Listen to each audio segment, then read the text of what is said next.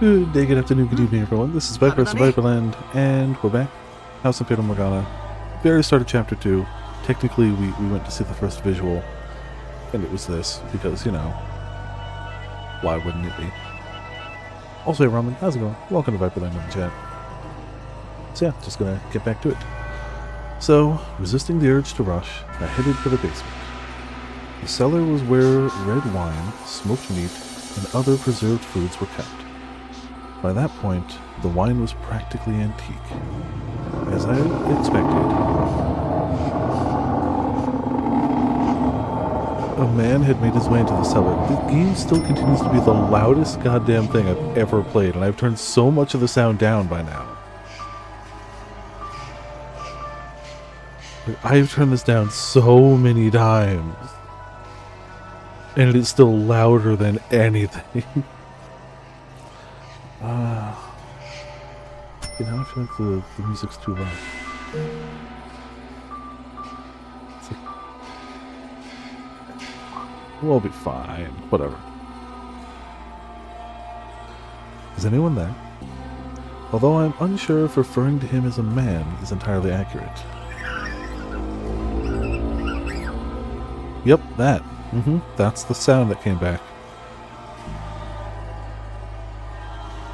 Oh my. This is quite something.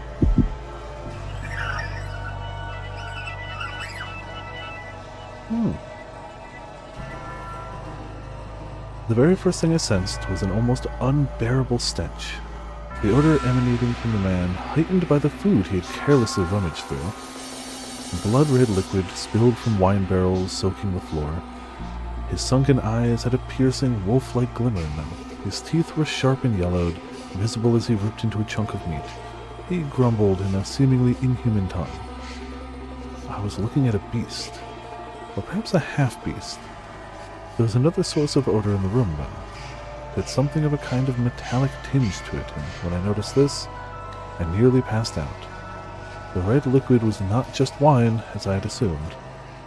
The beast had, I presume, stolen a weapon from the village. A sword far too nice for him lay on the floor by his side. I could hardly imagine how many people's lives he had taken with that blade. It was visibly wet with blood, even in the darkness of the cellar, but at the same time it had an imposing gleam. The fine, luscious aroma of the wine could not mask the stench of blood and the beast. Holding my breath, I took a few moments to ponder. Ponder what? Oh, Master, you know. Tell me, were you summoned here by the mansion?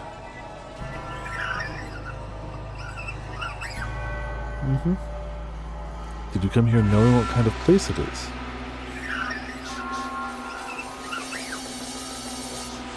If you are in want of money, you are welcome to help yourself to some of the furniture.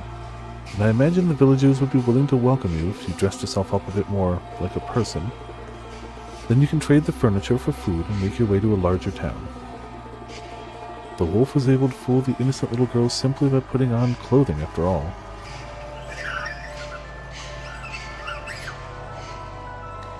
Oh dear, I was afraid you wouldn't understand me.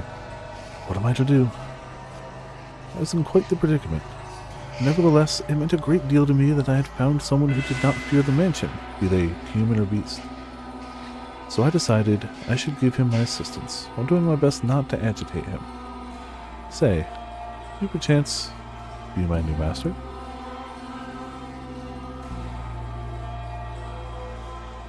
Seems like a good path to go down, yeah? The mansion sat near the ocean. To say it was perched upon a cliff might make it sound rather intimidating. But you could see the beautifully clear sea through the windows, a glittering expanse of emerald and turquoise. If the mansion had been in proper condition, it would have been breathtaking against that backdrop. I even wanted to plant orange trees in the garden. Though it was a tumultuous era, the sun still shone bright upon the land, which only served to emphasize the house's unsightliness. Oh yes, perhaps I should give you some more background information. At that period in time, a war had just drawn to a close. The once gorgeous wetlands were infested with crows picking at decaying remains.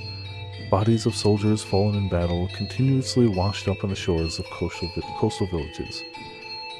Oh. The people wanted nothing more than for the curtain to draw on that deeply political contest. And when it finally did, the kingdom, with its richly fertile shores, was stripped of its independence, beginning a new era under a new rule. That's the Witcher 3 right now. Yeah, it's just war. The people were exhausted, their spirits wasted away, and the splendor of the ocean and sky did nothing to help. In my mind, the beast was emblematic of the times, emaciated and enveloped in the scent of blood. But the war came to an end. Thus the beast did not have to remain a beast, I thought. Did he? Oh yeah, of course. Normal stuff. And so I endeavored to make the beast more human-like. First I needed to do something about his appearance. Draw a bath, scrub away all the filth, and dress him in clothing left in the mansion. Also, hey Grim, how's it going? Welcome to Viperland in the chat. However, having sat unused for 50 years, the majority of garments had been devoured by insects and were of little use. So I searched the mansion top to bottom for anything the beast could wear, heated up some coals, and set to work ironing what I found. At the time, steam irons had not yet been invented. We used plates of iron heated with coals. They somewhat resembled kettles.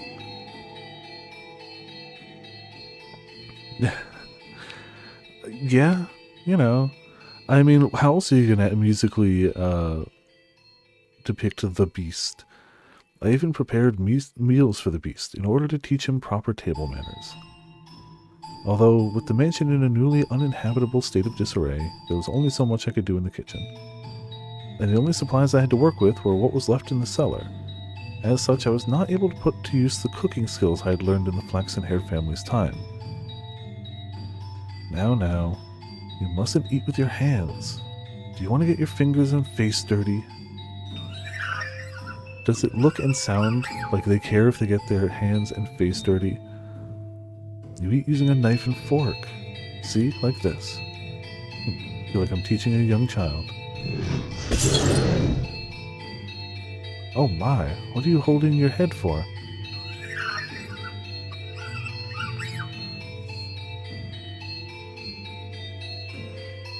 Yeah, I haven't actually gotten a chance to watch that yet. Maybe when I'm working tomorrow? I don't know. I got a bunch of videos to catch up on. But also, Eric, how's it going? Welcome to Viperland in the chat. Oh dear. Perhaps I should be teaching you to speak before table manners. Worry not, we have plenty of time. You needn't act so frightened. Or perhaps you do not want to be understood at all? Would you be so kind as to tell me your name? You are, for now, still a guest. It is too soon for me to call you Master. Or am I mistaken? Your name, that is what people call you. How about I start by telling you my name? I am called...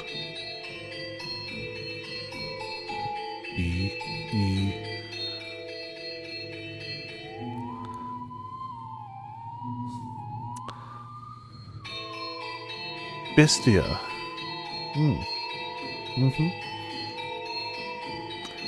Bestia. Your name is Bestia. I see. And that is what I shall call you, Bestia. Why, you seem to be rather perplexed as to how I was still alive. He had, in fact, attempted to cause me harm. However, I am a servant of the house. The beast called himself Bestia. It is a curious thing. When I learned his name, he seemed to take on a new importance in my mind. He was not a mere beast, but the thing called Bestia. Master, should I ever have a chance to hear your name, I am certain you too shall become more substantial a presence. But you must always remember, Master, that even if you do not remember your name, and even if you never know mine, you have always held a special place in my heart. Yeah, sometimes a big sack of, like insects or like curses, right? You can just, sometimes you have an off day and you just try to learn table manners. And thus began my tranquil days with Bestia. I can only imagine how tranquil the days must be. Super tranquil. Slowly he began to learn the human tongue. And I was, to be quite honest, rather thrilled. To be certain, I was afraid of the beast. But my fear was not so strong as my elation that there was someone else in the mansion.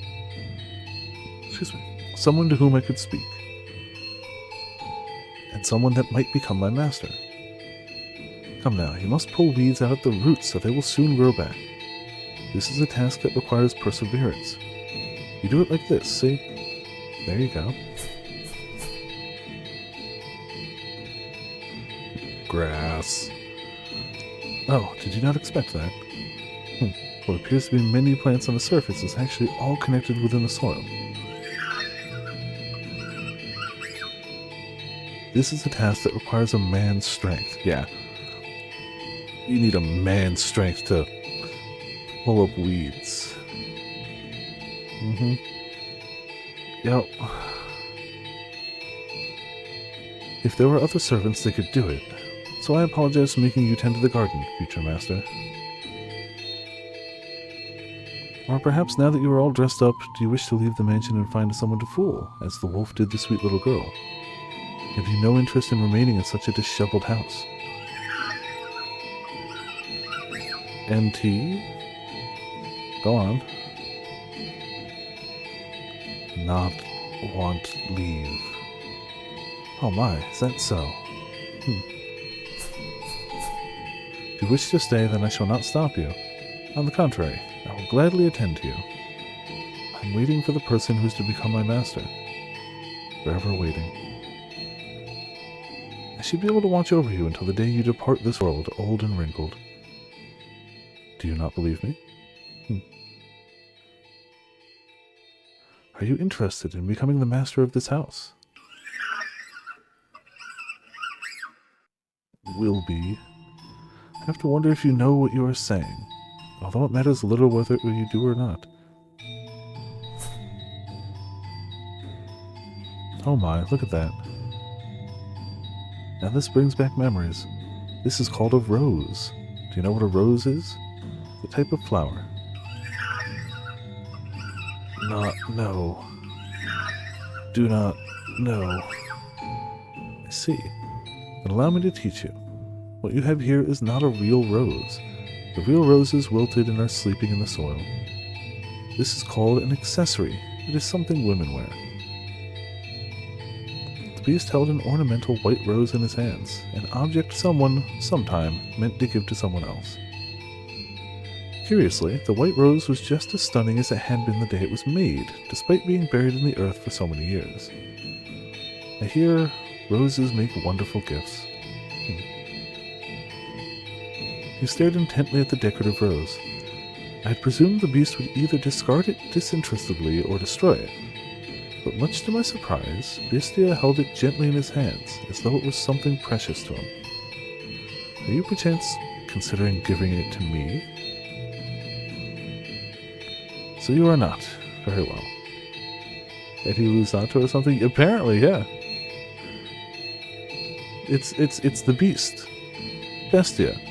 You know, perfectly normal. Also, hey Pots, how's it going? Welcome to Viper Land in the chat. Is there someone else you would like to give it to? In that moment, a thought floated through my mind. The thing I had found in a pool of blood in the cellar was a monstrous creature indeed, but perhaps that was not, at its core, what he truly was. So I asked him a question. What is it that you desire, Bestia? This mansion fulfills people's desires. If you yearn for something, want, live, peace. Look at that filthy thing. A beast, it's a beast. It's eating goddamn sand. You really that hungry? Beast, you foul creature. Stay the hell back. Get any closer. Filthy beast. And I'll kill you. He's had some bad times, yeah. Yeah, we're teaching him to speak, yeah, perfectly. You climbed it. Several days passed by. As Bestia began to act more like a person, the mansion followed suit, slowly becoming more habitable, though not yet back to its former glory. No flowers grew in the garden, but neither were there weeds infesting it. The dusty corridors, shattered windows, rust-covered kitchen gradually returned to their proper states. Bestia learned how to change his own clothes and how to draw a bath. No longer did I have to wait on him hand and foot. He could take care of a number of things all by himself. What we lacked for food he acquired from the forest. Never did he go to purchase supplies from the village. Rather, he captured hares and gathered herbs hidden in the overgrowth. Yeah. I could eat sand to this, yeah, Also, hey Stork, how you doing? Welcome to Viperland in the chat. Welcome. There were days without incident, and though such a life may want for excitement, peace is something that you mustn't take for granted. Those who have it cast aside, finding the leisurely flow of time dull. Only those who have never experienced it truly know how precious it is. Bestia appeared to be content. He wore an expression of solitary serenity. Someone, is anyone there? Then one day, a crack formed in the uneventful tranquility. Is anyone in there? Could you part with some food? I don't need much. Some food and water. Just a little, that's all I need. Bestia looked over at me, as if seeking my aid. Ironic, no? It was the visitor who was truly in need of aid. I pondered it for a few moments, deciding that I could not simply turn away someone calling upon the mansion. Had Bestia ordered me not to let him in, I would have followed his instructions, but he said nothing.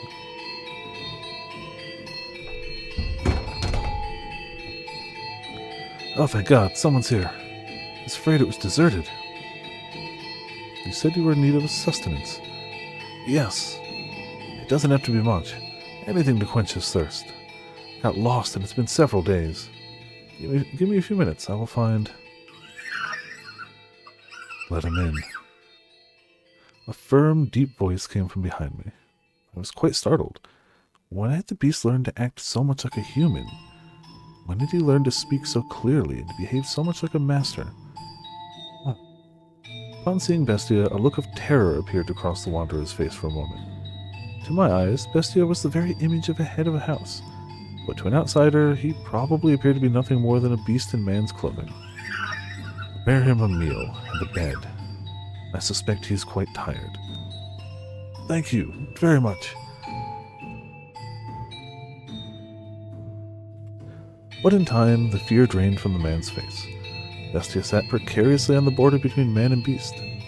Though he still had his doubts, the wanderer revised his first impression, deciding Bestia was human. As the wolf had fooled the little girl in the forest, he too had succeeded in playing the role of a man. I thought I was a goner for a while there, but you really came to the rescue. And a meal like this on top of that, you really didn't have to. Though I guess that's not an appropriate thing to say as I'm eating. What kind of meat is this? Hare. Damn tender for rabbit. And here I thought it was beef. You have quite the skilled chef. Oh, is she the one who cooked this? Is she your wife? Oh no, I'm merely a servant. Female servant, huh? Don't see that very often. This mansion's just full of surprises. I can hardly believe it. Lost for days, and as soon as I think I'm dead, there it is. Thinking back on it now, it's miraculous. But why are you two living alone in a house on a cliff? Oh, I beg your pardon. Asking so many questions without telling you about myself. My apologies, just a little too excited to finally see other people. I'm a merchant. I do international trade. Till a few years back, spice exports pretty much all came from one place. But now that we've established trade routes of our own, my country's fighting tooth and nail to push it for exports. And in fact, some have lost a few teeth in the fight already. That's just how it works. It's a cutthroat world. You do what you must to survive. That's just how it works, the merchant said, a sorrowful look in his face. He was quite clearly putting on a show, though. Confidence in himself and his homeland radiated from the man. I came to this land to do business, but much to my chagrin, I somehow ended up lost in the forest. As you do. Had I wandered around for much longer, I'd have lost the chance to ever see my beloved again. Your beloved? Yes, sir, I'm constantly out on business, so we only get to see each other a few times a year. But she always waits for my return. I'd like to introduce you to her if I ever get the chance. She's a pretty girl, if not especially striking. Is that so? The merchant was a man of many words, and I, for one, do not mind a lively supper table. Though I know not how Bestia felt. At the very least, I was glad we had invited the wanderer into the mansion. He was, after all, holding a proper conversation with someone, and he seemed to be having success concealing his piercing beast-like gaze. However... Alright, I stopped by the village before entering the forest, and I heard a bone-chilling tale there. As soon as the merchant brought up the subject, palpable tension spread through the room. They say there have been sightings of a beast. Really? It's a creature unlike anything anyone's seen before. Not a wolf or a bear or anything like that. It even attacked the village once, killing several people. Thankfully, the men managed to drive it out. But the creature is still alive.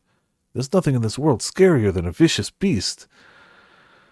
Oh, sir. Sir, why?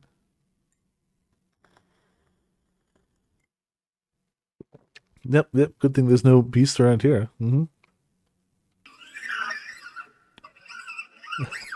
He really doesn't know how to read the room. So you should keep an eye out. Wouldn't want to accidentally let a murderous beast into your home. At the villager's insistence, I had the smithy forge me a knife. Is that knife? Huh? With you now. Well, yeah, I've got it on me. Only good to defend myself with, but it's better than that knife. You brought that knife? You're here to kill me with that knife. What?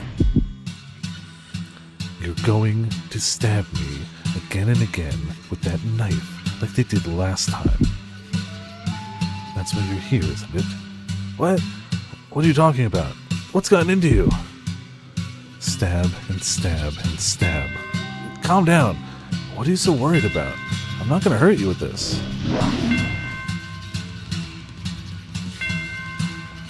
What? Did you just say?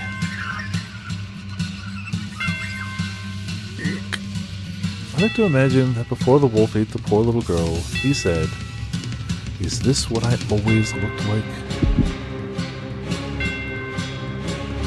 That beast. What's your problem? What's wrong? Talk like a human. Is me. Stop! Stop! Stay back!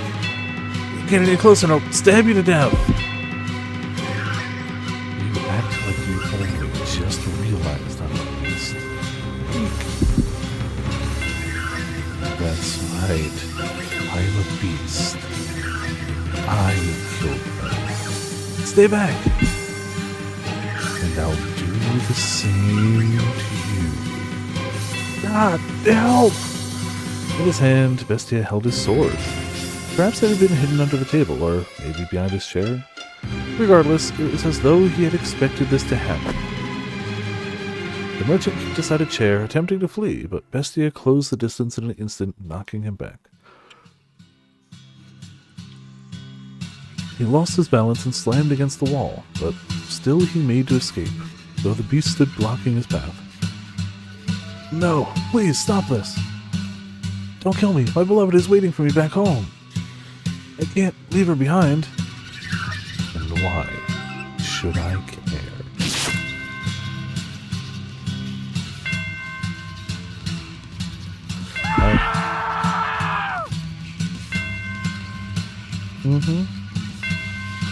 A dreadful scream echoed through the dining room. I reflexively covered my ears. Please, help! Someone! Anyone! No one's going to come with you. This mansion's a long way from town. Help? That woman, where did she... Why isn't she here? She was just... You'll kill me if I don't kill you. So I must show you that I will. I must show you that I'm serious. I must kill you or you won't understand. You just won't understand. If I don't show you firsthand, you won't understand. I'll make you understand. I'll make your flesh and bones understand. I'll kill you. I'll kill you. I don't think the merchant is long for this world. Kill you. Monster. That's right. I am. A beast.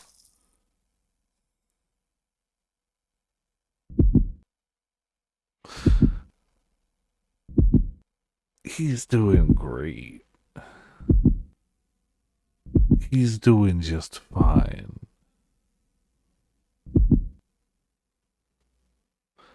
They had been enjoying a peaceful meal around the table together just minutes earlier. So what triggered this? If I were to guess, the merchant saying the word knife is what caused the beast to snap. A simple, small thing set him off. I could not comprehend it. Bestia, who had said he wished for peace, was staring down at the ravaged corpse of the merchant, with a look of ecstasy on his face. Master, can you understand how he felt? Even just a little? Did he not yearn for peace, but for slaughter? Totally normal beast things, you know.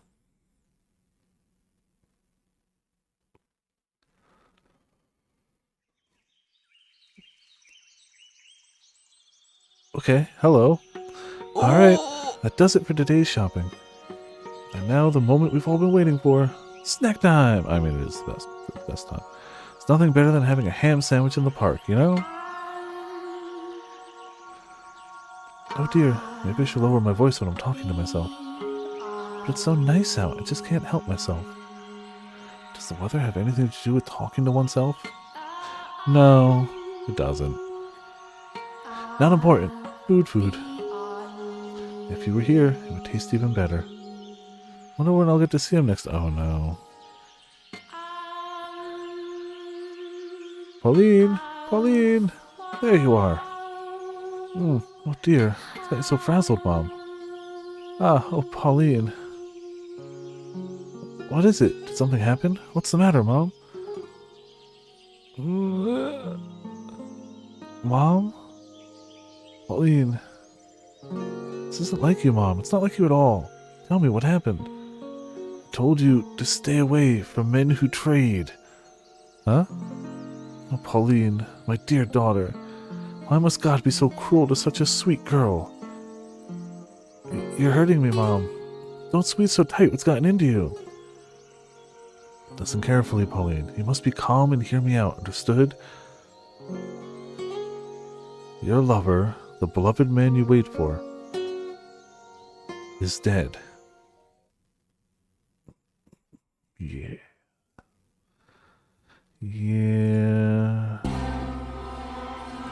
The beast's humanity began slipping away from him after that encounter. He had returned to the thing I'd found in the cellar. Actually, he prowled the mansion's halls looking more barbaric than ever. I mean, it might be. Despite all the effort he had put into learning to act like a human, he now ripped the velvet curtains off the walls, howling shrilly, stomping back and forth through the hallways and ravaging the garden.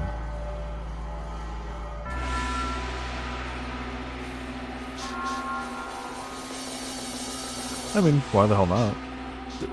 It works, saves the budget. And she didn't, but she did anyway.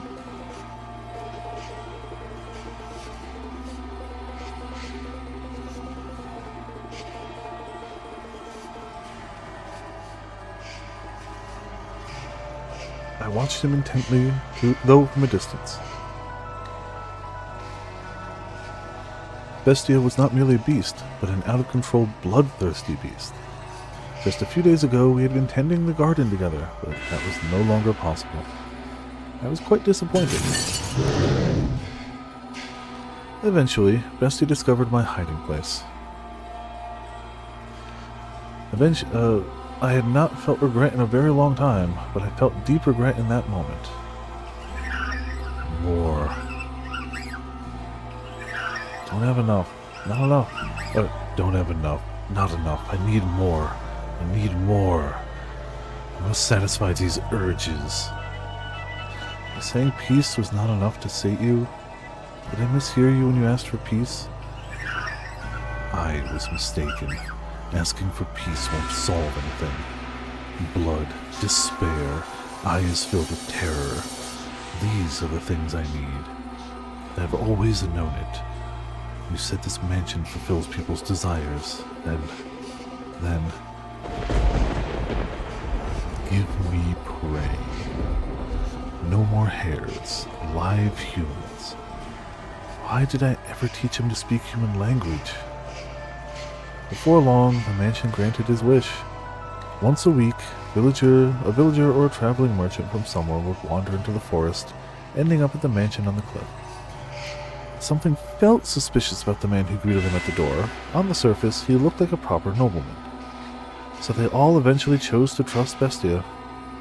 The mansion had an air of loneliness about it, but it was adequate to provide rest for their weary feet. There was food and a bed, and most comforting of all, there were other people. The lord of the house treated the lost souls like esteemed guests. He poured them fine wine and had me cook for them. No one suspected in the slightest that he was a beast. He put on a reasonably convincing act. Because yes, I had taught him how to behave like a master. The visitors all went to bed contented, but as I'm sure you can imagine, Master, they would never see the light of day again. The penetratingly bright sunlight particular to this area. A beast! It's a beast! A disgusting creature! You hideous monster! Kill him! If that's how you humans want to do things, then I'll play your little games.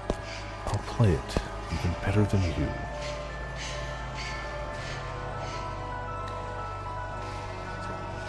Loud sound. Wait a second, it was just a loud, like, honk. Wait 1 second. Again, it's kind of just me, so I gotta pay attention to weird sounds.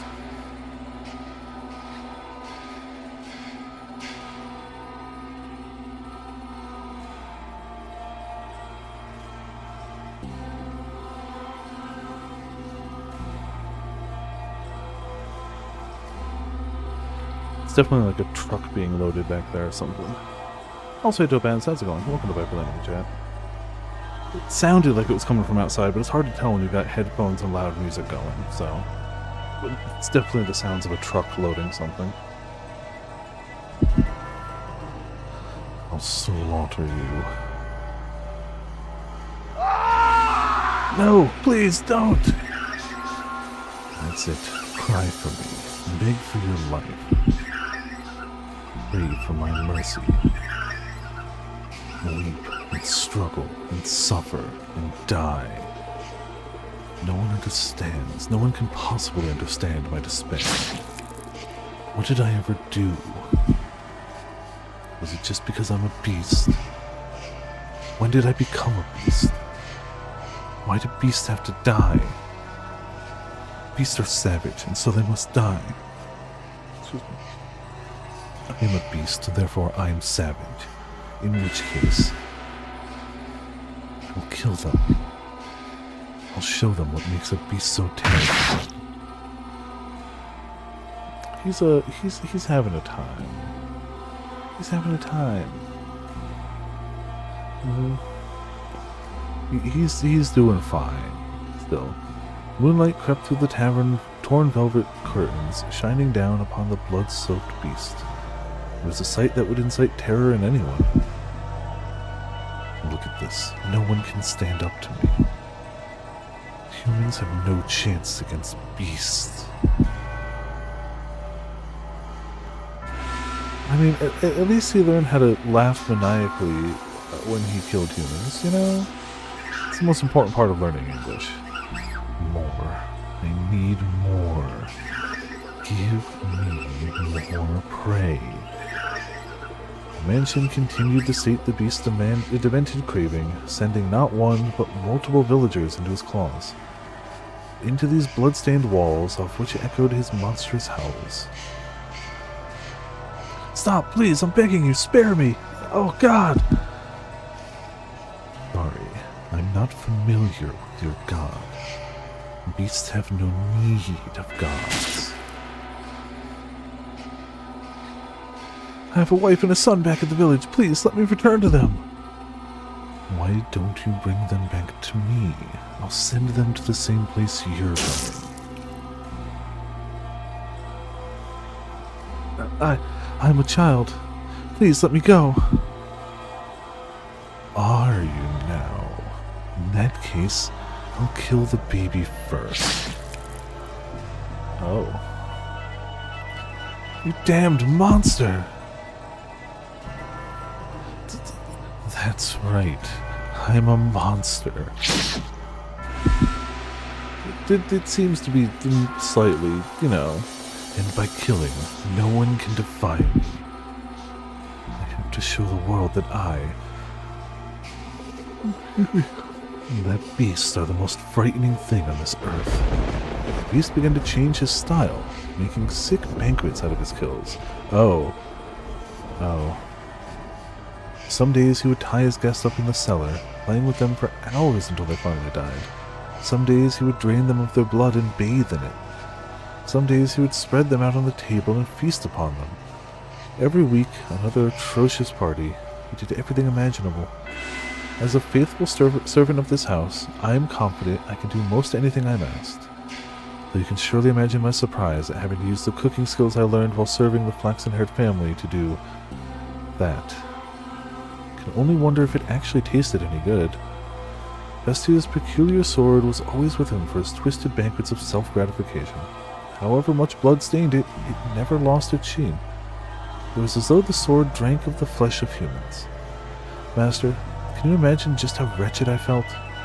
The mansion, once a beautiful sight to behold, reeked of death and acrimony. The stench of rotting flesh seeped up from the cellar.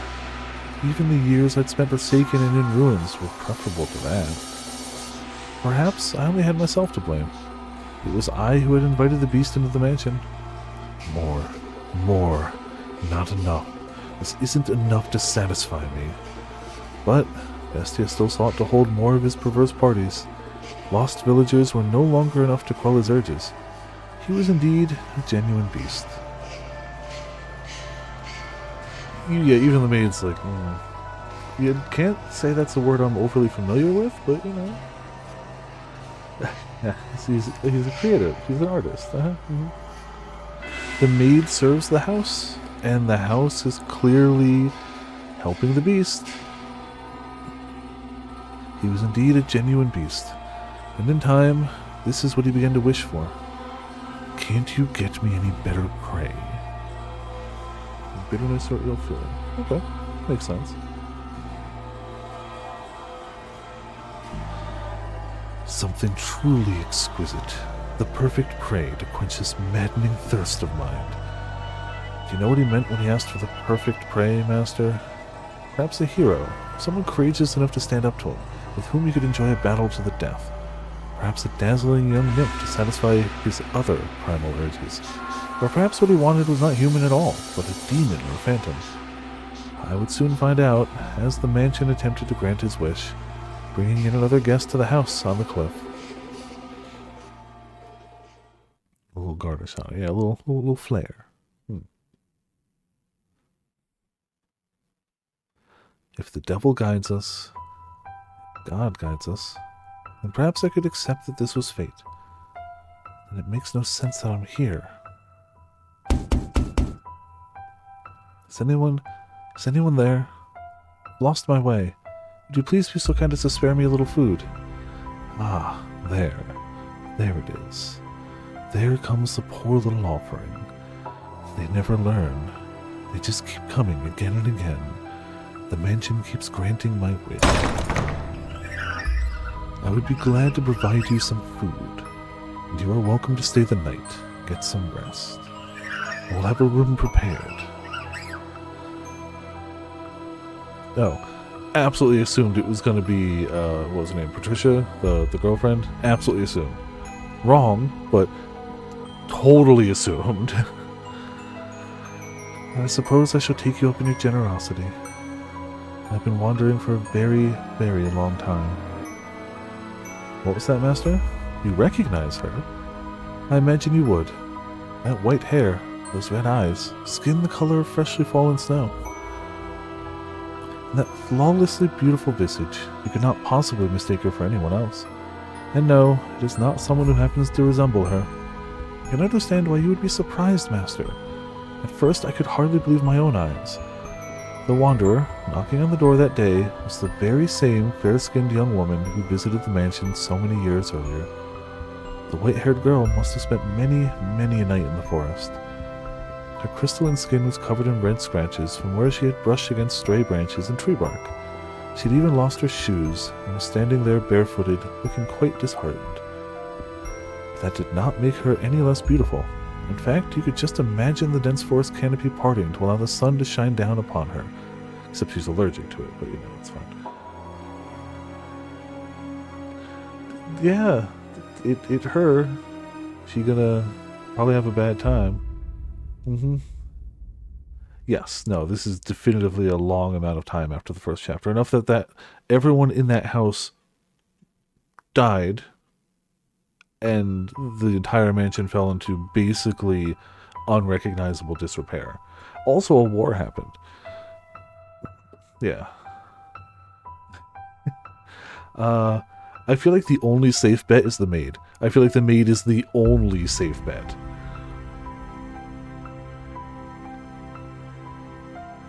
The beast appeared surprised by her angelic beauty as well. It seemed as though all the madness drained from him in that moment. He said nothing, but his eyes told all. He was entranced by the sight of her ruby red irises and her pure white hair. Pardon? I am a beast. This is what I asked for. Something to quench my thirst. You're allowed to be happy. As I said, it was only for a moment. So rejoice. Imagine just how gratifying it would be to see such a beautiful woman writhing in the throes of death. Follow me. I will have a bath drawn as well. And once the moment had passed, the beast was barely able to contain the wellspring of madness within himself. Well, these are all tales of the past being told to us, the master, who doesn't seem to have a name at this point, by the maid, but we're also seeing it. It's not just a tale being told. We are actually watching this. We, the person witnessing these events, is seeing what we're seeing, and she is narrating it to us, but she's also a character in the story. Yeah, so we're basically hopping to different times around the house, it seems, when there were people inhabiting it and seeing the tales of what has happened. We saw one in the... I already forgot what, like, years it was. Wasn't it like 1600s, something like that? I think it was 1600s. I forget where we are now. We must be in like 1700s, in theory? About her working history. Yeah, exactly. 1700s, yeah, okay. They totally said it at the beginning of the chapter. That was like the thing we left off on last week, and I totally forgot the number. He wanted nothing more than to run his sword through the white-haired girl that very instant, to torture her, to defile her.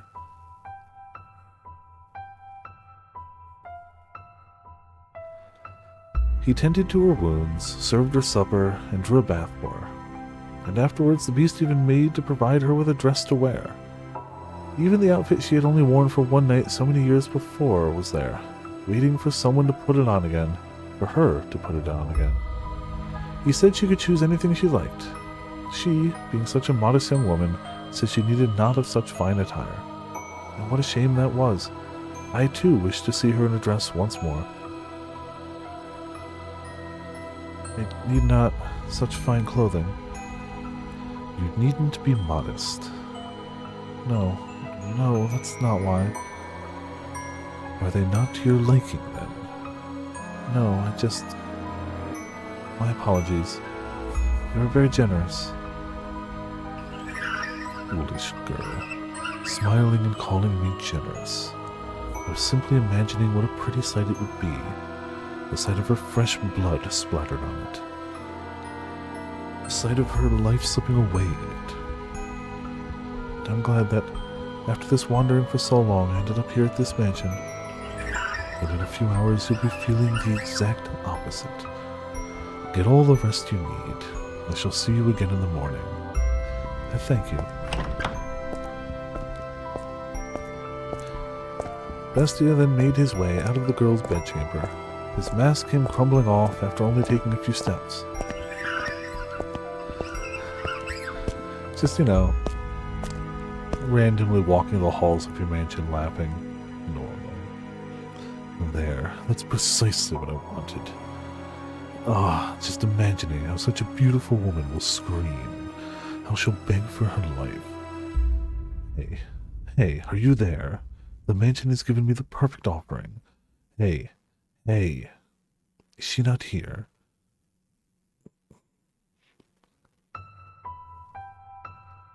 Is someone there? Yes, I came by to ask if there was anything you needed. I cannot offer you anything extravagant, not like before, but I'm here to provide you with anything in my capacity. I appreciate the offer, but I need nothing. Being allowed to stay the night is more than enough. Do you work here in the mansion? Yes, indeed I do. I've been here for a very, very long time. A very long time. You might think this is an odd question, but have we met before? Something about you seems familiar. And I get the feeling I've been in this mansion before. Yes, we have met. It was quite some time ago, though. When was it?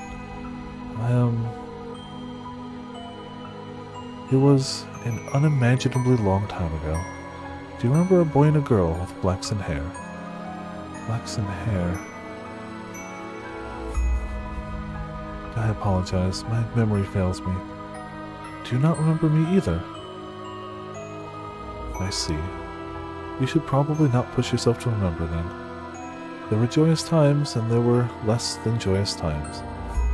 But would you be so kind as to answer one question? What might your name be? My name is... I see. So you are again. Again? You should get some rest. I will make tea for you in the morning. Also... Go on. Close your eyes.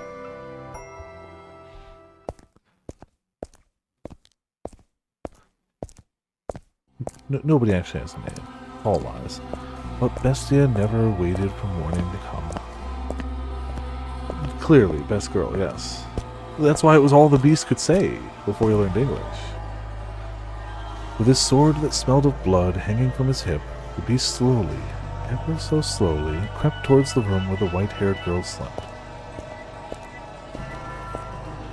The time was soon approaching for the bloodthirsty beast to paint the walls with the young woman's blood, to turn her bedchamber into a gore-splattered altar upon which he would offer her to the devil.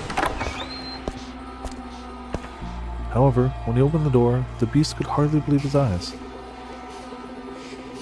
She was not asleep, but sitting there as if expecting Bestia's arrival. Why are you awake? Did you not go to sleep? I heard footsteps, so I... And what were you planning to do when I got here? Sure, you didn't think we'd simply have a nice midnight chat. I was hoping to ask what it was that you wanted. To ask what it was I wanted. Do you even realize what you're saying? Can you not see what's in my hand? You know exactly what I came here to do. Aren't you going to beg? Aren't you going to plead for your life? Aren't you going to ask me not to kill you? And if it's necessary, but is that what you want? What I want is something much, much more gratifying than your pleas. I want to hold a banquet. It's not enough. No matter what I do, it's not enough. But you will be enough to satisfy me, to quench this unholy thirst, to completely, wholly fill me to the bursting point. You want to know what I desire? I desire to devour you.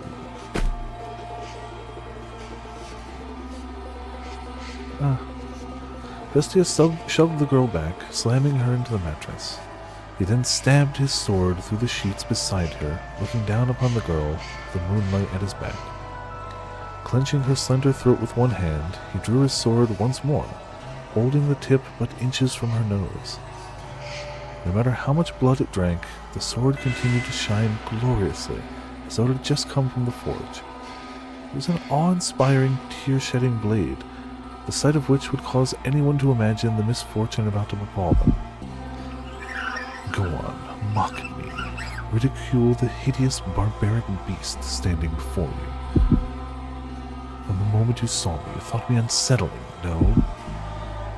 But you averted your eyes, because I had food for you, because I gave you a place to rest. You pretended not to notice the beast. This is retribution. Retribution for you damned humans. So beg for your life, like they all do. Cry, plead for mercy. If you say that you are ugly, then I must be equally ugly. What came from the girl's mouth was neither a plea nor an insult, nor a scream. Full-grown men had wept before him, and yet this slightly young woman did not. A slight young woman. Despite this terrifying beast being upon her, moments away from extinguishing her life, even I almost shrieked in fright. Bestia could believe neither his eyes nor his ears. Do you not fear me? Can you not see what I'm about to do to you?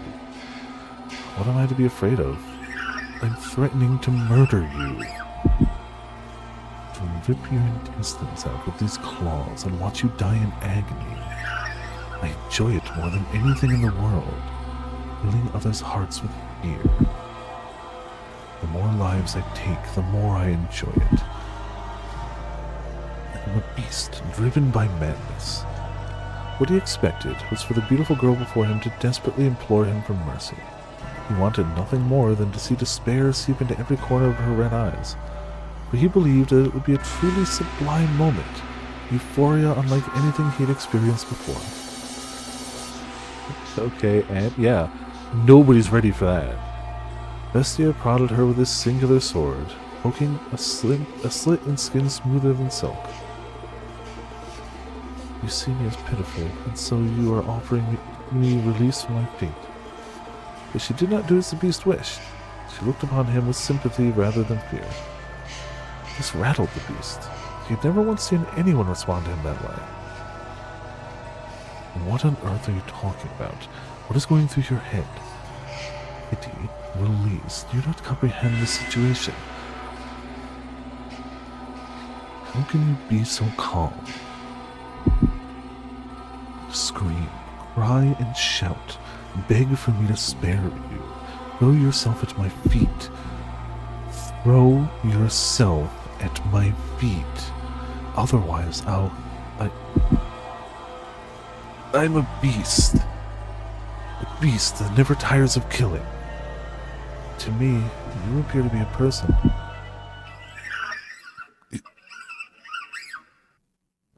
You're lying.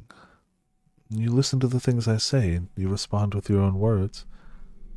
I was taught how to speak. I'm a beast who speaks human language. But you think.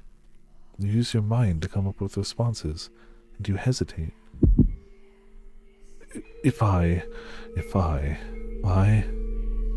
human, then why do they disparage me so?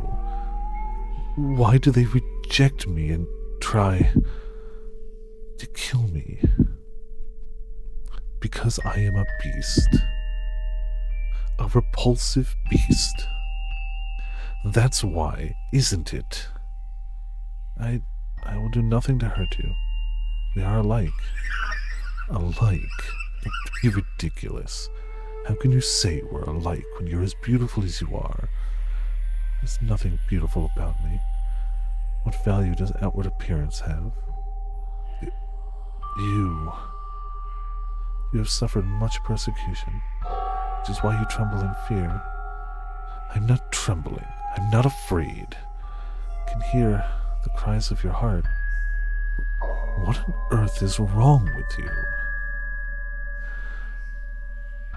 I'll say, Bruno. How's it going? Welcome to Viperland in the chat. How you doing? Why do you not scream in terror? I am afraid, but more than fear, I feel like I know now what my role is. Your role? You will have me, then I would like to remain here in the mansion. Are you mad? I will eventually kill you, torture you, put you through hell, make you wish you were never born. That does not change my mind. Please allow me to stay. I find it very hard to believe that what you want deep down is to hurt people. I get the feeling that I am meant to be here, that it is my role. Bestia was at a loss. He was perhaps afraid of this girl who did not fear him, and even attempted to embrace him. She behaved too differently from all the other humans he knew of, who only ever harassed and pushed him away. Yeah, true. If the whole thing is the mansion provides what you desire the most, just therapy all the way down. Yeah. Why are you so kind to me? To this beast, to this murderer? Bestia's sword slipped from his hand, hitting the hard floor with a metallic whine. When the sound died down, the white-haired girl extended her hands for the beast with the utmost of affability. Her fingers were white as freshly fallen snow, something this area never saw. They traced his distinctive frame. They ran along his unusually shaped nose. They slid across his rough, yellowed skin. They drifted around his rather small eyes. The beast trembled once more, this time not out of twisted desire from deep within, but from the unimaginable comfort of physical contact. Her fingers moved so gently, so pleasantly, wrapping him in their warmth. Are you crying? A single teardrop slid down the arc of her finger. Looking into her clear eyes, Bestia came to a realization, and at the same time he felt somewhat dismayed. You are without sight. Taken in the throes of his primal urges, the beast had not noticed, but there was an emptiness to the girl's eyes. She appeared to be gazing far into the distance, not focused on the man despite being close enough to touch him. Tears had begun running down Bestia's cheeks earlier, when she had called him a person, but it was not until one of those droplets had slid across the back of her finger that she had realized she would indeed have no need of extravagant dresses after all. She could not see what she was wearing. That is correct, I am blind. But whoever decided that reality is only that which can be seen? I know not what appearance I have. In the darkness, everything is as one. There is no difference between beast and man. If you are a beast, then I too must be a beast. To call the girl a beast would be paramount to eating sugar and insisting it was salt. I do not believe she was always blind. Yeah, I don't think her in the 1600s was blind. I'd have to go back and look for more evidence, but I don't think there were hints of that.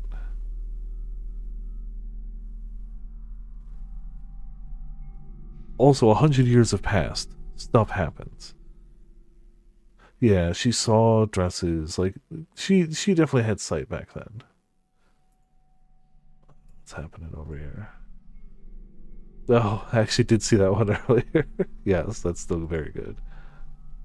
Hold on a second. I have a DM.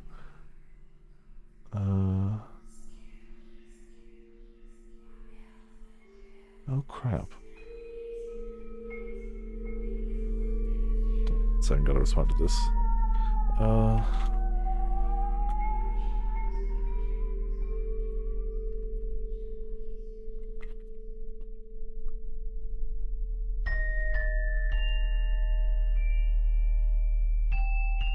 Just 1 second, I'm being requested a picture of the goldfish tank because apparently one of the fish passed away and they're trying to figure out who it is. There is somebody who comes by to feed the animals even though I'm here. They're always dog, keeper person when they're out of town. Comes by twice a day. I swear I looked at the goldfish tank earlier and I didn't see any passed away fish, but I'm just really going to quick hop out, take a picture of that, come right back. So I have a post office feeling and you're basically showing up every day now. You think I go to the post office? No, I just shove everything in the mailbox and the mailman takes it. So, I will, however, around the holiday season, be leaving a nice gift for the mailman for taking all of this stuff every single damn day. So, yeah. But just 1 second, I'll be right back.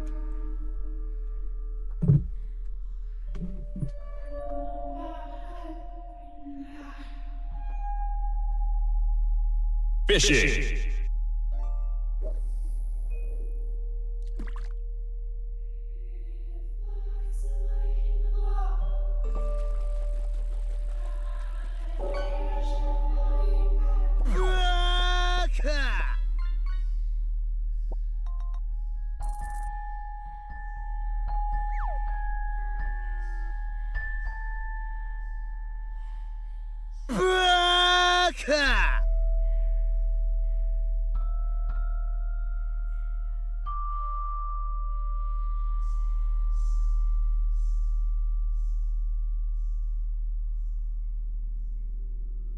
Tell me, for whom do you fight? How very glib. And do you believe in Eorzea? Eorzea's unity is forged of falsehoods. Its city-states are built on deceit, and its faith is an instrument of deception. It is not but a cobweb of lies. To believe in Eorzea is to believe in nothing. In Eorzea, the beast tribes often summon gods to fight in their stead. Though your comrades only rarely respond in kind, which is strange, is it not? Are the 12 otherwise engaged? I was given to understand they were your protectors. If you truly believe them your guardians, why do you not repeat the trick that served you so well at Cartano and call them down? They will answer, so long as you lavish them with crystals and gorge them on ether. Your gods are no different from those of the beasts. Icons, everyone. Oh, why would you start Gaius? I was only out for a second. Why? Why? Nor is this unknown to your masters, which prompts the question, why do they cling to these false deities? What drives even men of learning, even the great Louis Schwa, to grovel at their That's feet? true, I did. I guess time for some tea. I mean hot chocolate. In my critically acclaimed and yet now currently outdated Final Fantasy XIV free trial mug. It says that you can play up to level 60 in Heavensward, and that is not true. You can play up to level 70 in Stormblood now. Knowing this, but a single path is open to the impotent ruler, that of false worship, a path which leads to innovation and death. Only a man of power can rightly steer the Yeah, course I mean, of I still love the civilization. mug, don't get me wrong. And in this Not land upset. of creeping mendacity, that one truth will prove its salvation. Come, champion of Eorzea, face me. Your defeat shall serve as proof. To be of fair, my readiness this to sound effect rule. command is also It is only outdated. right that I should take your realm, for none among you has the power to stop me. It's funny how things change in an online game world. Okay. Sorry. Let's get back to it.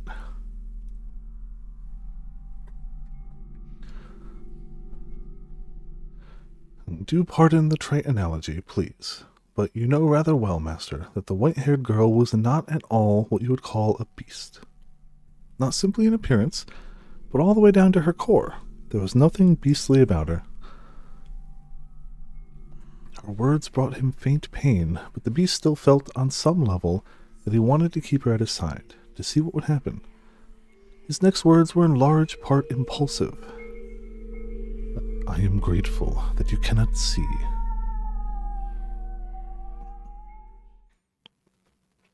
Without exception, everyone who had wandered into the mansion had lost their lives before the sun rose the next morning. She was the first visitor who did not meet this fate. Over time, Bestia's madness gradually subsided. He even began to seem rather tame. You would hardly believe it was the same beast who had once reveled in those perverse festivities. He was, I imagine, at a loss for how to behave. I too would be flustered in the constant presence of such beauty. But it was not just her appearance. She had said she had wished to live with him, a beast who had committed countless atrocities. Perplexing indeed.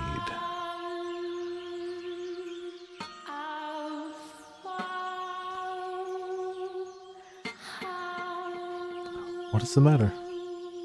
Do you honestly not fear me? Do I appear to be afraid of you? No, you do not. But you would. If you could see me, you would react the same as everyone else. You would mock me, you would despise me, you would want to kill me. You don't know what I've done because you can't see. I enjoyed it. I basked in their terror. So why do I not want you to find out? I don't want to know how many people I've tortured, how many I've slaughtered, how much blood I've imbibed. All the horrible things I've done. Horrible. I'm aware that what I've done is wrong.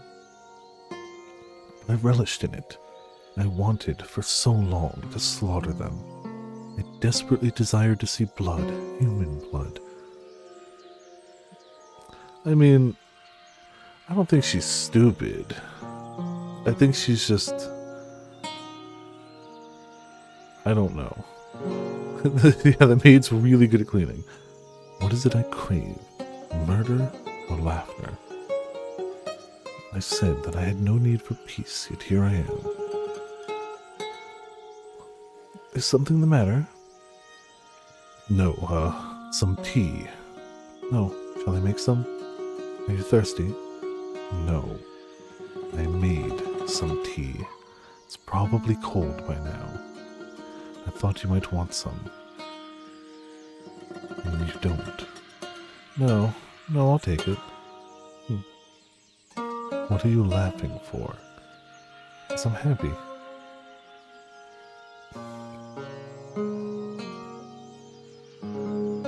Is it to your liking? It's bitter, yet tea do be that way sometimes. Their life together began quietly, their days without event. They had no extravagant meals, there were no swaths of guests lending life to the mansion's halls, but there was also no one screaming in fear for their life. You take the good with the bad, you know. It was the peaceful life Bestia had lost, and he had returned once more to that quiet realm. What's the matter? You are always so quick to notice my presence. My world is one of darkness, so I have a heightened sense of hearing. What is it like? How do you perceive the world? I cannot imagine living in complete darkness. Occasionally, I can see light. Light. Yes, not a radiant light like the sun, but a soft light floating in the darkness, like a candlelight, I suppose. That only perplexes me all the more. I find it difficult to understand what you are describing. Is that so? It's difficult for me as well. I'm not sure how to explain it. But it's not complete darkness. I can sense your presence, for instance, and I can tell how windy it is from the way the windows vibrate. And also feel as though I can sense the wavering of emotions. Candlelight begins to flicker erratically, from fear, intense sorrow, or other similar emotions. My emotions. Do not know. It could be yours, and it could be mine. This mansion is a very peculiar place. The candlelight is always wavering, and yet it seems somehow stable. Makes me feel as though this is where I belong. I don't think I understand. I am a beast, and so I lack the intelligence. But you... I am going to go hunting. Is there anything you would like? Whatever you like. Alright then. If you find any fruit, that would be nice. Fruit. Yes, I'm going to go hunting for strawberries. Give me a sec. It's sour. You picked it before it was ripe. I didn't know. Is that a bad thing? Don't know anything. Cannot see, but if fruit is still green, you are not supposed to eat it yet. What color are these? No. Blue. Shall I give you a hand preparing supper? Cannot ask help of someone who can't see. You'll hurt yourself. Don't worry, I can tell for the most part where things are by touch and sound. Yep, stove. Found that one. Knife. Yep. Are you worried? Worried. Worried. Worried. The thought of blood dripping down her finger doesn't excite me. What's going on? What on earth has happened to me? If I appear to be in any danger of harming myself, please let me know. Then you have nothing to worry about. You do not seem any more comfortable in the kitchen than me. She always cooks the... Where did she go? Huh? She always comes when I call.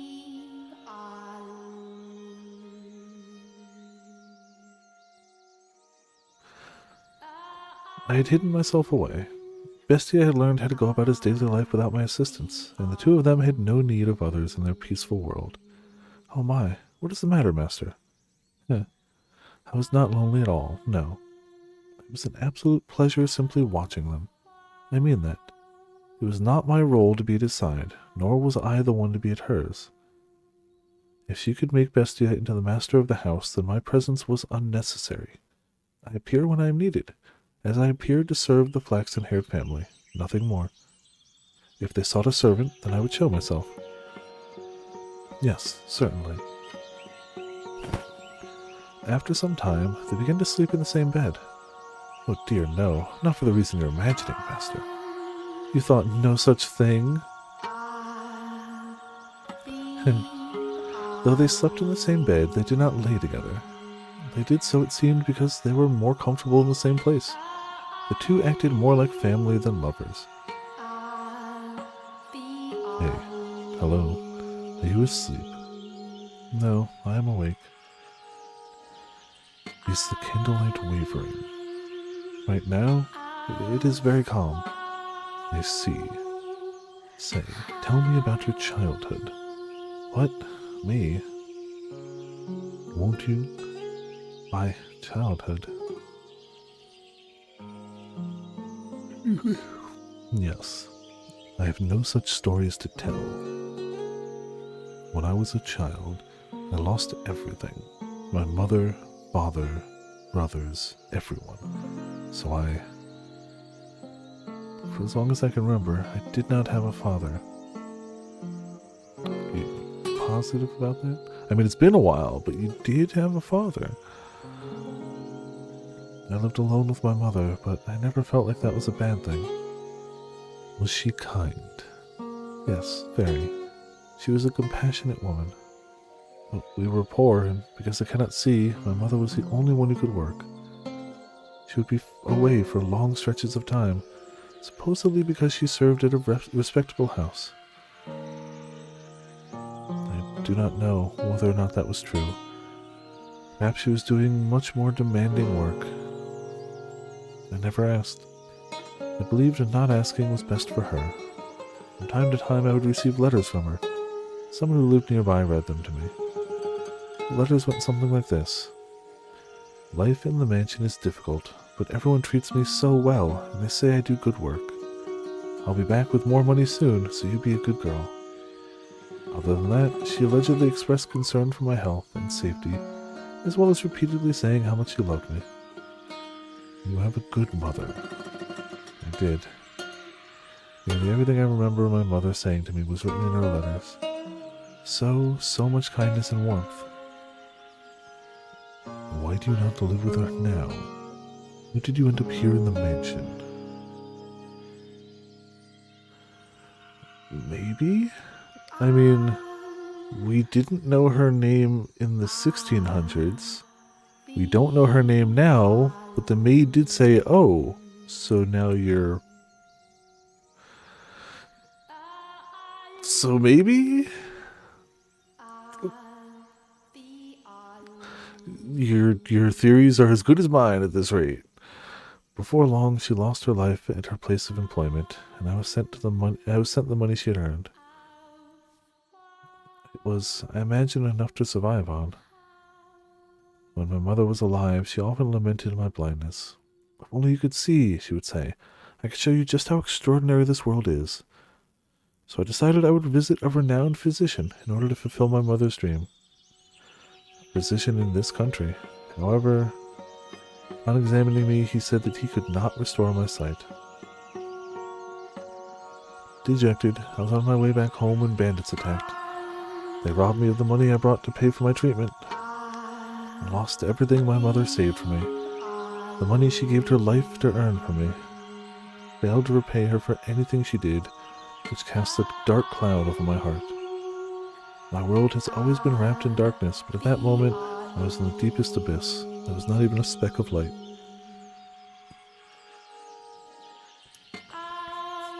Yeah, I imagine a doctor trying to restore her sight would be like that scene in Baldur's Gate 3, with the ice pick, or what was the bard's name?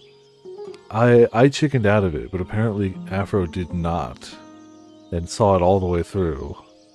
And apparently he just breaks your eye, but just has like a spare magical eye for you. So I'm kind of glad I didn't. But yeah, I imagine it's roughly the same procedure. What's his name? Started with a V. I don't remember his name though. But the bard guy, Oh, you guys just killed him. Oh, okay. No, he straight up just takes like a pick out of his, like a hammer and chisel out of his bag, and just starts trying to like, and he does it once, and the character's like, well, this sucks. He does it twice, and like you hear a crunch, and the game is like, you sure you want to go through with this? And I chickened out, but apparently on the third time he just crushes the eyeball, ruining it. But I guess apparently the fake eye he gives you like magic sight or something, which is gameplay wise a better thing. But I'm glad I didn't go that route anyway. I was at a complete loss. With nowhere to go, I simply wandered, no destination in mind. And that was when I miraculously arrived at this mansion. It was as if it had summoned me here. You were being summoned by the mansion to fulfill my craving. But it didn't end up that way. Well, didn't it?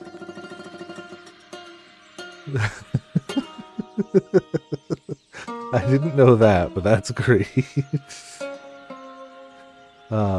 Yeah, like, when you're playing a game like that, I personally don't go for, like, even if I knew ahead of time, which I didn't, but if I had known, like, if I were to play a second playthrough, I still wouldn't do it. Even knowing that, like, unless I was playing a character that would, like, give up anything for power. I feel like at some point you're just like, nope, nope, nope, no thank you, nuh-uh, cool, nah. But it didn't end up that way. I wonder if the mansion is disappointed.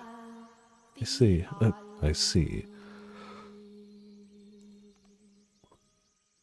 I apologize for not having a brighter tale to tell. I imagine you were hoping to hear joyful childhood memories. No. Did they hurt you? Pardon? The bandits, when they attacked, were you hurt? You are so compassionate. I am no such thing. I am not compassionate. That's perfectly fine. Took a few scratches, but nothing you need to worry about. I see. I believe that I am happy now. I was unable to regain my sight, and I haven't the money to return home, but I believe I left in order to come here. Is your life right now happy? I'm terrified. I'm volatile. I'm growing accustomed to this woman's comfort. I'm afraid of losing her. A beast should not have these feelings. A murderous beast. Take this. What is... Makes a good gift, supposedly. I was planning to throw it out when I learned that, but I couldn't. I felt like it was meant to give to someone. Wasn't that always for her?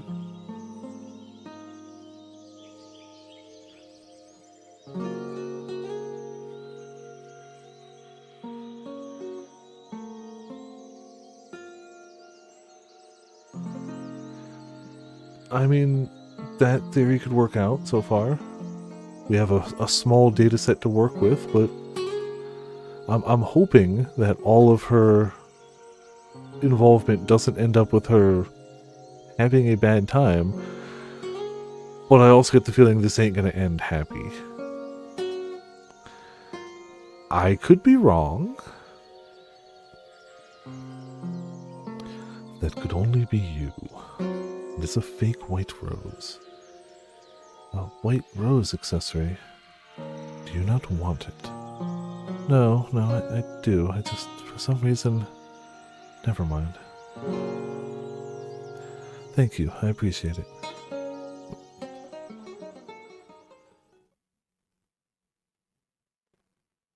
Yeah. This chapter is basically the white-haired girl and the bestia. You know. It's perfectly normal.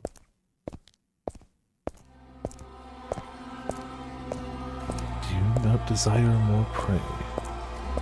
But you were so hungry for blood before. But enough. I don't need any more. Although she is blind, no. Because she cannot see, she does not push me away. She is the only one willing to accept me, to be with me. Such a fickle creature. You obtain peace, cast it aside, and then pick it up once more. You'll never be able to escape it completely. For all. You are enchanted by the pleasure murder brings. You have been for a very, very long time. This time I'm done. I won't kill anyone anymore.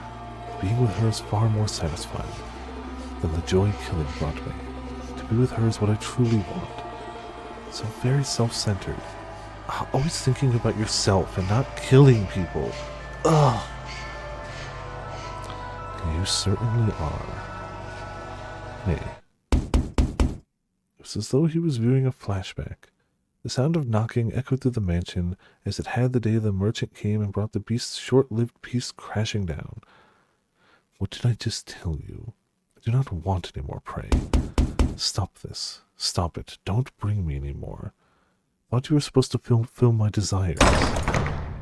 Why did the door open? Sword in hand, Bestia ran through the mansion's halls. He was overcome with fear. He had obtained the peace he so dearly wanted, and even found someone who did not fear him. He was terrified that the appearance of more prey would cause us all to crumble. If he spotted the prey, murdered them, and conceded to his madness, she might choose to leave him. As much as she claimed he was not hideous, if she witnessed him doing that, I'll just chase them out. I'm done with this. My desire has changed. However,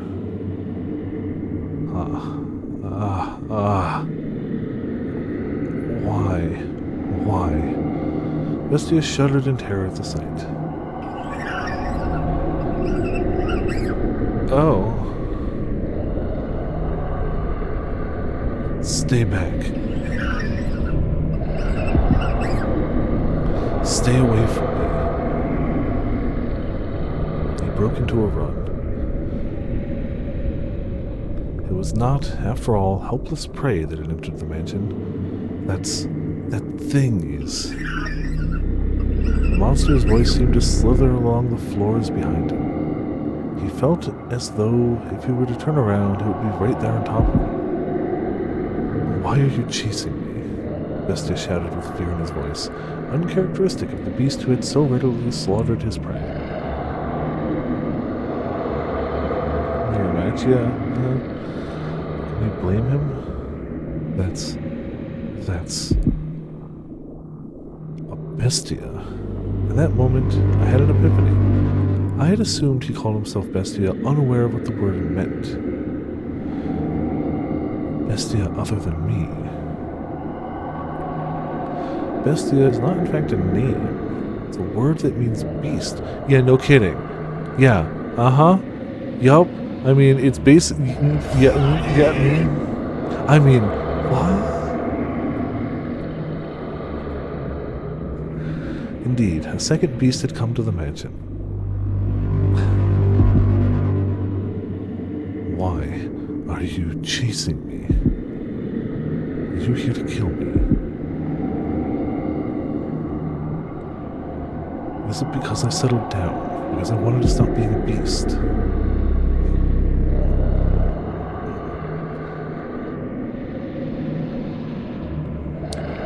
Is something the matter? When the white-haired girl poked her head into the bedchamber, Bestia was aghast. No, he was a beast. He frantically attempted to return her to her room. You mustn't leave your room. But as he was doing this, the horrifying creature, no, the beast's voice drew nearer. Do not open this door for any reason. I will protect you. That's right. I'm so full of yawns tonight, I don't know why. That's right. I don't want this piece destroyed. Those tranquil days together with this woman, I will protect them. I will. Trembling in fear, Bestia gathered his resolve. He pointed his sword, which until then had only been used to torment others, at the second beast.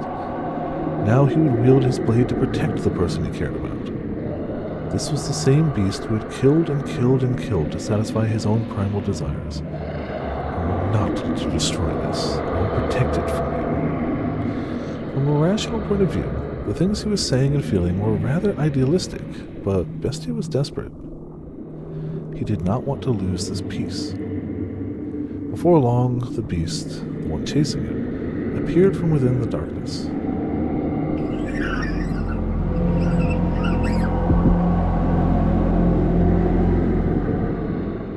Say, Master, if resolve was the only thing necessary for one to act courageously, would that not mean nearly anyone could become a hero?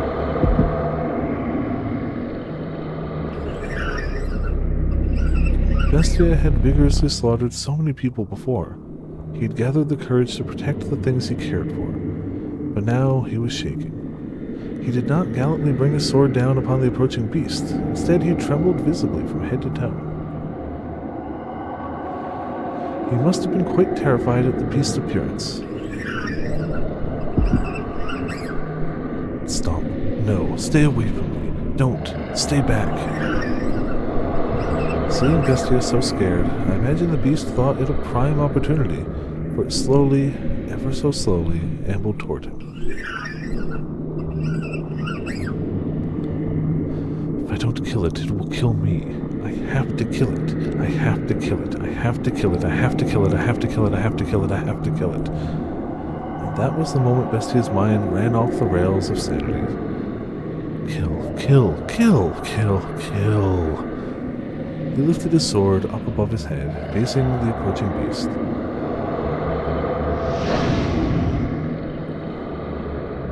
And ferociously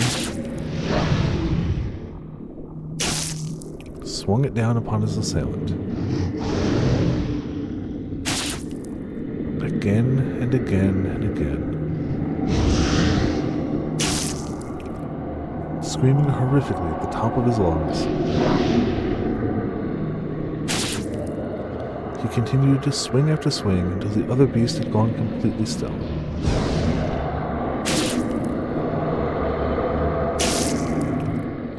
Before long, copious volumes of fresh blood stained the corridor. At some point, the other beast had stopped moving and sunken into a pool of its own lifeblood. I did it. I did it. I killed it. I killed the other bestia.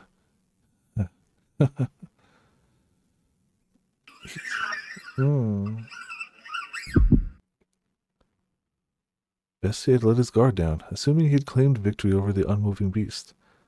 I had not imagined either that the beast could still be alive after shedding so much blood. Stay back. The beast reached its hand out towards Bestia.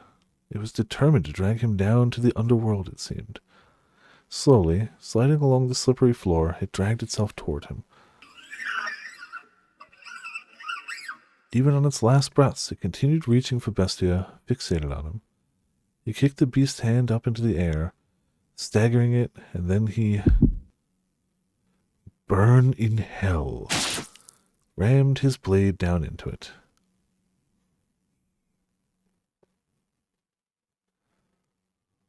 Vestia's fear-stricken expression was hardly that of a knight who had just saved the maiden. Nevertheless, he had indeed eradicated the other beast.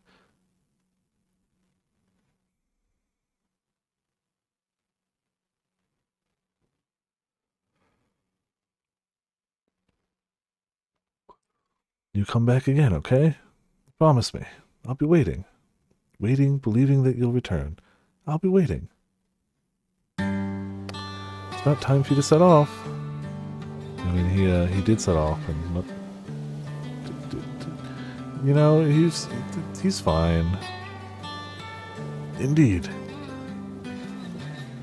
You take care out there.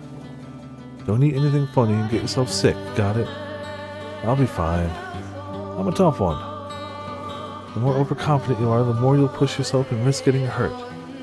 Make sure you drink lots and lots of water, okay? Take care not to get heat stroke or sunstroke, okay? You worry too much. Relax, I know how to take care of myself on a ship. I know, but you never know what might happen. I want you to be in good health when I see you again. I will be. I'll probably keep you waiting for a long time again. I'll be waiting. Don't worry about me. I'll be waiting, I promise. I managed to wait 1.5 years already, so I can handle this. Come back, okay? You have my word. Thanks. Safe travels. I refuse to believe that he could be dead. I have to find proof that somewhere out there, he's still alive and well. I have to find him. I have to prove it. We have arrived at our destination, madam. Though I dearly wish I could assist you in your search, I have things to attend to during our stay. No, don't worry yourself. I couldn't possibly impose on you any further. Madam, Pauline, you mustn't put yourself in danger. If anything happened to you, your mother would be devastated. I wonder if Mom's mad. No, she's probably sad. Her sorrow is expansive as the Albufera wetlands, as deep as the ocean in which the sun sets.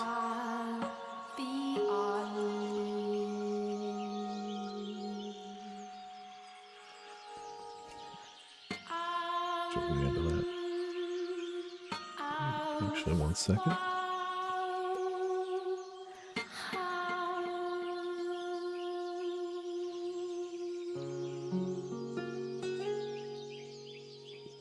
There we go. And it's all my fault. But don't worry, I'll be fine. As soon as I have certainty of his well-being, I'll go straight home. I mean, you will not have that. Ah, perfect. Me and him, together. Pauline, your lover is... I have faith in him. He would never break a promise to me. Sure. He always comes back to me, no matter how long it took. A man like that wouldn't just suddenly disappear on me.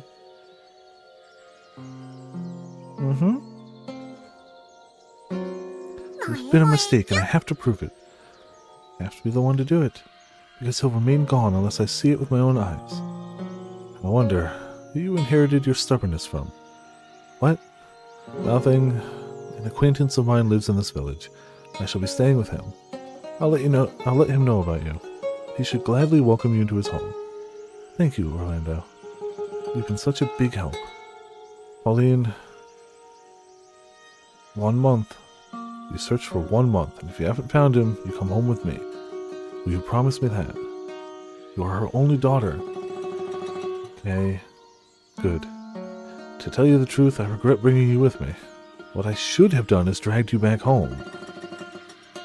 But I couldn't bear to see you like that, Pauline. It was like I was looking at her when she was younger.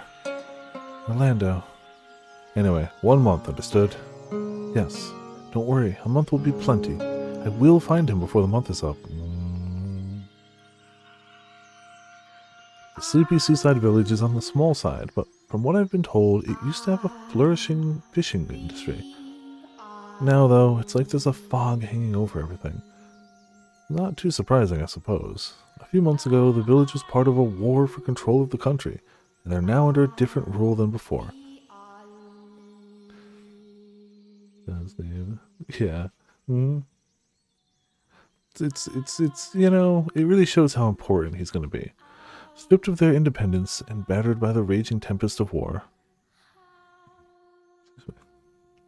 the people's spirits had been eroded.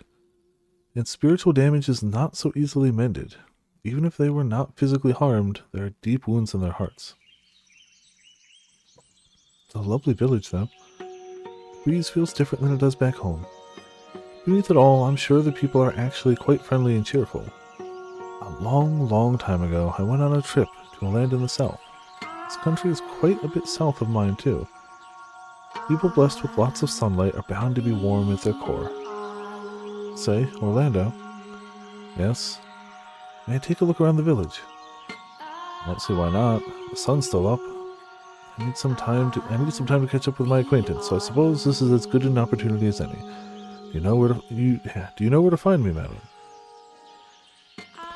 Yes, you go down that way, turn at the second crossroad, follow it straight for a little, cross over to the other side, and it's right there, right? It's very specific, but yes.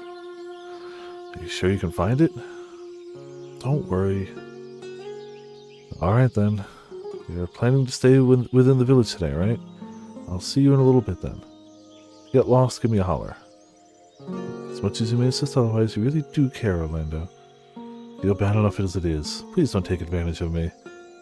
Think I might take full advantage of this. Thanks, see you in a bit.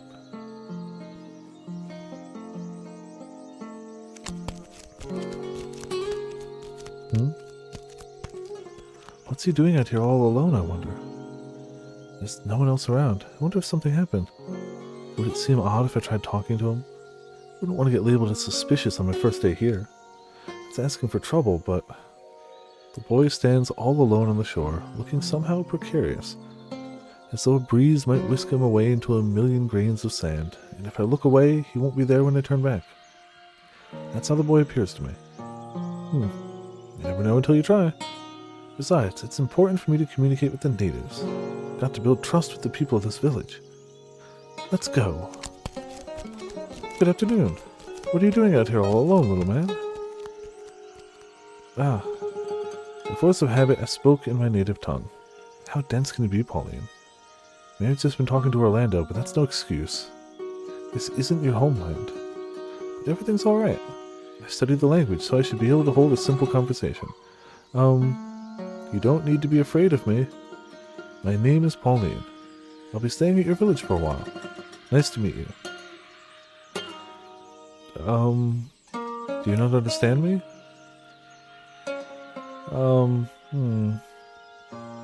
My name is Pauline. What is your name, little man? Dreadful. What? He just called me dreadful. That's one hell of an accent you got. Who are you? A bandit? What are you here for? No. I'm not a bandit, I promise.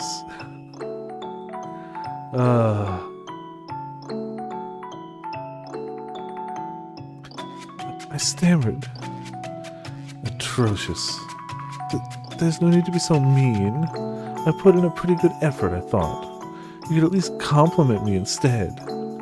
God awful. That's not nice. What's a foreigner doing in this remote corner of the world? Sightseeing our little village? Sure got a lot of time on your hands. I do not. I'm very busy. You're a little obnoxious, aren't you? You're supposed to treat your elders with respect, you know. Like I give a damn, lady. You're older, but you're acting way more like a kid than me. My name isn't Lady, it's Pauline. Pauline! And what are you here for? Completely ignored. I am, here to look for someone. There are rumors that he was last seen around here. Have you by any chance seen any other foreigners around? Hell if I know.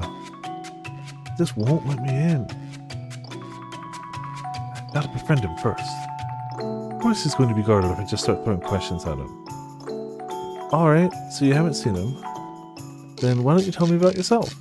What are you doing out here? Is that any of your business, lady? Boys out here on the beach all alone. Wouldn't that make you curious? Don't you have any friends? Maybe he's one of those kids who doesn't have any? Say, if you don't mind, could we be friends? Not really familiar with this area, so it'd be nice to have someone with me. What do you say? I don't need any damn friends. And who the hell would be dumb enough to say, sure, I'll be your friend, to someone they just met? Why are you so jaded? You need to be more courteous, kinder to others, not so antagonistic. Just thought it would be nice if we could talk a bit. That's all I want, really. But you quit being so damn nosy, lady. Just so happens I like being alone. Got some strange woman ruining my alone time. I'm out of here. Hey, wait a second. He's gone.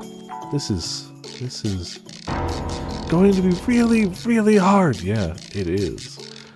It seems that way.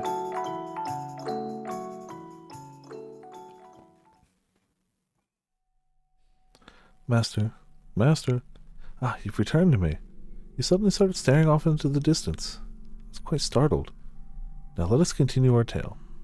The mansion's corridor was a horrifically repulsive mess. Splatters of fresh beast blood covered the walls, and there was a repugnant odor. Anyone would be compelled to avert their eyes at the sight. What happened here? I am grateful that you cannot see, because you would certainly think me a beast if you were able to see this. Because you cannot see, you do not know what I look like. But I know. Another beast like me broke into the mansion. Was it... I protected you. Did I not? I protected you. Say that I protected you. That I did this for you. In his hysteria, Beast tore down the curtains hanging on the hallway window. Blood-stained curtains that reeked of dead beast. What did he have to be so afraid of, though?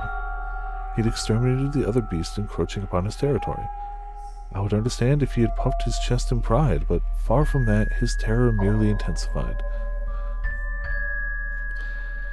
Calm down. The white-haired girl extended her hand for Bestia, but even her gentle, lovingly outstretched fingers evoked fear in his eyes.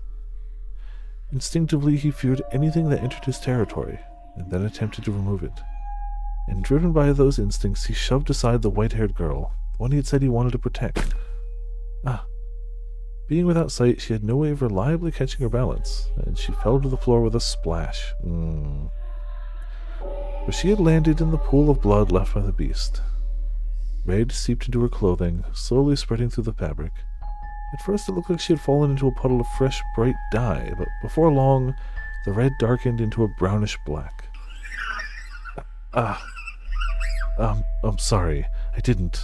No, It's okay. I'm fine. She embraced the panicking beast, softly whispering, shh, shh, as if trying to calm a crying baby. Though Bestia was taller and physically stronger, the white-haired girl was emotionally more stable than he. The bar was set low. The bar is actually kind of buried in the ground right now. What has you so frightened? Please tell me. I promise I will not look down on you for any reason. All I want is to free you from the depths of your suffering. Sometimes talking about things can lighten the burden they place on you. We have the ability to use words, both you and me. With language, the gift God bestowed upon man, we can communicate our feelings with one another. Bars in the ocean, yeah, It's alright, don't be afraid. Talk to me, please. Am I a man? You act as though I am a man. No, you treat me like one. Cannot see you as anything else, as I've said before. Only because you cannot see me. You are the only one who says I am a man. You, who are without sight. But I was content with that. You treated me like a man, so I felt as though I had become one. The time I spent with you, I had real peace. I almost forgot that I was a wretched beast. I no longer sought after prey. Oh yes. Before you arrived, I murdered dozens of humans. I didn't want you to know that I was such a sinful creature, leaving a long trail of bodies in my wake. But I thought that if I didn't show them my strength, if I didn't force them into submission, then I would never find peace. I was drunk with power. I took great pleasure in it, in slaughtering people. The fear was so overwhelming that you turned the act of killing into one of gratification. You did it to protect yourself. Are you still not going to condemn me? Taking another's life is wrong. Not only does it rob them of their time on this earth, it inflicts great wounds upon those who care about them. However, I do not regard you as a mere beast, nor as a mere murderer. Something made you the way you are. I'm almost certain of it. Something. Tell me about yourself. In your words from your mouth, tell me. When I woke up, I was weak, exhausted, emaciated. I couldn't think clearly or even remember much of anything. I was thirsty, hungry, sore from head to toe. A crowd of people surrounded me. This was a long time ago. Well, not so long as to be described as long ago, but as far back as my past goes. I sought help from the people around me, but my words did not get through to them. The only thing that came from my mouth were feral howls. They scowled at me and then... Stinking gross! I have no interest in any more trouble. Shall we kill it? Never seen anyone like this before. What is he, anyway? Beats me. A bestia by the looks of it. Is that screen door scratching sound?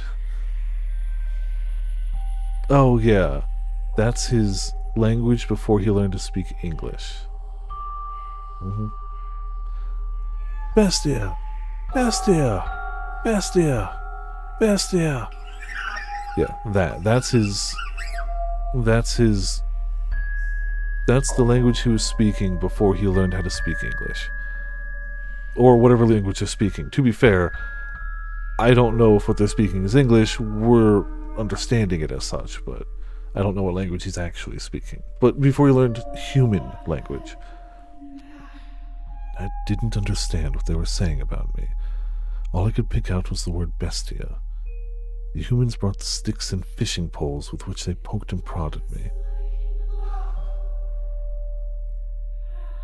At first they probably meant only to chase me out, but before long, their actions began to escalate. Bestia! Bestia! Filthy beast! We ain't got nothing for you! Dirty, nasty thing! Stay back! Hit it! Pound it! He's feeling it! Beat it! Beat the thing! Kill it! Kill it! Kill it! Kill it! Kill it! Die! Such a happy people. Why? Why should I have to die? This is Italian, apparently. Okay. Cool. So we're in Italy. Alright. I was simply asking for help. If they didn't have food to spare, a glass of water would have been enough. I asked for nothing of them but some relief from my thirst. But the humans would not hear my pleas. My words reached no one's ears.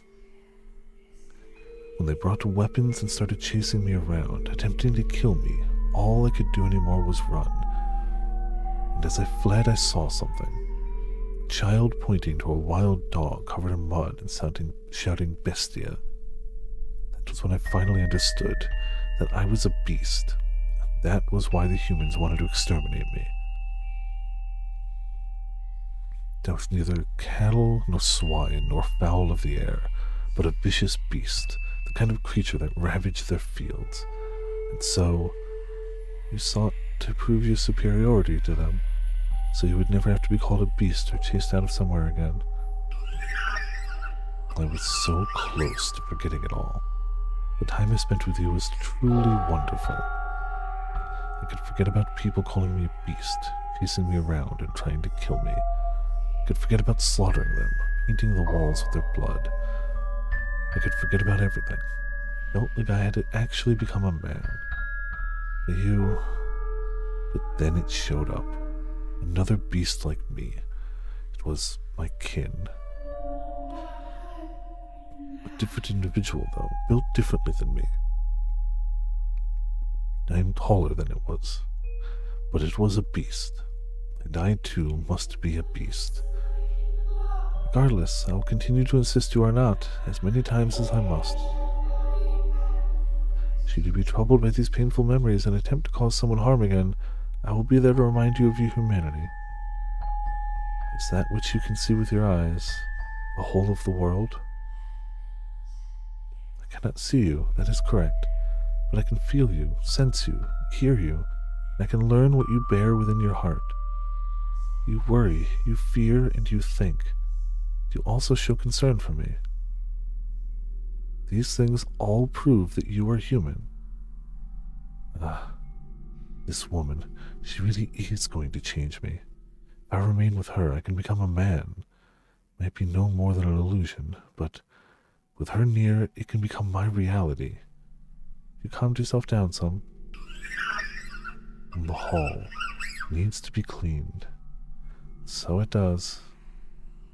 I'll take care of it. You don't need to worry. You should get changed, though. Very well. I believe I care so much for you. Because you resemble me. We are not alike in the slightest. As I've said, you are a beautiful woman. You may compliment my appearance, but no one else ever did. I've been labeled a witch because of the color of my eyes and hair. My eyes, they're red. A beautiful shade of red indeed. Magnificent color, like blood. You're the first person to say that about them. Even my mother said my eyes frightened her. As people call me a witch, I was rarely afforded the opportunity to interact with others, so I grew up mostly alone. As the people outside this mansion called you a beast, so too do the people outside call me a witch. See, we are alike. Do I look like a witch to you? No, you are a beautiful, compassionate human woman. And you are a human man, even if you don't believe it yourself.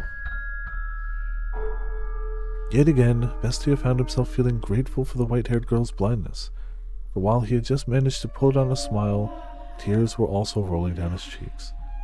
Joy, bitterness, sorrow, a maelstrom of emotions flowed unbound from within, but he cried in silence. Bestia shed his tears discreetly so as to not allow the white-haired girl to notice. He looked down upon the floor. A single corpse lay there. No matter how hard he tried, he could not see it as anything other than a beast. A beast that looked just like him.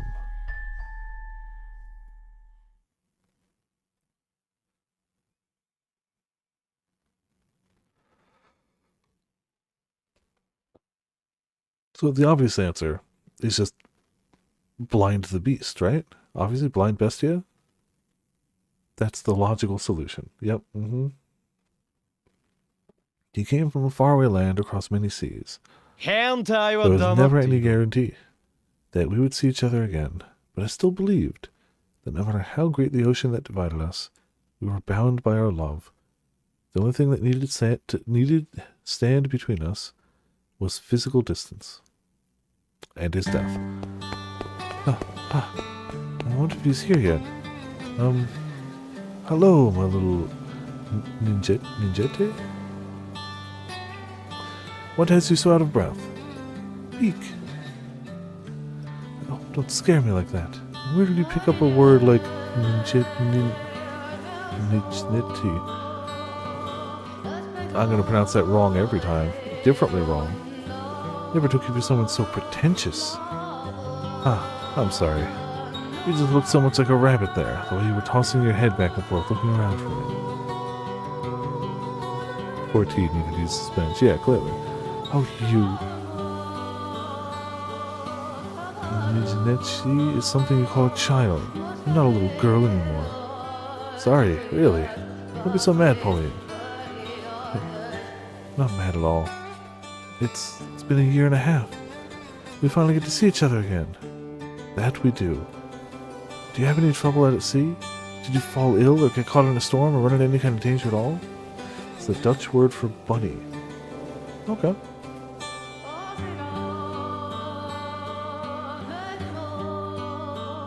No, there was no trouble. Everything went fine, without incident. Sea God was watching over us, I suppose. Thank goodness. I was so worried. You kept your promise. You came back for me. You kept yours and waited for me. Of course I did. I trust you, and I don't mind waiting. Even so, 18 months must have been a long time for you. It was. Felt long to me as well. Every day I would picture your face, recall the sound of your voice. But over time I began to lose surety. It absolutely terrified me. Is that what you actually looked like? Is this truly the sound of your voice? You mean you almost forgot? Not at all, Pauline. I was afraid that in my profound love for you, my mind had created its own image. That perhaps my adoration had grown so strong that it turned you into a transcendent beauty like Cleopatra herself. You must have made some unseemly friends. You were never this much of a sweet talker. But you're disappointed, though. Look at me, a homely woman you could find anywhere. For some reason I found myself in a teasing mood. Please have mercy, or I am liable to lose your affection. What I'm trying to say is that being here with the real you, putting my hands in yours, listening to you speak, and seeing you be, well, you, Pauline, is so much more wondrous than anything I imagined. And right now, I'm feeling that stronger than ever. You seem to have found yourself a way with words. I imagine you had plenty of time to practice on other women. Goodness, you fiend. Fiend? It's not terribly convincing with your cheeks the color of wine. They're not. God. Hey now, don't throw a fit. You're the only one who can put me in such high spirits with a few simple words. Huh? Did you say something? Who, me? No, not a thing. Say, since you're finally back, how about we take a walk around town? Taking care of all your work for the time being, right? So you can spare some time for me? Absolutely, Pauline. As much as time allows, I'll spend it with you. As much as time allows.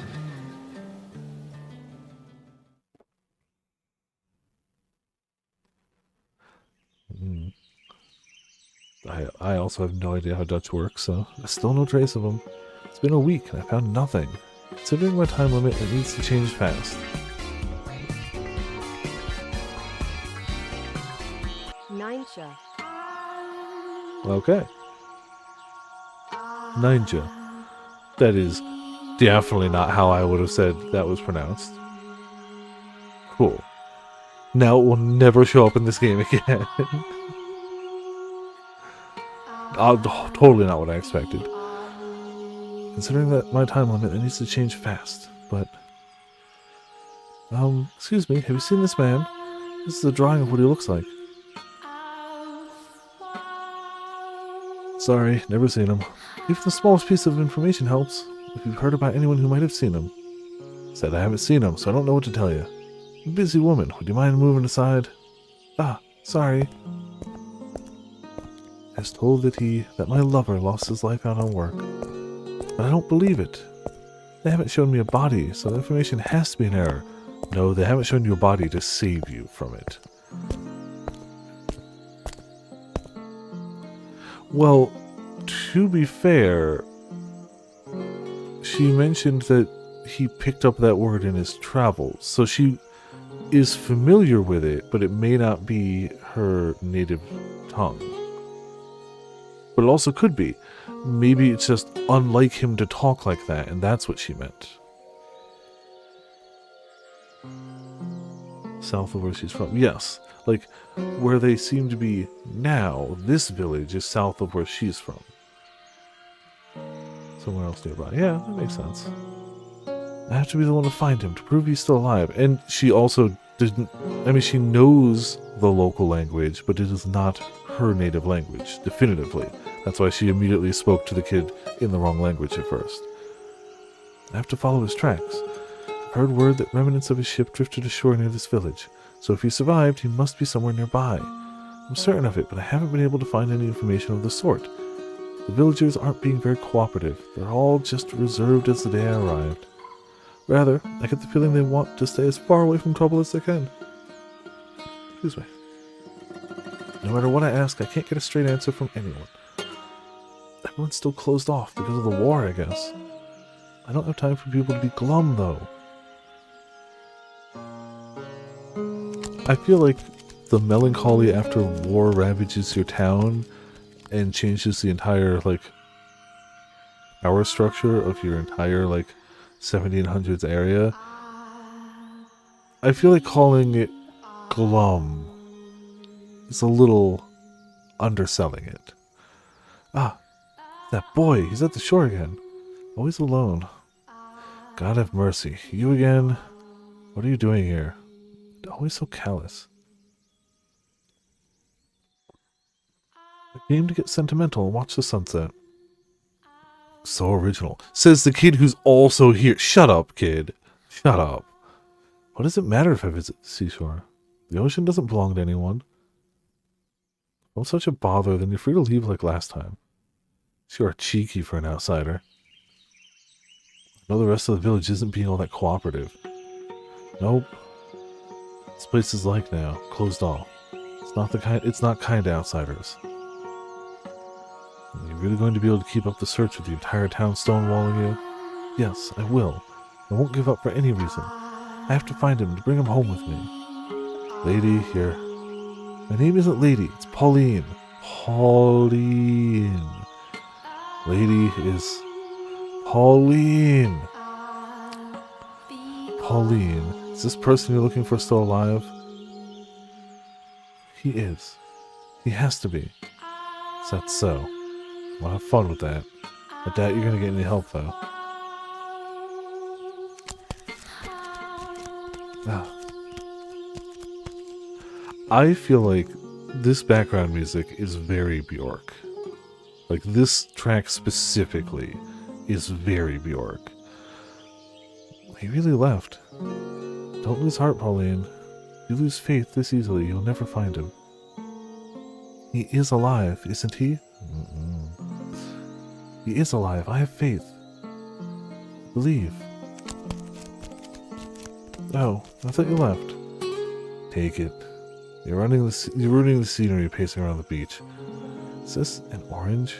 They grow pretty large here, huh? Yeah, the oranges around these parts are pretty good. People used to come out here just to buy them, in fact. Do you want to get one just for me? Just want to get rid of you.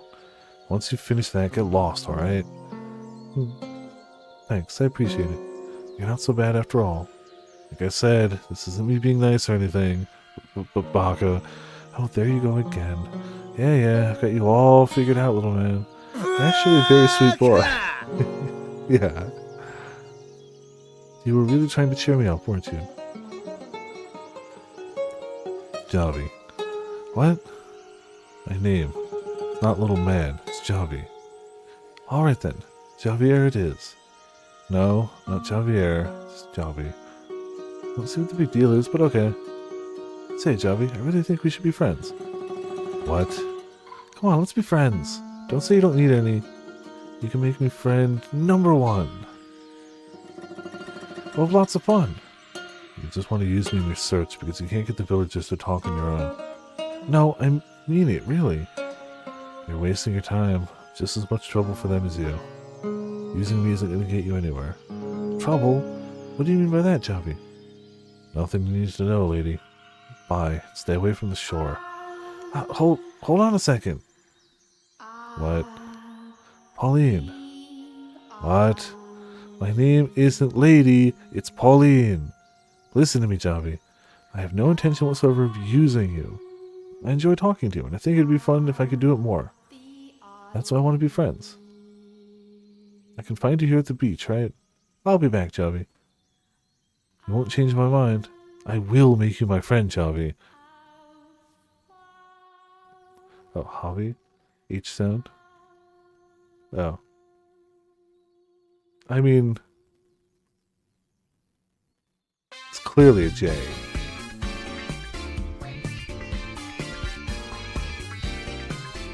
Pauline slapped Javi. God damn it, text-to-speech.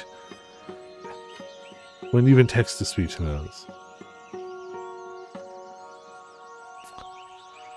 Look, clearly you're right, and I will adjust.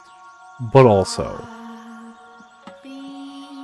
it's not like it's unreasonable that I would assume it's pronounced that way, okay?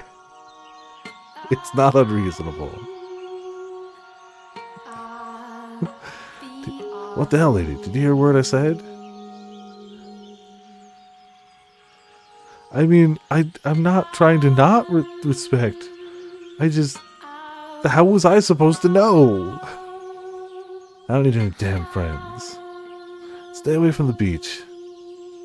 Nope, you will be my friend. Ain't happening. Wait, Javi.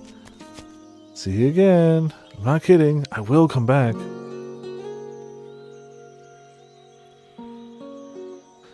She's trying very hard. I had actually at first been thinking that it would be easier to get information if I could make friends with someone in the village. That orange Javi gave me when I was sad and lonely and hurting was so amazingly fresh and delicious. More than any orange I've ever had before. It's almost as though Javi's kindness was seeping directly into my mouth.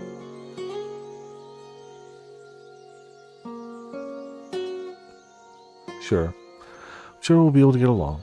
I want to be his friend. Time is the only thing moving forward in my search.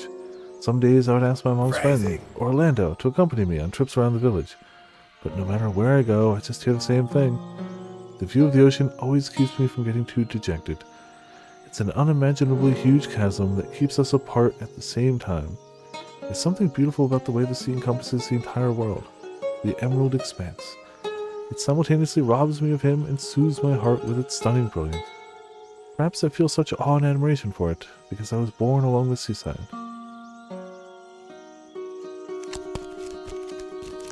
He's not here today. Javi, are you there? It's odd. I can always find him here. Hey, Javi, where did he go? Ah! Huh, can't believe you fell for that.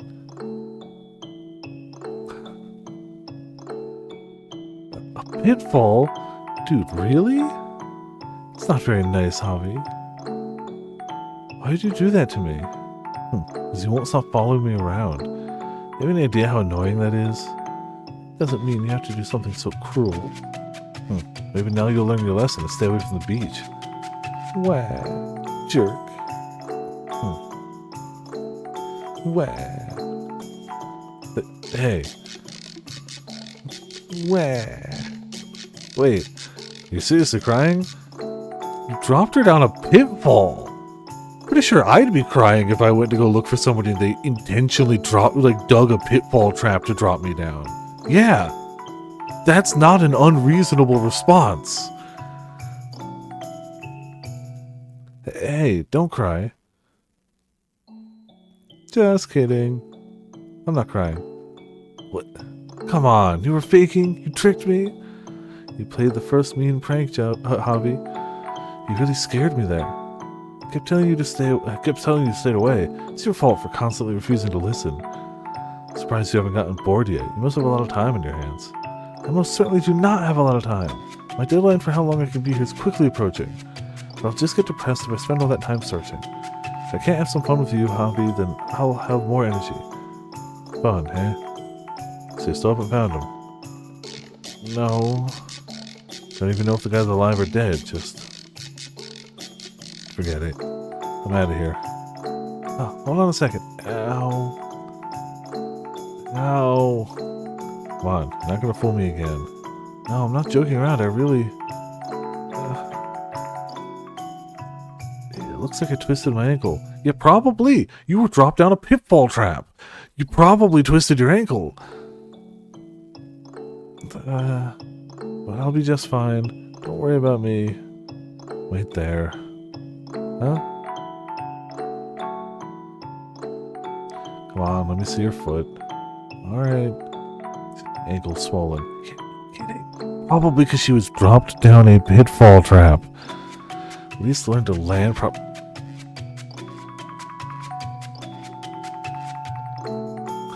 Yeah, I'm pretty sure I would know how to land properly when I fell into a trap that was dug for me that there was no way I could have known was there. Oh, he's so soon. I can see him growing twin tails as we speak. Oh. What? You're gonna blame me when you're the one who dug the hole? No one's ever gotten hurt in a trap that basic. At least none of my friends ever did. Wait, I thought you didn't have friends, Javi. Oh, shut your damn mouth. I'm gonna bandage your ankle. Oh, I see. You went to get a bandage for me. Thank you. It was my fault anyway. Swap it out for a real bandage when you can. Sure, your acquaintance has some. Really? Looks just fine to me. This filthy thing isn't suitable for someone like you, lady. Pauline, quit that. What do you mean not suitable? You have to explain everything? You're from a pretty well-off country, aren't you, Pauline? Compared to that, this is a poor village. We don't even have clean bandages to spare. But I'm glad it was a twisted ankle and not a cut. You don't need it to be a clean bandage for like a twisted ankle. You do for a cut. Just gross scraps of cloth like this. It's not something you should be wearing. I think so, but you gave it to me, Javi. I won't change it anytime soon. Tell me, Javi, do you not like this village? The only thing this place is going for it's the ocean. The ocean? It's the one thing that doesn't change no matter what. It's always beautiful. I see. I like the ocean too, Javi. Just don't have anything else to like. Oh, there you go again. I've got an idea. Javi. What now? A rowboat. I want to take a ride in a rowboat. Would anyone get mad if we borrowed the one tied up over there for a little bit? Doubt anyone would care if it's just for a little. Can you row though, lady? You'll do the rowing, Javi. Huh? Why me? What's the big deal? The water is mostly calm today. I think a little walk on the sea would be lovely. Can you call that a walk? Sure you can. Come on, let's go. Give me a hand, Javi. God, you are one cheeky outsider.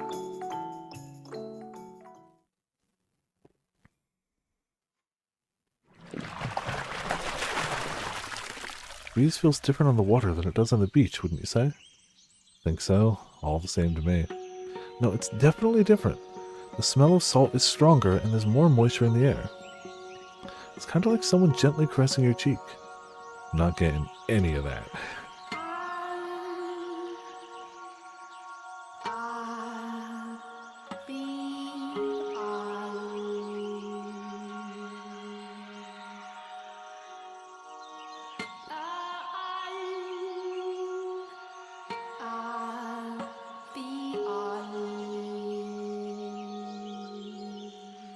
Okay, sorry. Gotta stay hydrated. Important.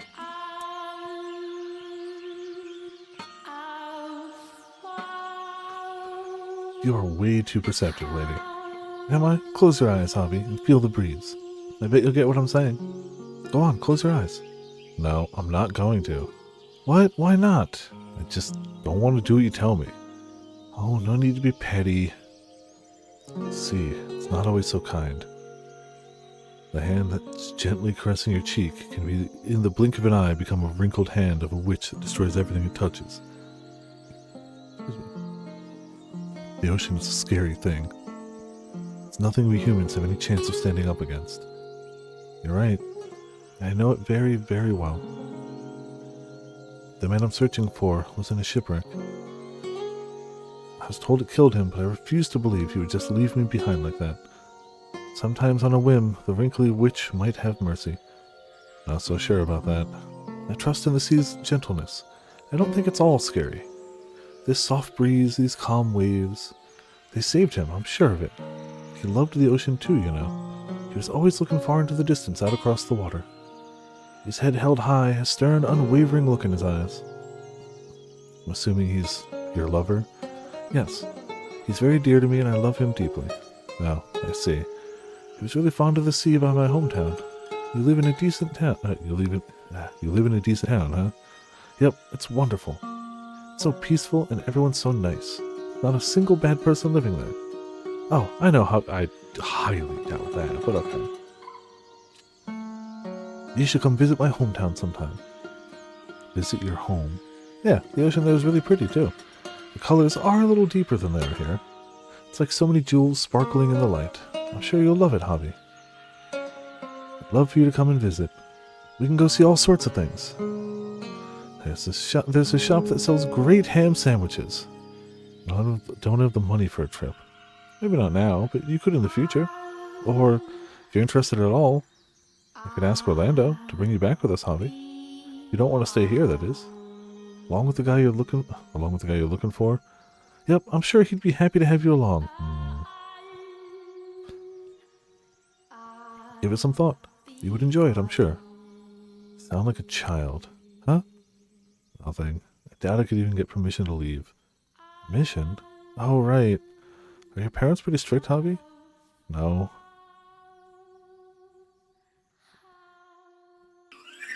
They're dead. Both my mom and dad. What? They were murdered. So I'm staying with an acquaintance.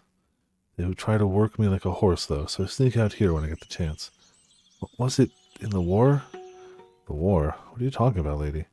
Huh? Wasn't this country involved in a war not too long ago? There was a war, yes, but no soldiers ever reached this village. Then, why would they be killed? It was the beast. The beast? Yes, the beast. He showed up one day and destroyed everything.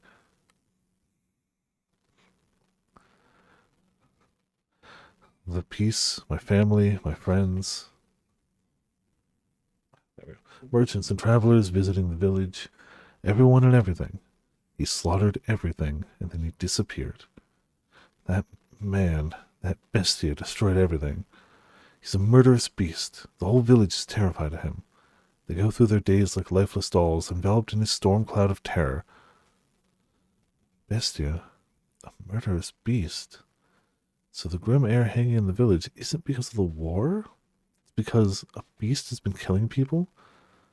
Beast? Why would you put... Hey, Javi, you said there were merchants and travelers visiting the village. Can you describe them for me? There were all sorts, like one who stopped by on the road to somewhere else, and an international trader on his way to purchase goods.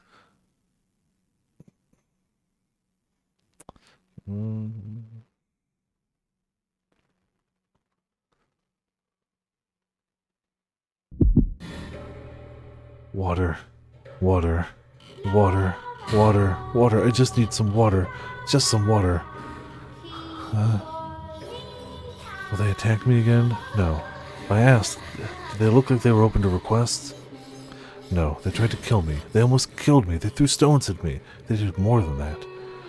Hoes and knives and sticks, and I don't know, things I didn't even recognize. They hit me with them. They tried to kill me. They looked like they were going to kill me. I almost died. I'm on the verge of death even now. My throat is sore. It hurts. No, I don't feel pain anymore. It burns. Does it burn? I don't know. I don't know. Don't know. I don't know. I don't know anything. I'm so thirsty. Water. I just need water. Will they not even give me any water? Why? Why not? Because I'm a bestia? Because I'm a beast. Because I don't need to live. Because I don't deserve to live. Are beasts meant to die? Am I meant to die? I'm thirsty. My stomach is probably empty too. I don't know anymore, but I'm hungry. So very hungry. I can't take it. I can't take it. I can't take it. I can't take it. I can't take it. I can't take it. I can't take it. Water. I just need water. Just some water. What must I do to get some water from that village? A well. A well. I can find a well. There has to be a well. I know what that is. I know what a well is. What else do I know? Nothing. Nothing. Nothing. I have no memories. I have nothing. I am a beast. A newborn beast. What is this? It's buried. It's red. It feels rough. Ah. There was something. There is something. Something I know. I know this. This is mine. It must be. It's mine. I know this. It's mine. I know how to use it, how to touch it, how to hold it, how to swing it. I know what this is and what to do with it, what it's for. I know that with this I can fight on equal footing with them. A beast, beast, beast. I am a beast. Beasts are meant to be ridiculed, to be hated, to be resented, to die. But I want to live, which means I have only one option, only one way, only one. With this, I must overthrow those who tormented me. I can do that. Water and food. I can get that. I can get anything.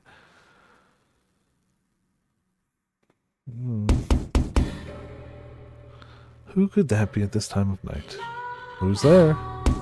You shouldn't answer it. It's probably a beggar or something. These are dangerous times. You're right. How unpleasant a world we live in that we should have to fear for our lives at this little village. Unpleasant indeed. I hope things go back to how they used to be soon enough. I just don't give up. Who's there? You're not coming in without identifying yourself. This is rather strange.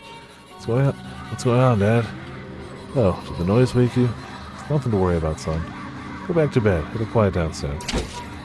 The door, huh?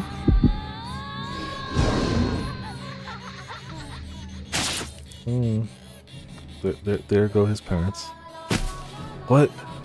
What's... Oh, so he had to watch it too. It's not like he's just like, oh, they died. It's like, no, they died in front of him. Albie, look away. Why is the bestia? Run, you hear me? Go out the back door and let everyone know. Shout as loud as you... What is this? What's going on? Why, there's blood. Why? It can't be. What the... How did this... Why? Why? Mom? Dad? Bestia. Bestia. The bestia. You... Why would you... Where? Yeah, probably not a good time.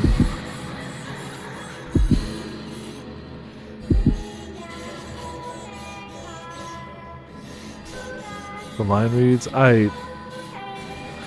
Look, I'll admit, I phoned in the wah, okay?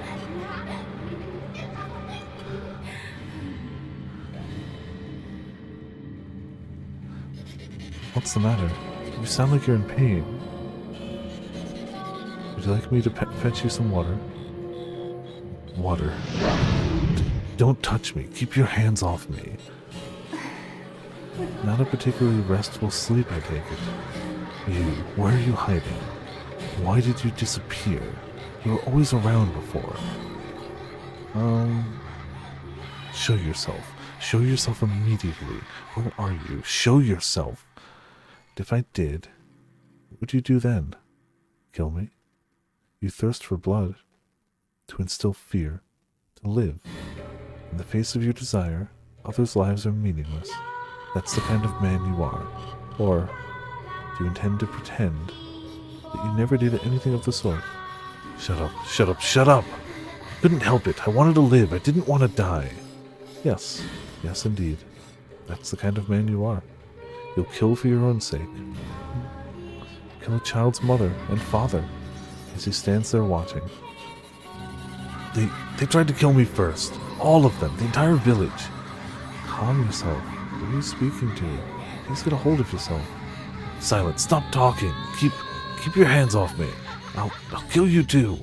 I'm a beast who will kill anyone. Calm down. It's all right. Everything's all right. It's all right. I'm a beast. Beasts kill, and so I kill.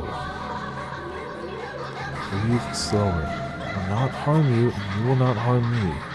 It's all right. Put your arms around me. See for yourself that I am not afraid of you. This is brilliant. What are you clinging onto this woman for? Is that the only way you can maintain your grip on yourself? It'd be so much easier if you simply accepted the fact that you're a beast.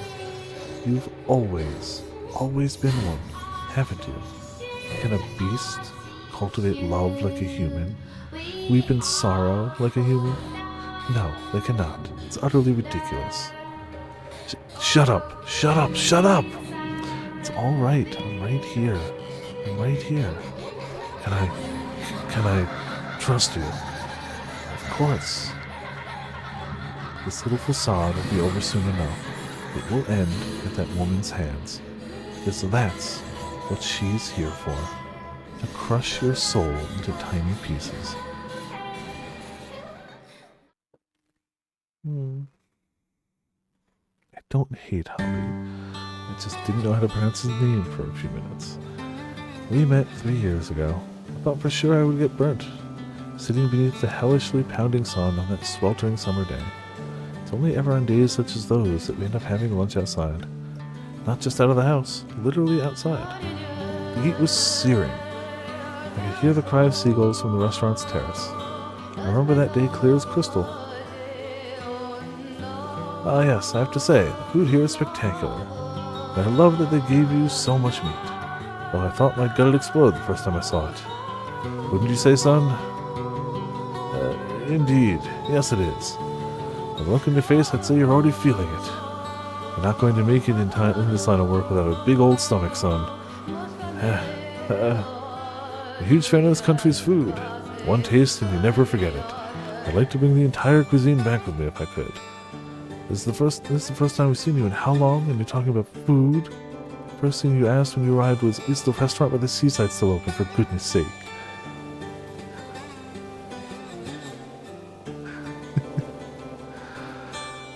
Is your heart made out of stone? No, his heart's in his stomach, apparently. What would you prefer we discuss, the mundane?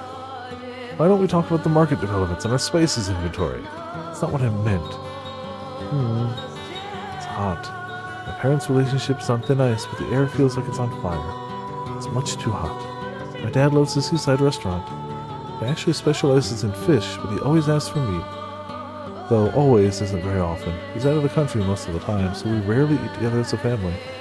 For that reason, I can usually put up with a little heat for a family gathering.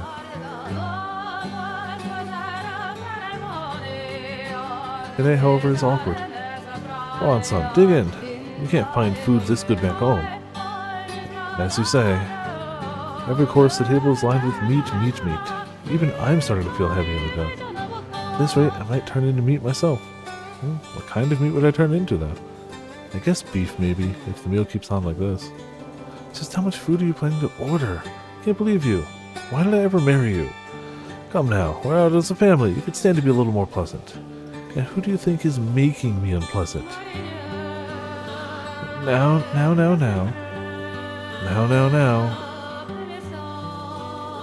From time to time our eyes meet, but every time they do we both avert our gaze. This goes on throughout the meal. My father invited him to lunch. Dad introduced him as his right hand, so I assume he's also a traitor. His eyes are somewhat narrow, his posture perfectly upright. He looks very no-nonsense and not especially affable. Frankly, he kind of scares me. Hey, Dad? Are we going anywhere after lunch? I figured since we're all together, maybe we could take a walk or visit someplace out of town. Yes. Actually, I've got a letter to write after this. Letter to one of the big wigs back home. So I'm planning to head straight back to the trading post. Okay. I'd say I'm especially surprised. What do you want me to do? It's work and it has to be done. If I can get an audience with him in person, maybe this wouldn't be necessary, but that's not possible. So I have no choice but to write a long letter. Oh yes, Pauline. If you're going to on a walk, bring him along. I'm sure he's tired of putting up with me day in and day out. What? No, hold on now. Could you please leave Pauline out of this? She has things she needs to do too. What's the big deal? You want to know about an area? Ask someone who lives there. That's the best way to learn. Besides, you'll stick out like a sore thumb wandering around on your own, son. But I couldn't. You don't mind, do you, Pauline? Not at all.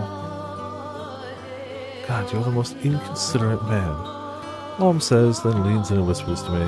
Listen to me, do not let your guard down around a foreign man. My father is, as a matter of fact, a foreigner, and the man he brought to lunch is from the same country.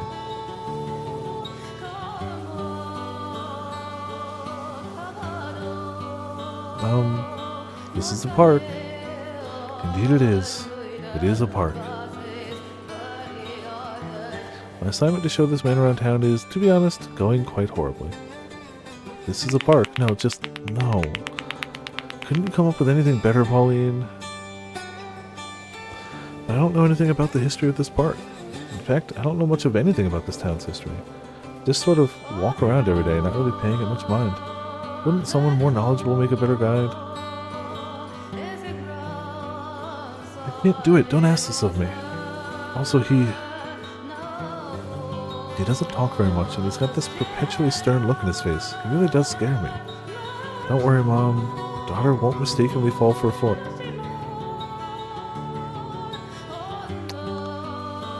Well, that was a lie. At any rate, regardless of how I feel, I'm still technically his guide. Gotta try a little harder. So I know it won't be easy. And then, there's a fountain. There is indeed a fountain. It's a fountain. Again, no. Seriously. Pauline, he has eyes. I'm sorry. I'm not much of a guide. Maybe my dad could show you around instead.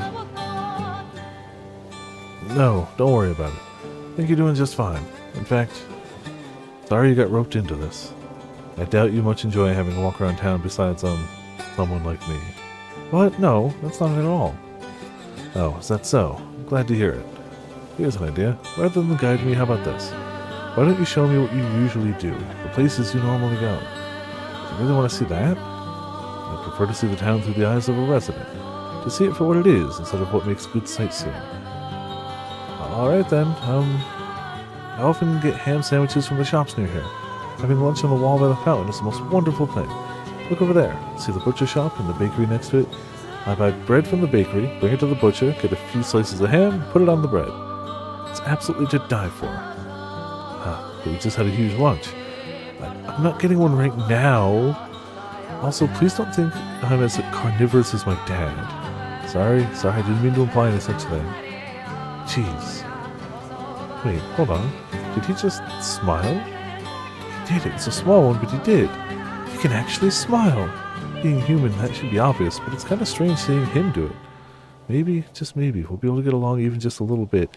Yeah, a little bit. A little bit. Just a little. Do you mind if I ask you a question? Sure, go right ahead. Could you tell me about your home country? I've asked Dad, but he won't tell me very much. Come on, how about it? I'm really curious. He probably doesn't know very much himself. What? About his own homeland? Some don't. What do you... How about that fountain? Let's take a closer look at it. At the spot you say you like to sit.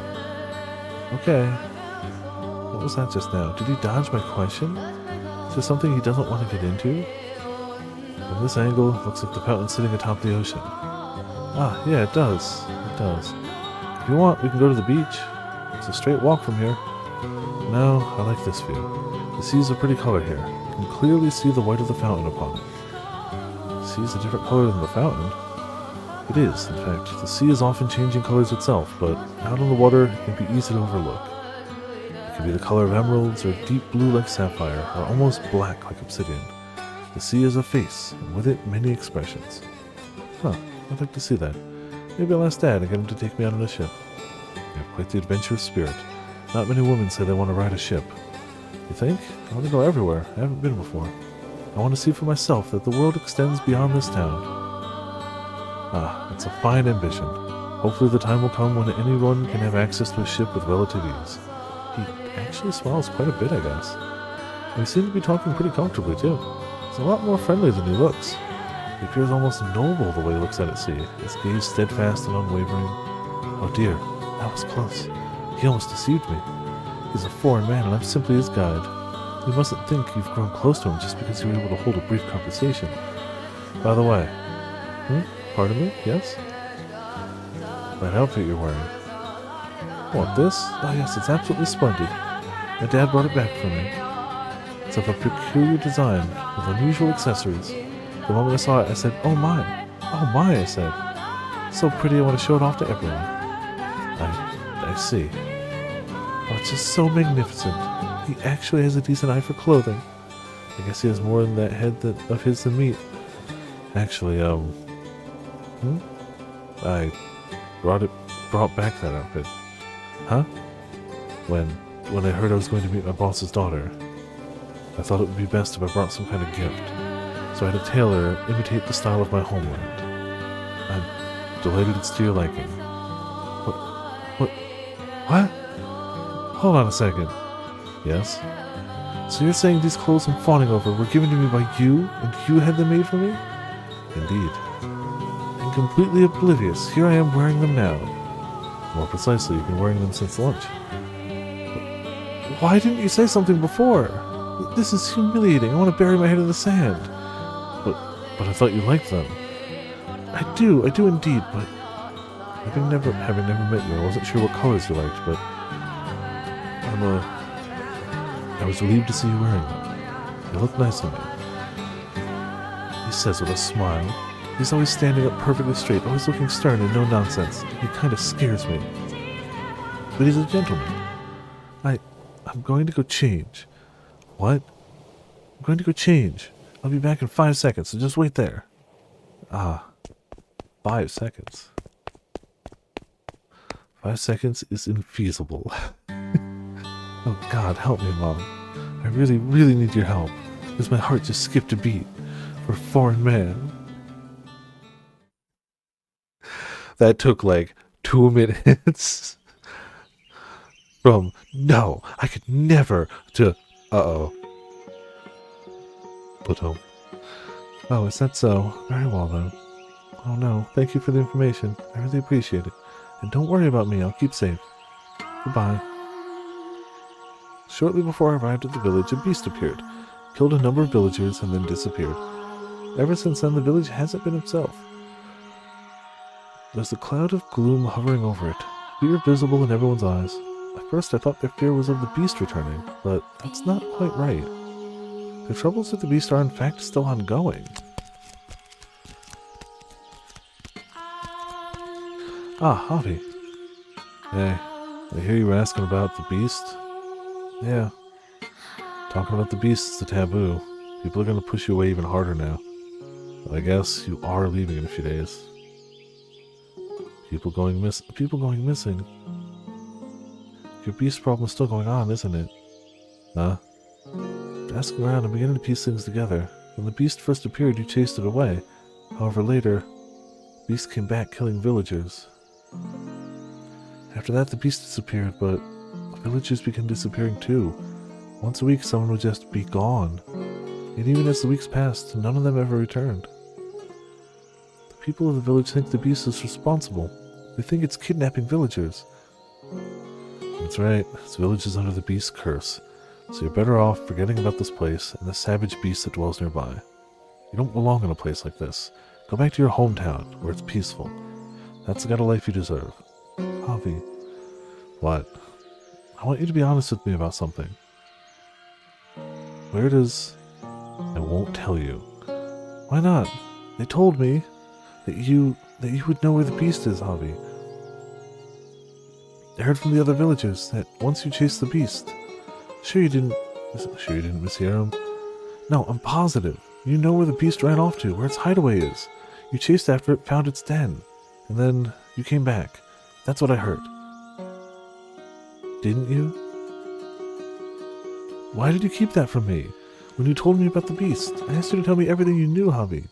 You brushed me off and said you didn't know anything. Said that I should talk to someone else. When in reality, you know more about it than anyone else. Tell me why. Why did you hide that from me? What were you thinking?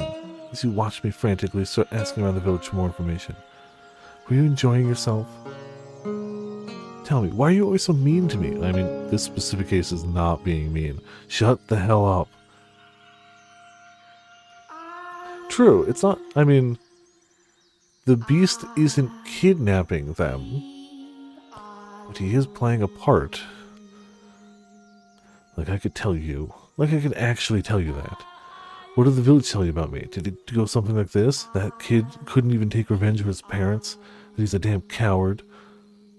I'm sure you heard that one plenty from everyone. Now you think I'm a coward too.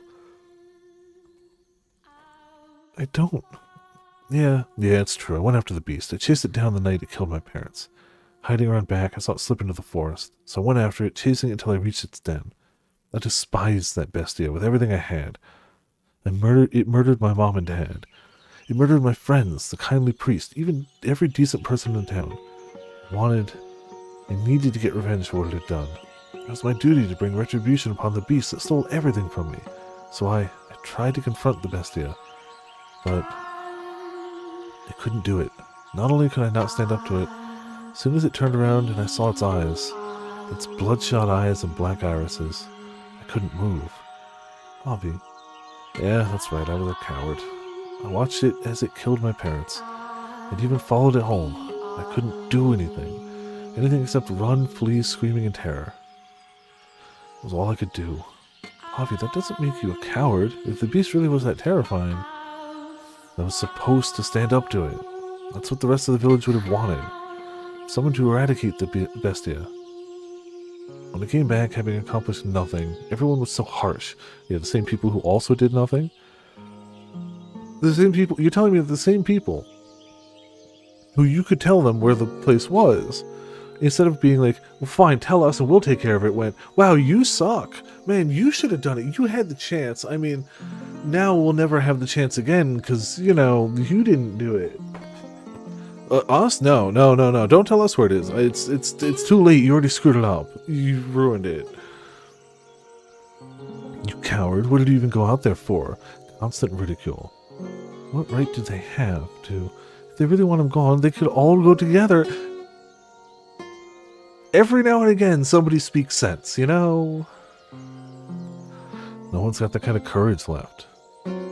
They're all waiting for someone else to speak up. Someone to stand up and say, let's kill that beast.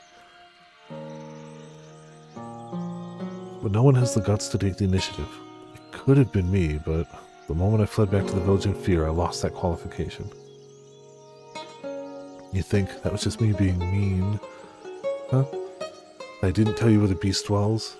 Do you think that was just me harassing you? I've seen the beast. I know how scary it is, and I know how dangerous it is. Do you think I tell you where it is? I know good and well what you're thinking. That guy you're looking for might have been taken by him, and you want to go to its den to see if he's there. Knowing that, do you really think I tell you? If you go, it'll kill you. You don't have any evidence anyway. Nothing that points to that guy being taken by the beast. But you don't need to put your life on the line for something like that. Something so uncertain. Even if by some chance he was taken by the beast, there's no way he'd be alive. That's what the beast does. No one comes back alive. But you came back alive, Javi. Which means there's no saying for sure either way. That's just because I ran away immediately, but even if he did manage to escape, that's all the more reason not to check the beast's den. I want to know for sure whether he's alive or dead. Somewhere, in a little corner of my heart, part of me thinks that he might just actually be dead. I have to have faith, but I'm so close to cracking, to thinking he won't ever come back to me. Then, why don't you just give up on him already? Not knowing for sure, I can't let go. I'll debate with myself forever, until I die an old lady, about whether or not he's still alive. How my life will end. You want closure. You want to know for sure whether he's alive or dead, right? And even if he is dead, you'll be satisfied just knowing it. Right. Which is why I want at least follow any possible leads. There might not be anything saying he's there, but it is true that remains of the ship he was on washed up in this village. If he wandered the area and ended up at the beast's den, where he was killed, then I'll let go. But please, Javi, tell me where the beast dwells. Some supreme stupidity. Well, I don't know. Especially in a relationship where the person you love is away for large swaths of time. man, it's gotta be difficult to accept, like, without knowing. Oh, somebody said he's dead. Somebody said his ship crashed. Like, if he was always around, if he was always there, it's a lot more, like, tangible. Oh, now he's gone. But so often he was physically not there. It's gotta be hard to wrap her head around he's dead. Especially with no proof. If they shipped a body back, okay. Pretty hard proof. But, like, at this rate, it's just somebody told her mom. Oh, yeah, no. She is not making rational decisions, but she's making decisions that make sense considering her situation. They are not rational. No. Nuh-uh. She gonna die. But at the same time, I almost kind of feel like she knows that. I kind of feel like she came all this way to find him or die trying. And if he died, I feel like in her head, if he died to the beast, it's not so terrible that she dies to him too. So at least we're in the same spot. But I also don't know. She hasn't voiced any of this. This is all just thinking. So, make this the last time. Huh? Even if you find no trace of him at the beast den, even if you don't figure out whether he's alive or dead, you give up your search for him. You'll assume he's dead.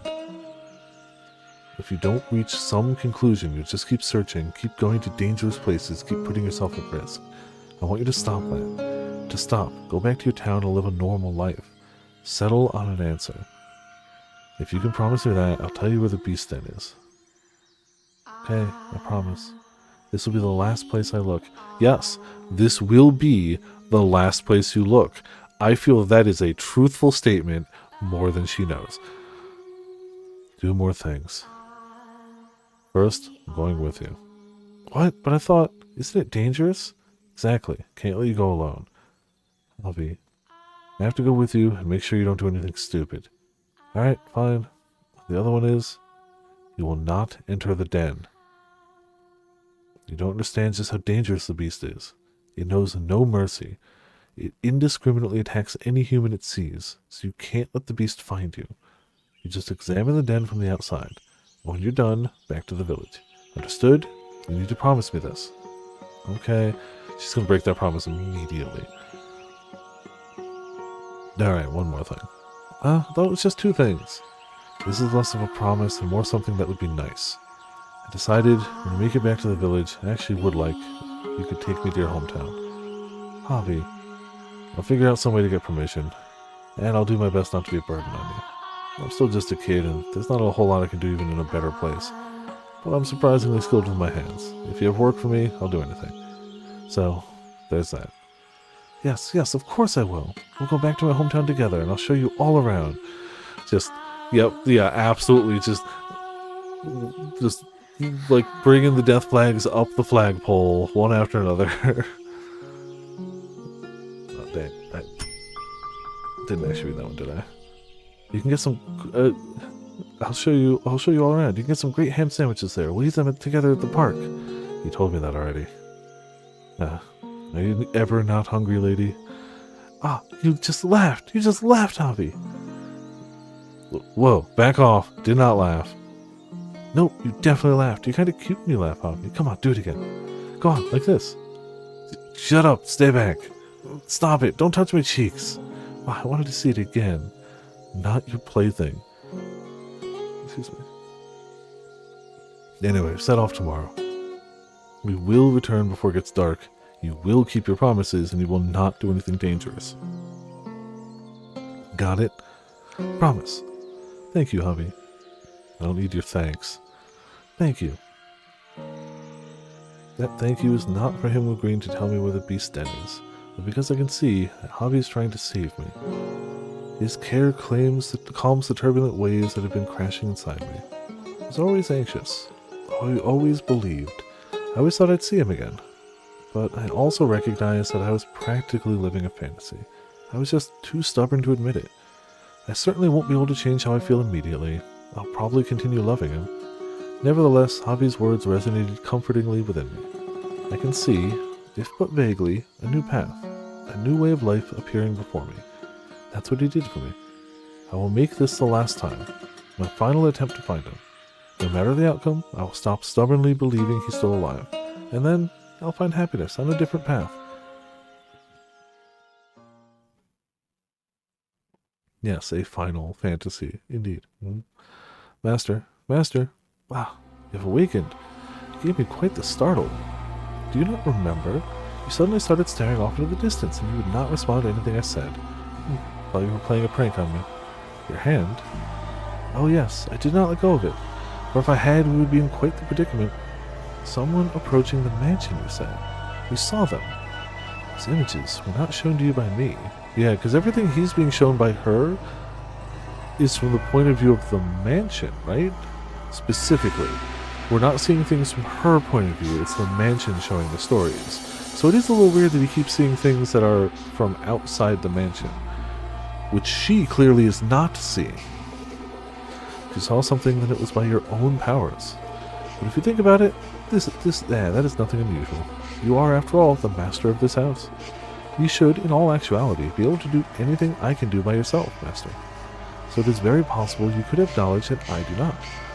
Now, let us return to the mansion's tale. After the second beast paid a visit, Bestia began to destabilize again. The white-haired girl would soothe his heart, but the calm was only ephemeral.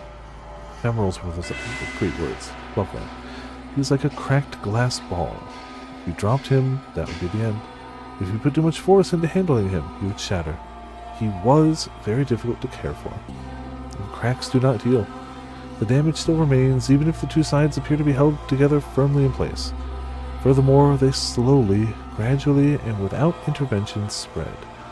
The beast appeared to be afraid of someone's voice.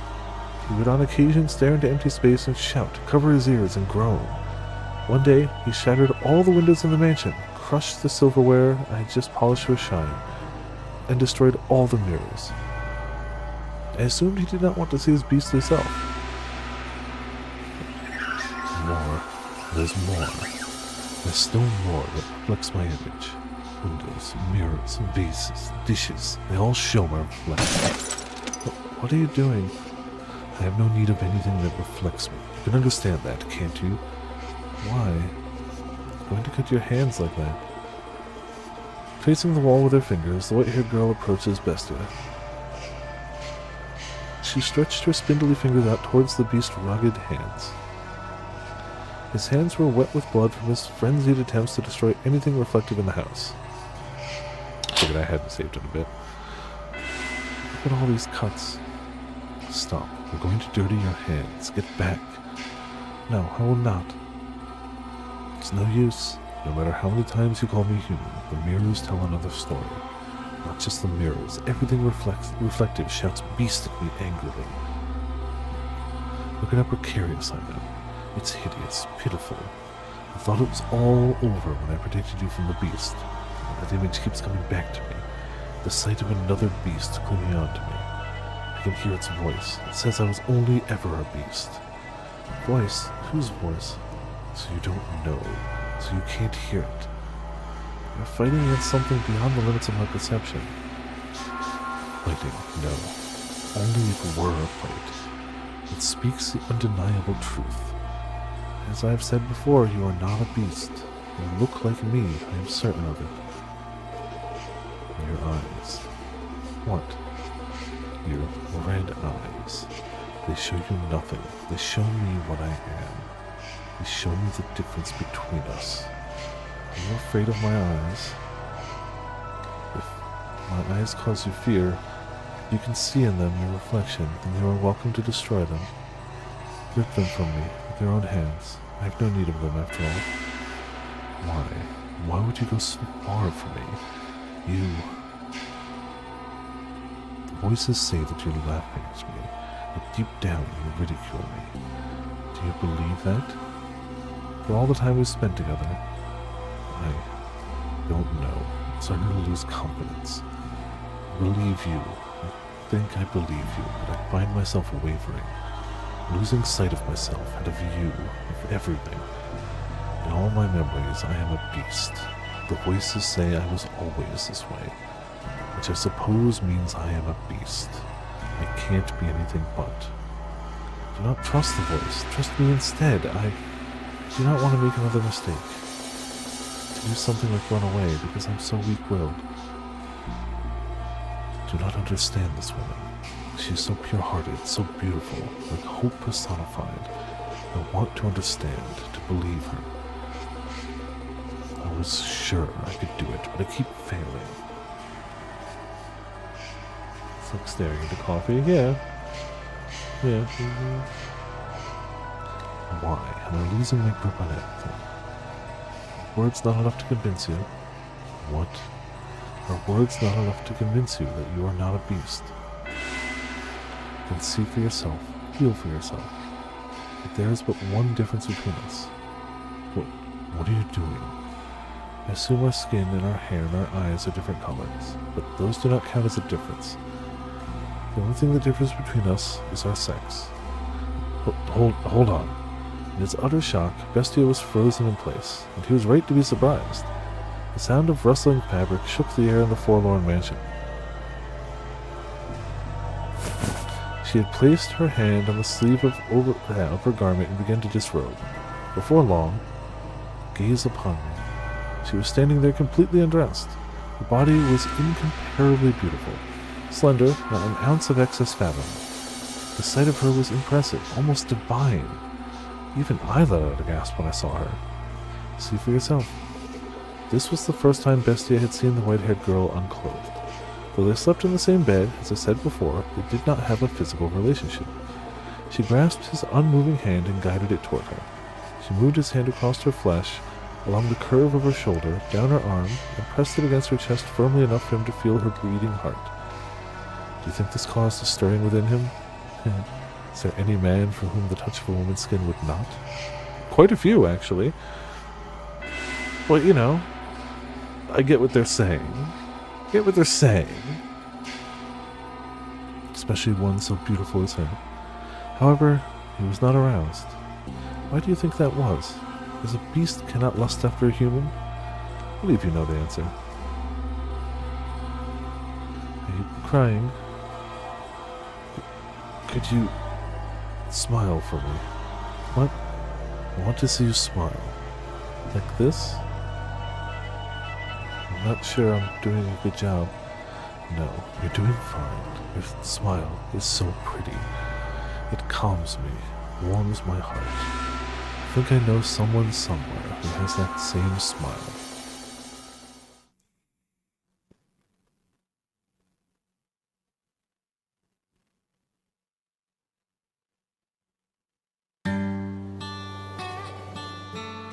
Thank you for seeing me all. I'll mention it. I learned so much about this town thanks to you. It made my stay here quite enjoyable. What's the matter? You're looking rather glum. I wonder why the sea exists.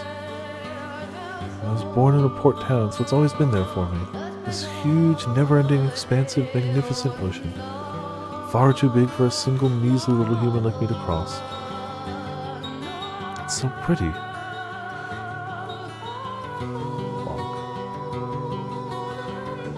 It is. I feel like I understand why you like the sea. But right now, I can't help wondering why God created such an enormous sea. Why he didn't make the world smaller.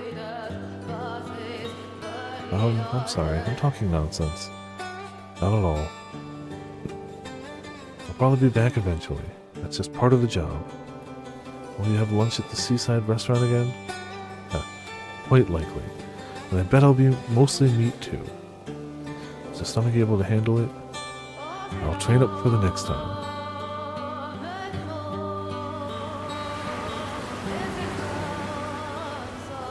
Your ship. It's going to embark soon. Yeah. Do people get mad if you're not helping them prepare? Most likely. Then you should hurry off. Yeah. Pauline? I just wanted to thank you again. I appreciate you taking so much time to show me around. Is that all? No.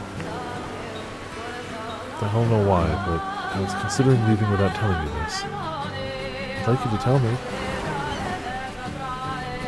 I'd feel better if you turned me down. But my homeland is only getting more isolated.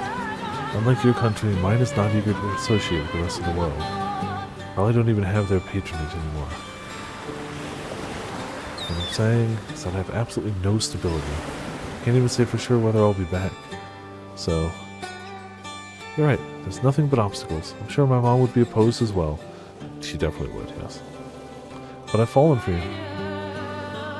The way you look staring out at the sea, the shape of your lips when you smile at me, the kindness in your voice, the more time I spend with you, the deeper I fall in love with you.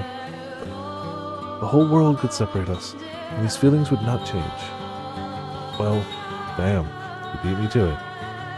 If I had waited, I don't think you would have ever gotten to it.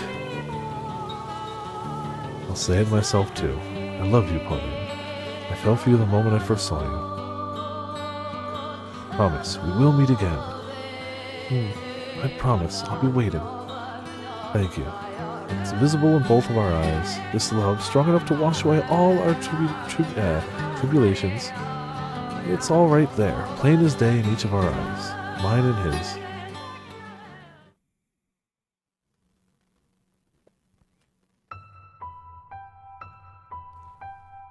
Did you hear something?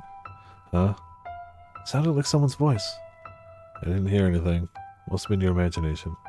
Oh. You want to turn back, lady? Huh? You're looking nervous. Just fine. Let's keep moving. Wow, but there's one thing. What? My name isn't Lady, it's Pauline. This again. Lady is so distant. I don't like being called that. So call me Pauline. Polly. How's that? Can I call you Polly? Oh, come on. I'd really rather you call me Pauline. I'm an only child, so I've always wanted a younger brother or sister, but Polly makes it sound like I'm the younger one. I'm not your brother, and I'm not a child. You called yourself a kid yesterday, though. That's not what I meant. Okay, fine. You can call me Polly. It's not my full name, but I'm glad you're calling me something other than Lady, Javi. And that's what I'll do. And you laughed. Be quiet. You're no fun. There's a mansion up ahead, standing atop the cliff. Can't say why exactly, but I feel like it's something that shouldn't be there. What do you mean? Feels out of place in this area. Yeah, I was pretty sure it was by fields of flowers previously, not by a cliff. So unless, geography changed a whole bunch in 100 years, it has, relocated. And something seems off about it. Like it's somehow ethereal. Could disappear at any moment. No, I'm probably just overthinking things. Sorry, that was stupid of me to say. It's okay. We still can't see the mansion Javi's talking about from here. Just dense, overgrown forest. But for some reason I can sense that we're approaching it. It's a strange sensation. Anxiety is bubbling up from deep inside me, and at the same time I feel like I could burst into tears. Not out of fear, but familiarity. Familiarity? I've never been to this country before. Everything I'm seeing is new to me. There's nothing at all for me to find familiar. Why then? And I ask you one more time, are you sure you want to do this? I am. You agreed not to go inside. Don't break that promise. It's okay, don't worry. Sorry for putting you through this, making you relive unpleasant memories. But thank you for accompanying me when you have nothing to gain from it. Don't worry, I'll just look around. I'm only searching for a sign he was there. When I'm done, we'll return to the village together. Alright. Okay. Now let's go. We push our way through the dark, dense woods, and then, like the world fading into view after a dream, a mansion appears before us. It rests quietly upon a cliff against a backdrop of emerald ocean. This is the Beast's Den? It should, by all rights, be a magnificent scene, but the blue sky and jade sea clash with the building. It appears alone, isolated, precariously from the rest of the world. Yes, this is it. This is the mansion where the beast dwells. Careful not to make any noise, we draw nearer to the house. this inexplicable structure sitting in between the forest and the cliff. The fluttering I feel in my heart does not seem to be caused only by fear of the beast. The weeds and plants grow unchecked around the house are tall enough for Javi to hide in. I imagine that's how we approached the mansion the first time, lurking in the undergrowth. Say, have the people in the village thought about leaving this area? Moving somewhere else, away from the beast den? Only those with enough savings can do that. Leave without money and you'll just die in a ditch somewhere. Everyone's made their lives here in the village. We have farmland, cattle, ships. It's not easy to let all that go. Not everyone can just hop on a boat to another country like you, Polly. I'm not wealthy. Sorry, I didn't mean to offend you. I know, I was being too harsh. You're just ignorant. So naive you believe the whole world is this perfect, magical place. I'm not saying that's a bad thing. If you're capable of seeing the world like that, there's no reason you should look at it any other way. For as mature as you can be, Javi, you're also rather cynical. Well, pardon me. When you said you would take me to your town, it kind of made my day. There's nothing left for me in this village. You'll find plenty of new things, I'm sure. You can even make some friends in my town. After all, you still got a long life ahead of you, Javi. So you should make it a fun one. You sound like I'm about to throw myself off a cliff. I didn't mean it like that. We should try to keep quiet from here out. Okay, got it. So draw closer to the mansion, and I can see the ivy twisted across its stone walls. Press my back against the wall and take a few deep breaths. There's a window next to me. If there really is a beast, if there really is a terrible man-eating monster inside, I'm in danger if it catches me. Javi's eyes entreat me not to get any closer, but I have to see. I have to see if there's a mountain of corpses inside these walls. If there's even the slightest trace of him. I'm just going to have a look. Peek in from outside without being noticed. That's all I'm going to do. And when it's done, I'll go home. Through the window I see a dimly illuminated hallway. Like the garden, the insides are desolate. But there's still the sense that someone lives here. Not completely abandoned. Polly. I see something moving inside the mansion. I hold my breath so whatever it is in there does not sense my presence, does not sense my gaze. And then... What? A shadow whisks past. No. Polly? Hey, Polly! Open up. Please, open the door. Oh. Stop it, you idiot. What did you think you're doing? Please, open the door. Polly, you promised me. Have you lost your mind? The only thing in here is It's not a beast. Huh? It's not a beast. A beast isn't living in this mansion. You're wrong. It is. There's a beast in there, a bestia. Get away from the door, the beast. It's not a beast. Open the door, open the... I knew it. I knew it. I was right. You're alive. You're alive. You're alive. Never stopped believing. I knew you wouldn't die. Would you?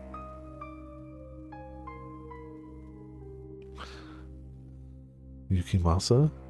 I had faith you were still alive. I wanted to prove it. That was right. I'm so glad I had faith. I'm so glad I didn't give up. I missed you so. All this time, I've never stopped thinking about you. I've never stopped imagining our reunion. Yukimasa, I'm so glad you're alive. Stop it, Polly. Get away from him. That's... the beast.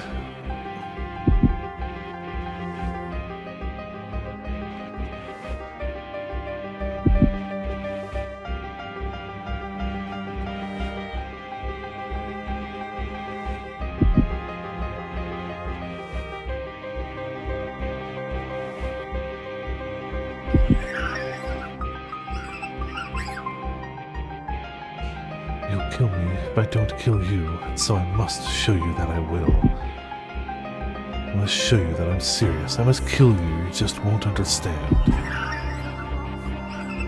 Yeah, definitely didn't expect that one.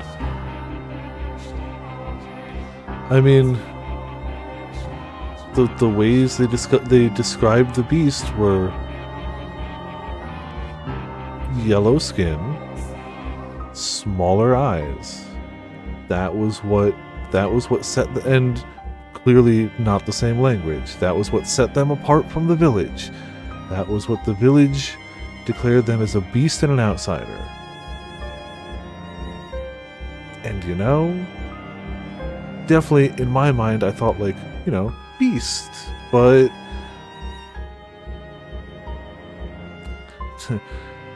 I would like to take once again this moment to state that I really do genuinely believe in the positivity of humanity.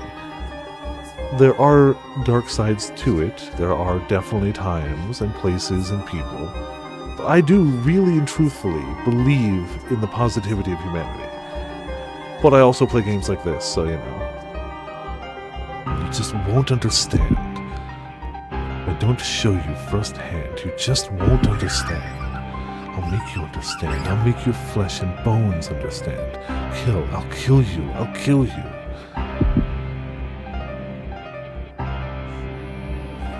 Yeah, oh, absolutely. And especially when mob mentality kicks in. When it becomes an us versus them. Absolutely.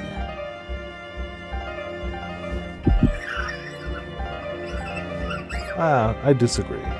Disagree, Potts. It said to cry for me, beg for your life. Pray for my mercy. Weep and struggle and suffer and die. Look at this. No one can stand up to me. Humans have no chance against beasts.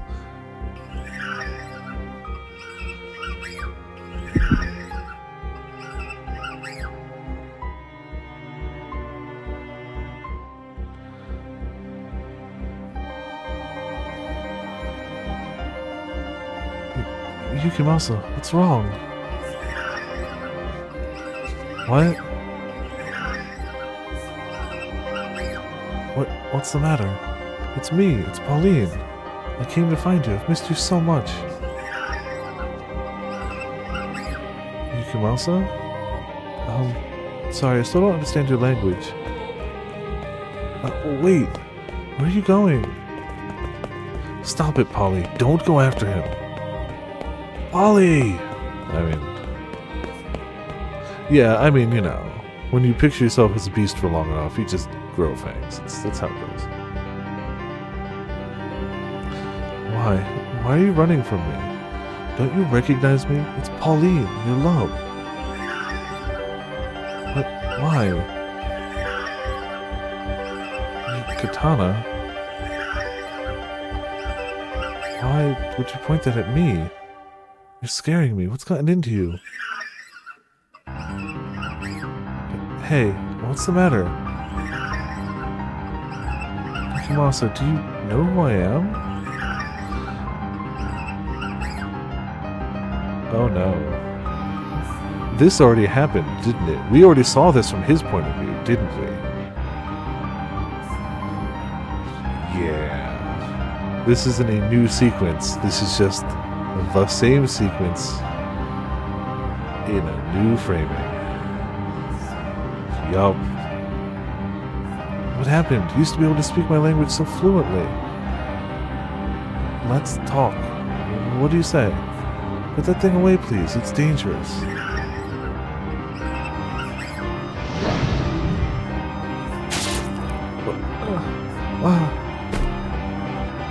Why? You cut me.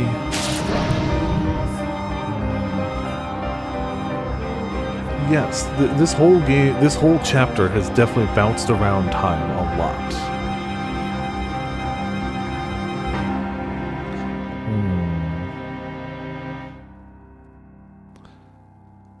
So hot. Why? Yukimasa, it's me, it's Pauline. Open your eyes. No, stop. Yukimasa. Please stop this. I'm begging you. Why would you do this to me? Stop it, Yukimasa, stop this. His blade, held high above my head, glimmers. Why? He's the beast. Tell me, Yukimasa, did you kill all those villagers? Are you going to kill me? Why?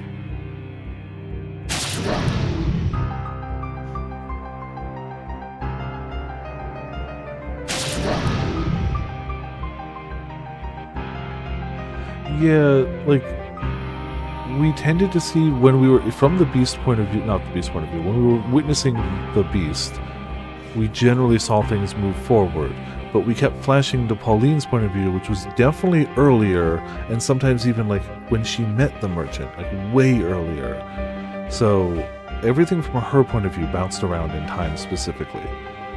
The beast was generally chronological, but we're not seeing it from the beast right now, we're seeing it from her. Please stop.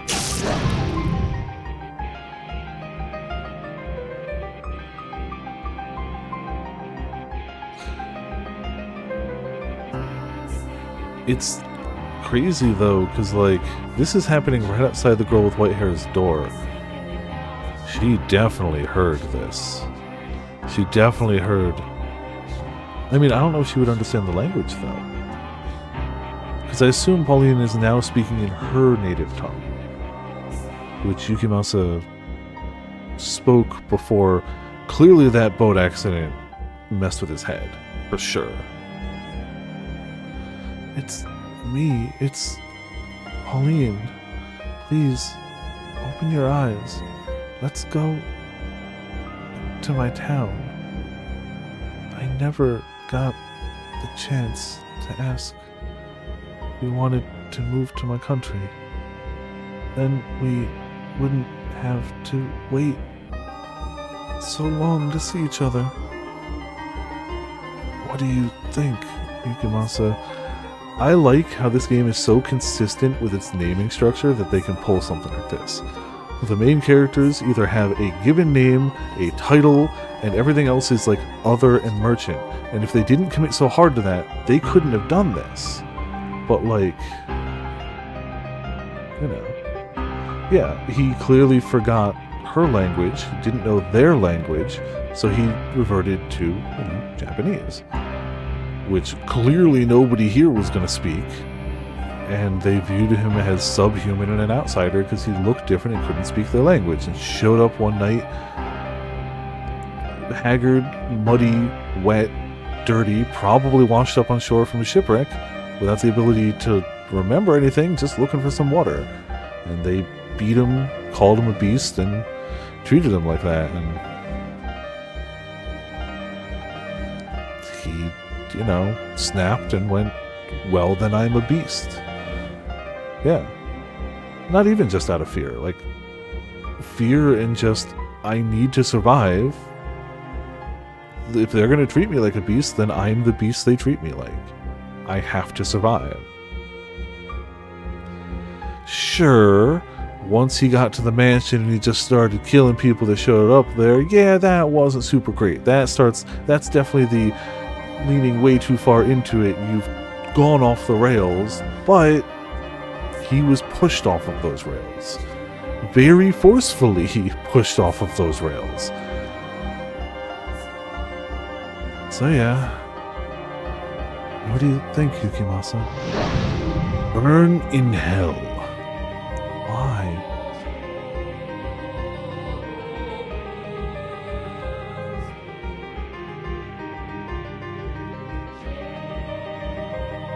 Tell me why.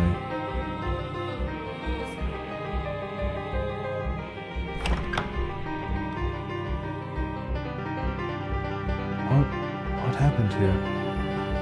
I'm grateful that you cannot see, as you would certainly think me a beast if you were able to see this.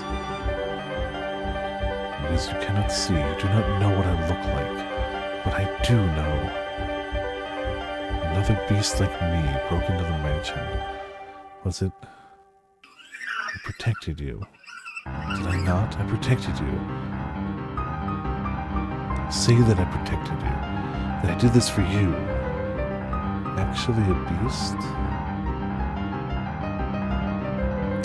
that. Oh no, it was definitely that. Yeah, no, 100%. Specifically, I just thought back to like, why would that second beast have reached out for him specifically? Like, yeah, he also mentioned that the other beast wasn't exactly like him, was shorter and looked a little different, but was still a beast. And at this rate, beast is just outsider, beast is foreigner, beast is someone not like us. See, I should have assumed from the door. It took me a minute longer, but I definitely was just like, yep, yep, you got it. Definitely ended up at the same realization. I can hear a woman's voice. I can't keep my eyes open. I wonder who she is. They seem like they're really close. Did you choose someone else? And you could have just said so. Wouldn't be angry. We've been apart for so long.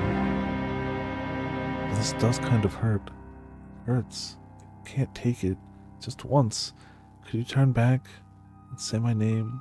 I proved it. That you're still alive. We were lovers, weren't we? So why? You said you wanted a peaceful life. I can't take this.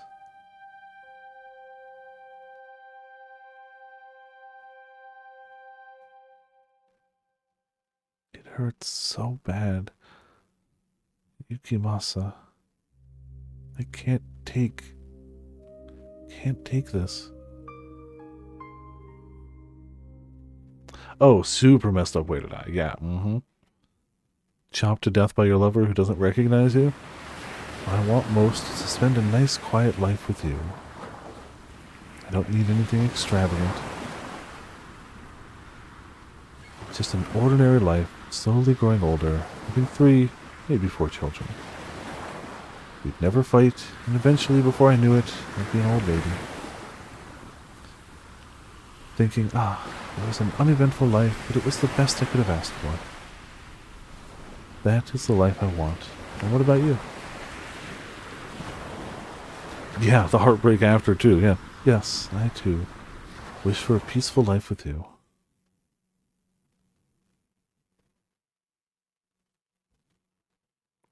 Polly, I couldn't do...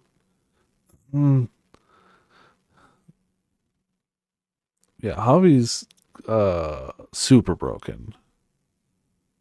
To be fair, so is Yukimasa, but so is Javi. Super broken.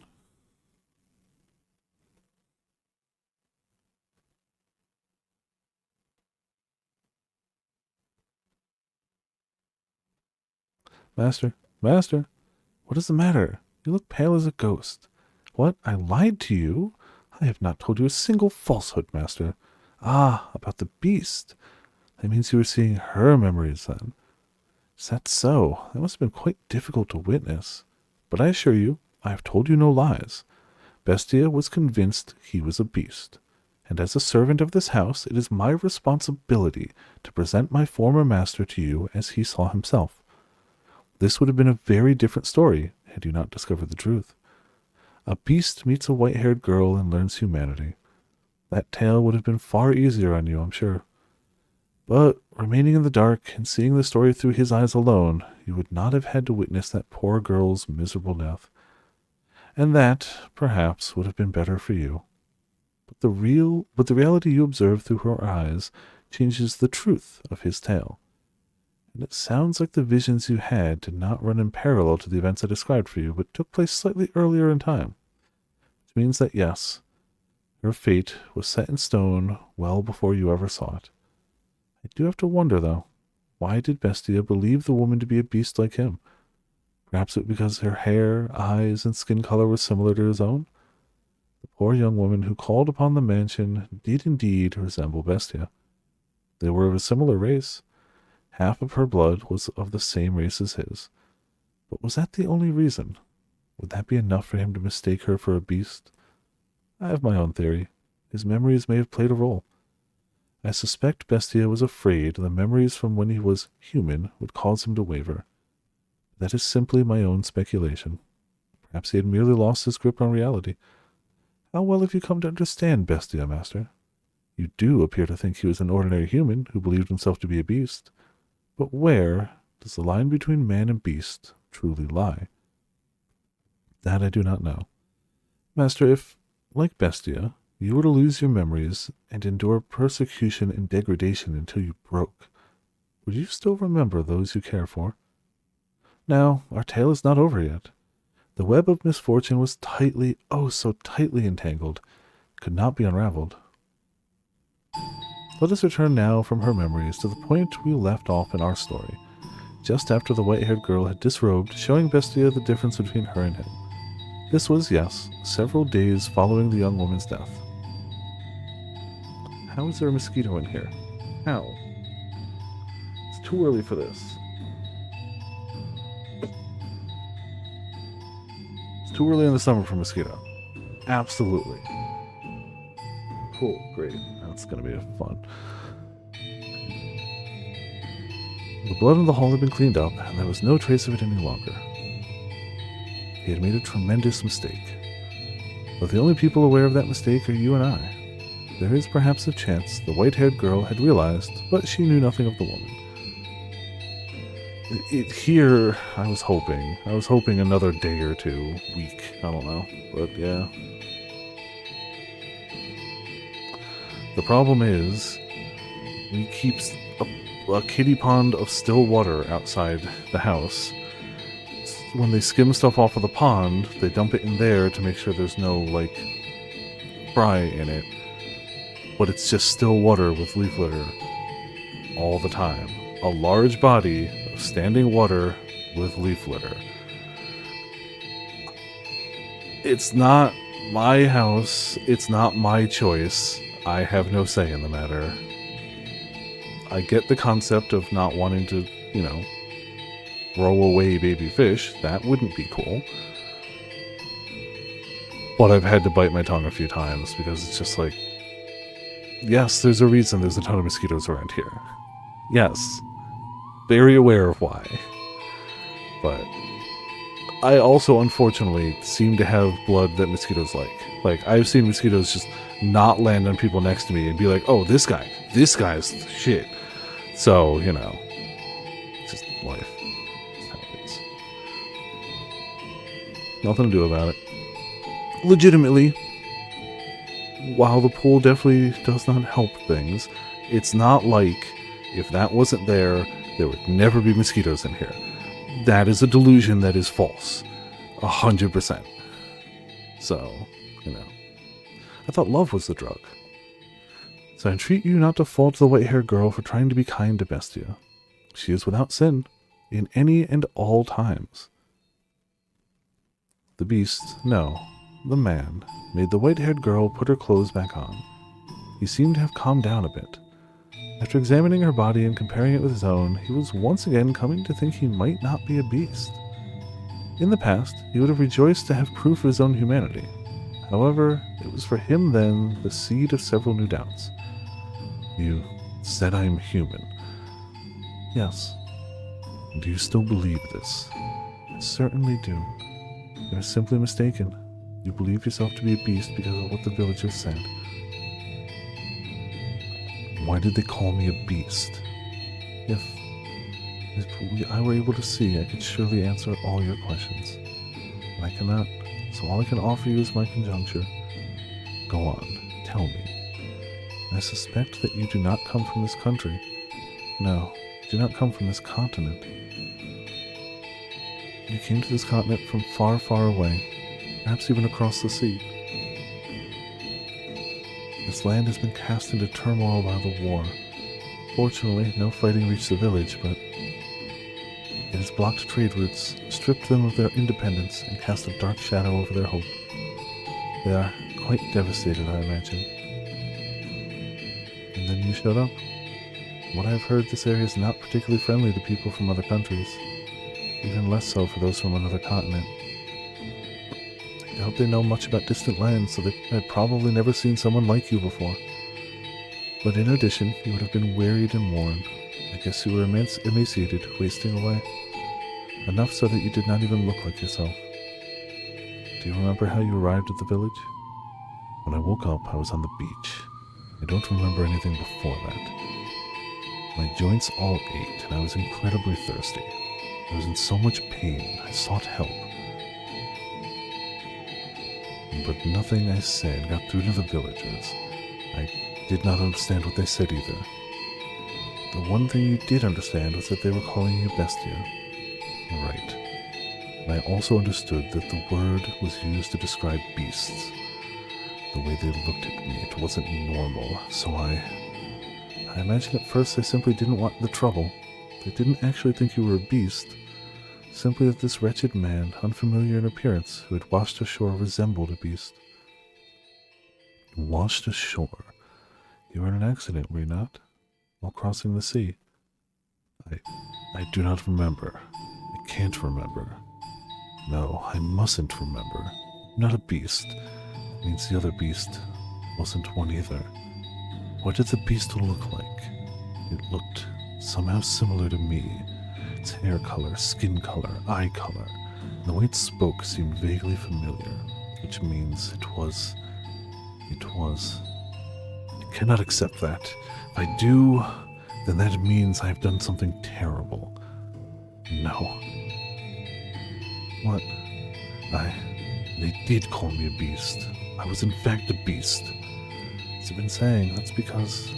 Tell me I'm a beast, please. Let me remain a beast. How do you imagine he saw the world? I cannot even begin to fathom. But you can never know what someone else sees. And there's nothing to say they see the same thing as you. As you and I have seen different things. So too did the man and his lover see different things. Or perchance, the true shape of the world is visible only through the white-haired girl's sightless eyes.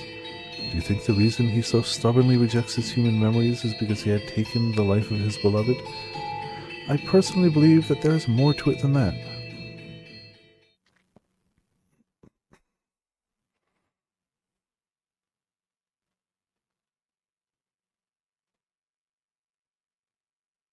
Someday you shall remember.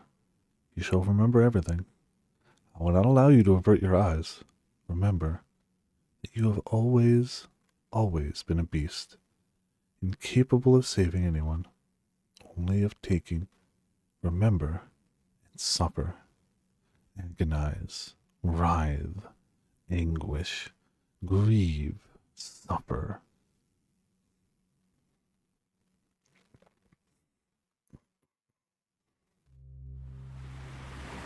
Such a damned shame. Our homeland is but a stone's throw away, and they still won't let us in. Just how long are they going to maintain this stance? Regrettable, isn't it, son? Yes, I agree with you wholeheartedly, Captain Osama. We can make it this far in the white man's ship, but they give us no response to our missives. I'm not sure it's even reaching the magistrate's hands. It's so difficult to be even the slightest bit accommodating to your fellow countrymen. They seem to be treating the white man rather poorly as well. I hear they imprison them on a tiny man-made island. It's no way to make friends. Well, all things considered, we can hardly call this our homeland anymore anyway. For how many generations has your family lived overseas again? I am the third. I see. I doubt you have any attachment to this land. That's not true. I may never have the opportunity to set foot on our soil, but our spirit dwells within this land. My grandfather has told me much about this country, of her 4 rich, vibrant seasons and boundless beauty. I am deeply grateful that you invited me on this voyage to visit her, Captain Osama. I finally, if only at a distance, laid eyes upon my home. I cannot say when this era may draw to a close, but I hope the time comes when we can proudly proclaim her our motherland. Can't find food this good back home. I eagerly await the day that becomes true. Indeed. As do I.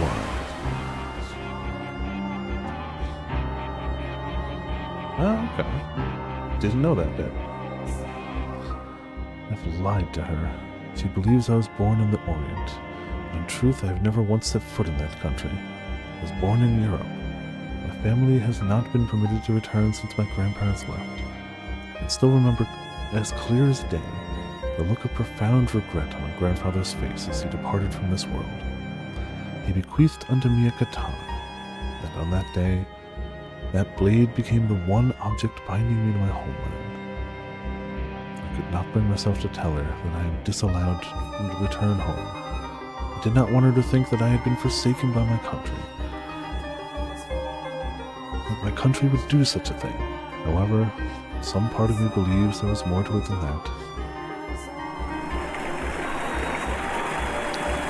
Yeah, a little luckier. A smuggler? Yeah, I would have expected it. Not on this ship. One of the crew was conspiring with a government official. He had unreported goods on board and delivered them in secret. What goods? Silver coins. Spanish coins trade for more than their worth as currency. The official was sentenced to commit seppuku, but they are responsible for our own crew's punishment. Still trying to decide how to handle it. Everyone commits seppuku as well. The sailors brought shame upon the entire ship. He is made to take responsibility for his actions, then perhaps we can minimize the damage to our reputation. I make a fair point. Unfortunately, he's not of this land. I doubt he's familiar with the ritual. But I shall serve as his second to ensure he dies without issue. You lost your mind? I've been trained in the art. It is unlikely I should fail. You're not a samurai, though. I was born into a family of samurai. At least it was until 3 generations ago. But that blood still courses through my veins. Very well then, that is how we shall do it. We now commence the ritual seppuku of our fellow crewman Seedorf. Seedorf has, in violation of restrictions set in place by the shogunate, committed the grave crime of smuggling prohibited goods into the country. In order to atone for this betrayal of the trust of both nations, he vows to take his life here before you. Do you have any last words? Deeply regret that we should have to lose a companion with whom we have traveled the 7 seas in this manner.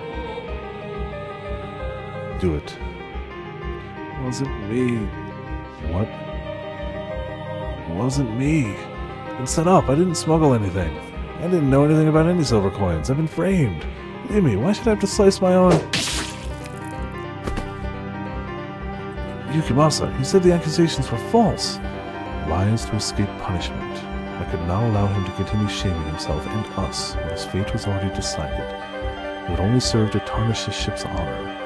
But an investigation was performed. It is our duty to trust those results. You're right. Yes, you're right. Good work. Now this needs to be cleaned up. Yes, sir. I'm sure I was mistaken, but I would like to ask you anyway. Were you smiling as you did it? You must have been seeing things. Is that really the only reason? I couldn't bring myself to tell her the truth?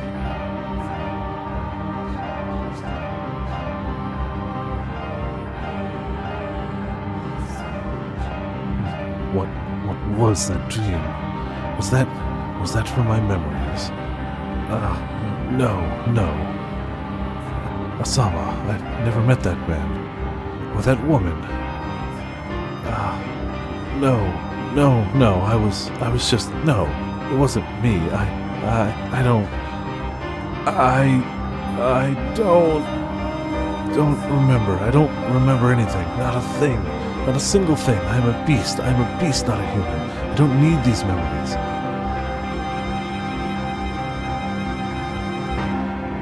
Are you there? Are you there? Where are you? Come to me. Be with me. Peace. My peace. Where are you? Where have you gone? Why? Why are you not at my side?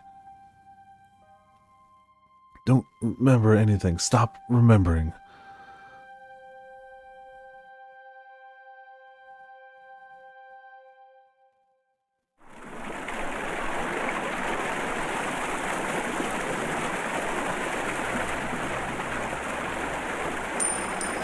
Is that a silver coin? Spanish silver. Some weeks after we set off back west, I found a silver coin in the ship's hold. Don't know if it got overlooked or dropped when transporting the rest, but there's just one. First thing I think when I find it is that I should report it to Captain Asama. But instead, I slip the coin into my pocket and take my leave of the hold as if nothing ever happened. for the purpose of smuggling some extra cash. It only has extra value in the East. Back west, it's worth nothing more than its designated value as currency. So again, it's not for want of money.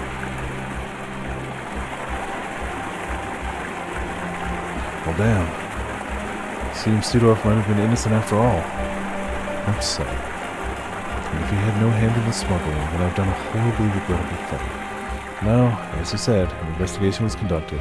We had no choice but to believe the information we were given. You mustn't blame yourself. I feel bad for putting such an unpleasant responsibility on you. Not at all.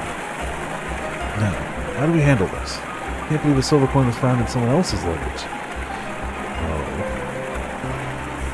It would be best to handle this internally. Publicly, we've already made our amends to Seedorf's name. True. But it would be prudent to try to discover from where he's acquiring the coins, so as to prevent another such incident. Should one of our crew be caught smuggling again, he will not be the only one asked to take responsibility. I have great sympathy for you, Captain Son. This is quite the headache. I can't imagine he would give up his connections just because we asked. We can force him. If he doesn't want to talk, well, then we can give him some encouragement. But I couldn't. Worry not, Captain Son. I shall take care of the dirty work. You needn't trouble yourself with anything, Captain. Leave it all to me. Captain. Very well. Leave this in your hands, Supermaster. Yes, sir.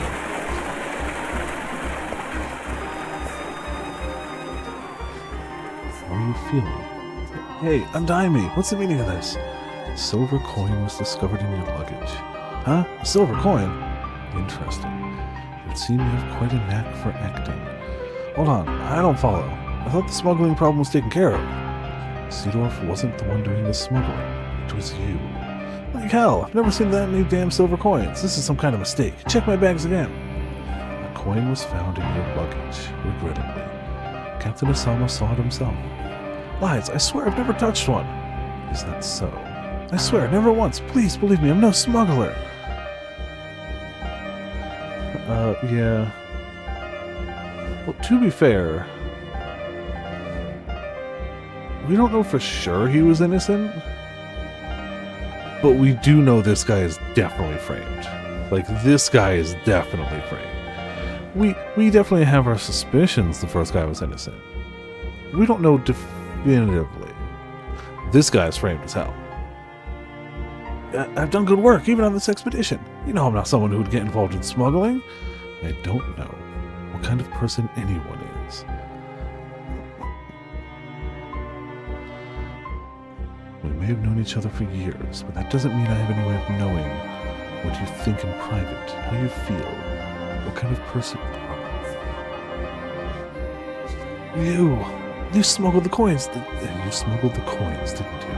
I didn't. I had nothing to do with it. Who was your supplier? I'm telling you, I'm no smuggler. It puts Captain Osama in an uncomfortable position if you don't talk. You can't risk damaging our homeland's trust any further. I swear to God, I had nothing to do with it. So you won't tell. How can I tell you something I know nothing about? I see. You believe me. So it's very, very important information. Enough so that you can't give it up so easily. In which case, I'll just do what I have to do until you talk. What are you... Whenever you're ready to talk, let me know. I'll stop right away. Hey, stop! What are you... Quite the thick fingers you have. Let go! What are you... But it's all meat. Your bones aren't any thicker than anyone else's. My finger! Oh, don't start screaming just yet. It was just the first, your little finger. Next is your ring finger. Stop, please, I'm begging you. Are you ready to talk? I told you, I don't know anything. Too bad. Your middle finger. Don't. Your right hand is going to be useless if you don't start talking soon. What do you want me to tell you? I swear I had nothing to do with it. What has you so stubbornly refusing to talk? Is your supplier really worth going to such lengths to protect? No, I can't tell you what I don't know. That's... All that's left is your thumb. Help! Someone get me! Just so we're perfectly clear, everyone on board knows what you're doing. No one's going to come to a smuggler's aid. God, I can't take any more of this. Please stop. Ready to talk? What will it be? I'll talk. Okay, I'll talk. If anything you tell me is a lie, you can consider your life forfeit. Are you ready to tell me the truth? We will investigate the details of your confession. If you lie, we will find out. Understood? But I... Speak. But... Or can't you? I don't know anything. That's a shame. Ah, well, you won't be using your right hand ever again. Although, there are still 5 fingers on your left. Are you in pain? Do you want me to stop? Yes, please. All right. 4 left. It's quite the face. I wish I could show it to you in a mirror. What is wrong with you? You monster! I'm not doing this because I want to. You're the one forcing my hand by refusing to talk. Now go on, spit it out. You wouldn't believe anything I said anyway. How long have you been doing this? You're the first. Liar. Liar, you sick bastard! It's the truth, though. Then why? Why are you smiling? 3 left. What will it be? Will you tell me everything? No lies and no omissions. It wasn't me. It wasn't me. I didn't do anything. 2 left. It's surprising how easily they break. No. Stop. This is the last one. It burns. It burns. My fingers are on fire. Now, what next? It burns. It burns. It burns. Are you listening? Hello? This over a few broken fingers. A few. Need me to wake you up? Let me tell you something. I'm the one who put the coin in your luggage. Of course you don't know anything. Someone, anyone, get in here. The silver coin wasn't... Don't go shouting things you'll regret. It's hard to fight back with your hands in that condition. Having trouble breathing? Well, are you? You need air? I guess it's hard to talk with my hands around your throat, huh? Do you want air? Alright, then you can have some air. Someone, anyone, please get in! You just don't learn. I can see the words written on his face. Why? Why are you doing this? Why? It is a good question. I'm not even sure myself.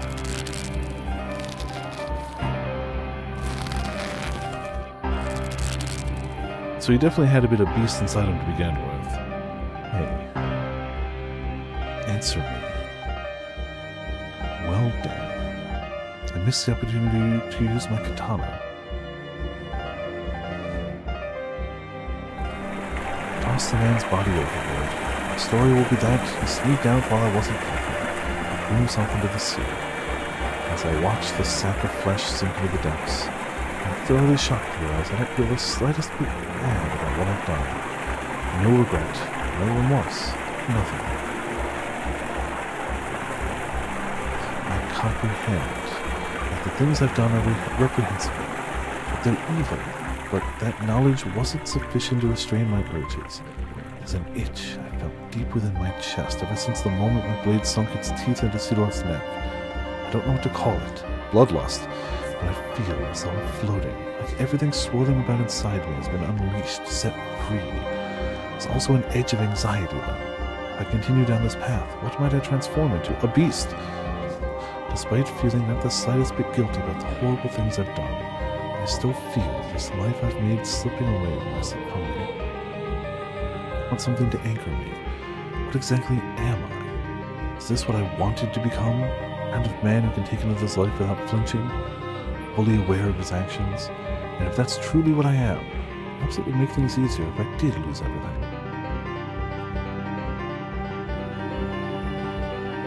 Oh, don't scare me like that. Where did you pick up the word like, oh, how was it? Yet? Something along those lines? We definitely did text-to-speech, but that was hours ago. I never took you for someone so pretentious. Oh, I'm sorry. You just look so much like a rabbit there, the way you were tossing your head back and forth, looking around for me. Oh, you. Rabbit is something you call a child. I'm not a little girl anymore. I'm sorry, really.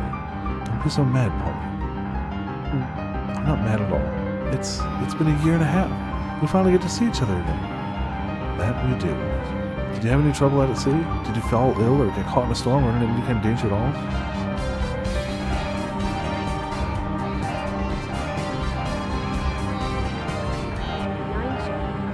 Nine G. Yeah, there you go. No, there was no trouble. Everything went fine, without incident. He lied, lyingly. The sea god was watching over us, I suppose. So, he was already down this path at that point.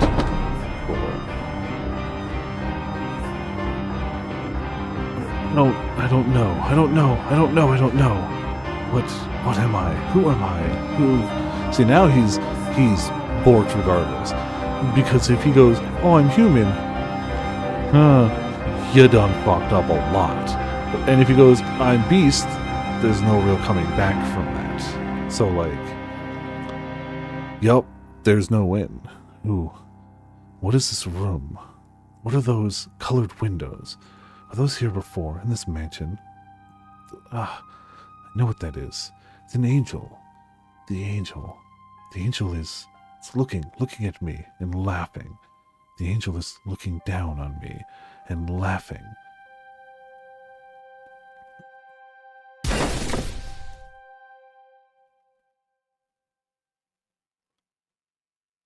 You okay there, Yukimasa? What are you doing? The angel is laughing at me. The angel. So the angel. You, where were you? I went to the kitchen to get a drink of water. You have nothing to worry about. I will not run away from you. I am not human, am I? I'm not a human. You are not a human. You are you. It's alright. I imagine it's quite disconcerting having lost your memories. But no matter what happens, you will always be you. That is truer than she knows. Don't be afraid. I clearly don't see where this is going, but cool. Are those the words of encouragement I truly wanted to hear? I mean, I'm assuming bad is where it's going. Am I afraid of being myself? I don't know. Don't think about it. I'm a beast with no memories. I also thought we were getting closer to the end.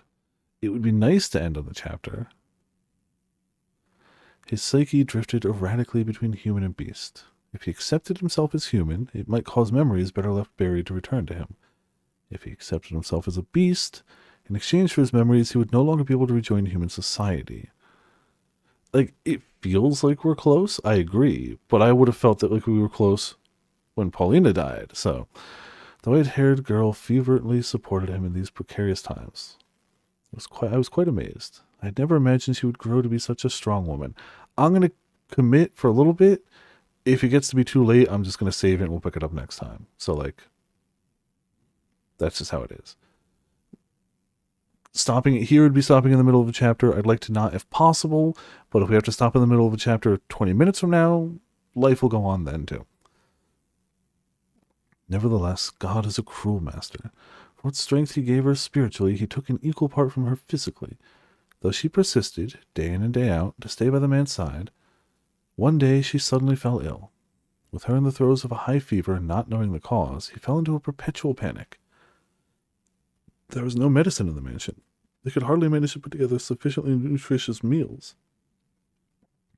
Though there was no medicine, maybe there was something else that could make her feel better. However, everything he could think of required him to leave the house. Hey. Is there anything you would like? Anything I would like? I'm considering visiting the village. I see. You're going to the village. Thought I might be able to get some medicine. I'd prefer to bring a doctor here, but no one would come if they learned you were in this mansion. So, I was planning to put on a disguise to enter the village as a person. The white-haired girl smiled when she heard his idea. She had, after all, always wanted him to think himself as human. However, because she was so pure-hearted, she did not comprehend the full extent of the slaughter he had confessed to committing, the revenge he had taken on those who had chased him around, how sinister his cackling and furious his reaping. She did not grasp just how serious it was. She had faith that Bestia had kindness in his heart. Oh, I'm sure he does somewhere. It's definitely outweighed, but I'm sure there's some. If you cannot get any medicine, then buy me some oranges, please. Oranges? This is a land blessed by the sun. You should be able to find some wonderful, fresh oranges. Will that make you feel better? Yes, it should. Scales are a little skewed, yeah. Okay. Bestia's mind was made up. He would don the skin of a human for her, to protect the peace he had. He would return to the place that left him with many painful memories. It was to him the source of his fear.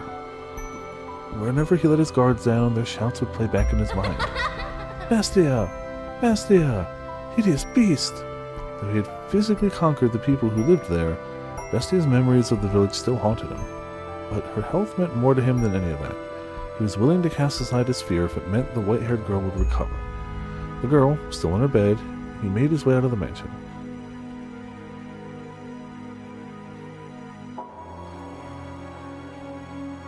He crossed the overgrown forest, pushing forward one step at a time, all the while trying to brush aside his apprehension, until he arrived at the village. I don't know why. This is where they called me a beast, where I was almost killed, and where I killed them. I look different than I did then, dressed differently too, but can I play the part? Can I act convincing enough human? I have no choice. There are no other villages. I can't let her die. Excuse me, could you answer a question for me? The village man is looking at me, only for a moment, but for me that moment is tortuously long. A faint look of panic crosses his face, perhaps in fear of my appearance. He's staring at me. Will he point his finger and call me a beast? Will the other villagers come to kill me? However, I haven't seen you around here before. He didn't recognize me. Yes, I come from a faraway land, and I am unfamiliar with this area, so... Ah, you're dressed like a nobleman, on a secret trip or something. Something like that. You look really pale, though. Searching for a doctor? Ah, yes, but not for me. My companion has come down with a fever. Sorry to hear it. Well, I'd love to introduce you, but he's out right now. And he won't be back for a few days. I see. And where might I be able to buy fruit? There's a shop just around that corner. Thank you very much. Don't mention it. Do take care, traveler. It's dangerous out there. I'm starting to attract attention, but not the same kind as before. They don't look at me with revulsion, hatred, or furious indignation. They're simply curious. This village feels different than last time. Could it have changed this drastically? Or is it because I really did look like a beast then, and now I look like a human? Don't know. Excuse me. Me? Yes. I would like to buy some fruit, some oranges. Oranges? Alrighty, just a second. The fruit vendor doesn't recognize me as the beast either. Any other year, they'd be a lot plumper than this. But this year we've had the end of the war and this whole mess with the beast, and it's just been crazy. If you'd like, how about you come back in a few years and try our oranges again? They'll be several times better, I assure you. I'll keep that in mind. You bet, that'll be... Sorry, I don't have any local currency. Would this suffice? What? How is...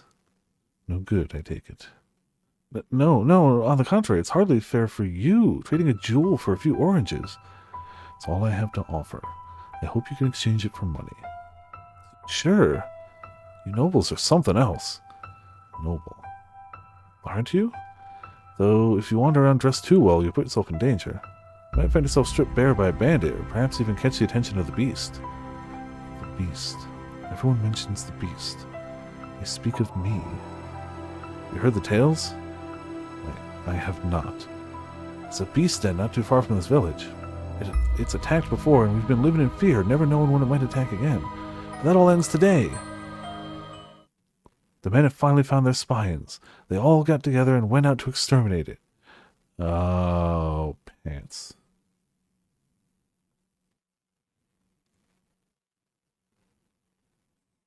What? And you'll never guess who's responsible. A kid, a little boy is spearheading the attack. Never would have expected a little kid to whip all our lazy, cowardly men into shape. Boy's the only one who knows where the beast's den. Ah, hold on. What about your oranges? The men have banded together, and they're going to kill the beast. Why now? Why when I'm not there? I am the beast. I'm right here, and I'm what you're trying to hunt. The only person at the mansion right now is her. He regretted not asking the food vendor how long ago the party set off, though what good would the knowledge have done him? He had to hurry back regardless. Loving this guitar out of nowhere, the sun was beginning to set, draping his surroundings in a deep blackness. As if to keep him from returning home, the night wrapped its hands around his head, covering both eyes. In what direction did he have to head to return to the mansion?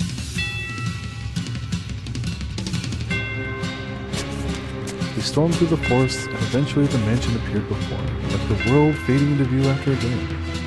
Bestia was a tempest in the night, blowing through the overgrowth towards the house. Please make it in time. I need her. I need the peace that she provides me. The last thing I want is for her to die. In the blink of an eye, he was through the door, charging down the mansion's halls. He could not sense anyone else inside, though. All he could hear was the whoosh of the wind blowing into the house from somewhere. It seemed the window was open. Where are you? Where have you gone? Answer me. Please answer me. He cried out the girl's name again and again until his throat was sore and his voice hoarse, but she did not respond. He rushed into her bedchamber. Hey, hello? Where are you? Where are you? Answer me. The man swung his head back and forth so hard he thought he might break his own neck. When he made it look down, he slipped, falling on his tailbone. He felt something slick on his hand, a sensation he would recognize anywhere. The liquid was still warm. No, it cannot be. It can't. It can't. It cannot be. Muttering incomprehensibly in fear, he crawled back through the door of her chamber and into the corridor. Like a genuine beast, he followed the trail of slippery fluid on all fours. The trail glimmered like red wine. It stretched down the hall, past the living rooms, smeared across the floor like it had been wiped down with a mop.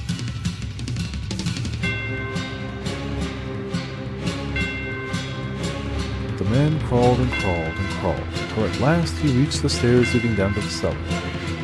The cellar where it all started, the ruby trail continued.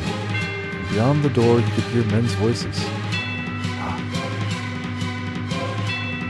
With a howl, the man stumbled down the stairs, throwing open the wooden door. His first impression was that the stench of blood was suffocating. And indeed, there he discovered the white-haired girl. He found himself unable to even scream. Her once porcelain skin was no longer even sickly pale. It was now the bloodless color of dirt. She was sprawled haphazardly on the cellar floor, dried blood stains around her half-open mouth. Those lips were, naturally, lacking the former rosy sheen. Her body was carved with an array of wounds, but the most prominent was the man's singular sword standing tall in her chest. This is the Bestia. He doesn't look the same. It's him. He's the same guy. He's the Bestia. Several villagers surrounded him at the behest of a young boy. gotten himself dressed up all proper and fancy, but good clothes don't make him a good man. Isn't that right, you bestia? No. You murderer! Why? Why did you kill her?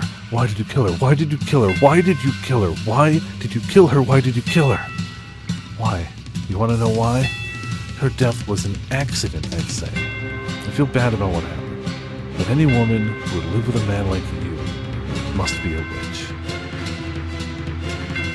Does that hurt? Are you hurting right now, you bestia? And maybe now you understand. You not only stole my parents and friends from me, you ripped the last shard of hope I had from my hands. Do you get it? Do you finally understand how I feel? Now, do you know how it feels to have someone you care about taken from you? Pauline, was desperately trying to find you. Why? Why would you kill someone so devoted to you? Do you understand what you've done? I'm asking you a question, you goddamn murderer. Yes, I see. Now I have nothing left. What? The man stepped forward, almost perfectly calm. His panic had vanished, as if it were never there. His eyes were disturbingly vacant. Perhaps the sorrow had overpowered him, beating his heart into quiet submission. No, that was not the case.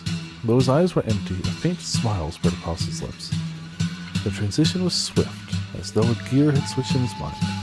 The boy and the other villagers were frozen in place at the sight. Before long, the man was standing before the deceased girl's body. And then he pulled the blade from her chest. I knew it. I really was a beast. What I wanted was a tether. What are you yammering on about? Didn't you care about that woman? Didn't you choose her over Pauline? Who you then threw aside and butchered? What is wrong with you? What was she to you? She was my servant. So what you're saying is they took your love, they took your land, but she's dead now. There's nothing you can do about that. Peace, calm, tranquility. The man's behavior was downright eerie, causing the boy to flinch back. Believing he'd had everything taken from him, and could not possibly lose anything more, was, I imagine, what had allowed him to stand up to the beast, the source of such crippling fear. Yet now he found himself unable to move. He found himself in the face of such an incomprehensible creature paralyzed with fear. The villagers were similarly dumbstruck. Not even I could understand his behavior. What the hell is wrong with you? How can you laugh at this? I don't get it. No indeed. I wonder myself. I don't know either. But you know what? Doesn't matter anymore. As every last one of my anchors has broken off and sunken into the sea.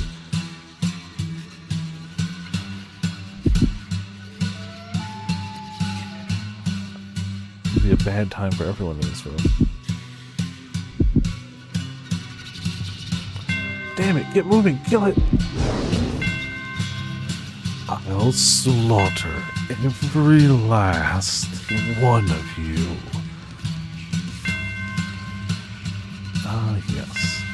My whole life, I've always wanted to kill.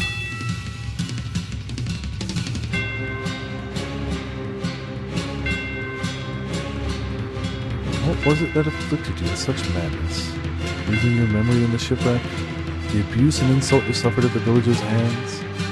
Or was it your grief at not being able to return to your homeland? No, none of those were the root. You were always like this. You always bore these twisted desires. You held these deep, constant urges to cause others harm. That is your essence.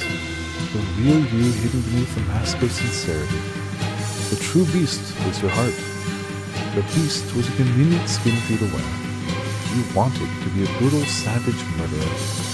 You never really loved the white-haired girl, or the black-haired woman for that matter. You were merely attached to them, fixated on the idea of a world of tranquility. You used this peace to anchor yourself to prevent you from drifting off into the ocean of your desires. You yearned to cause pain, while also hungering for the opposite, calm life. You idolized this idealized life, spent in quiet harmony with another, because you knew just how difficult it would be for you to attain. far more difficult for you than satisfying your cravings, but not impossible. I personally had hoped you would find peace with someone rather than descend into savagery. It may have only been superficial, but it would have been very human. But ultimately, peace slipped through your fingers, and no one was left to suppress your desires. You cannot, after all, hold them back yourself. What a tragic man. What a hopeless man you are. Yeah, that sure is a face.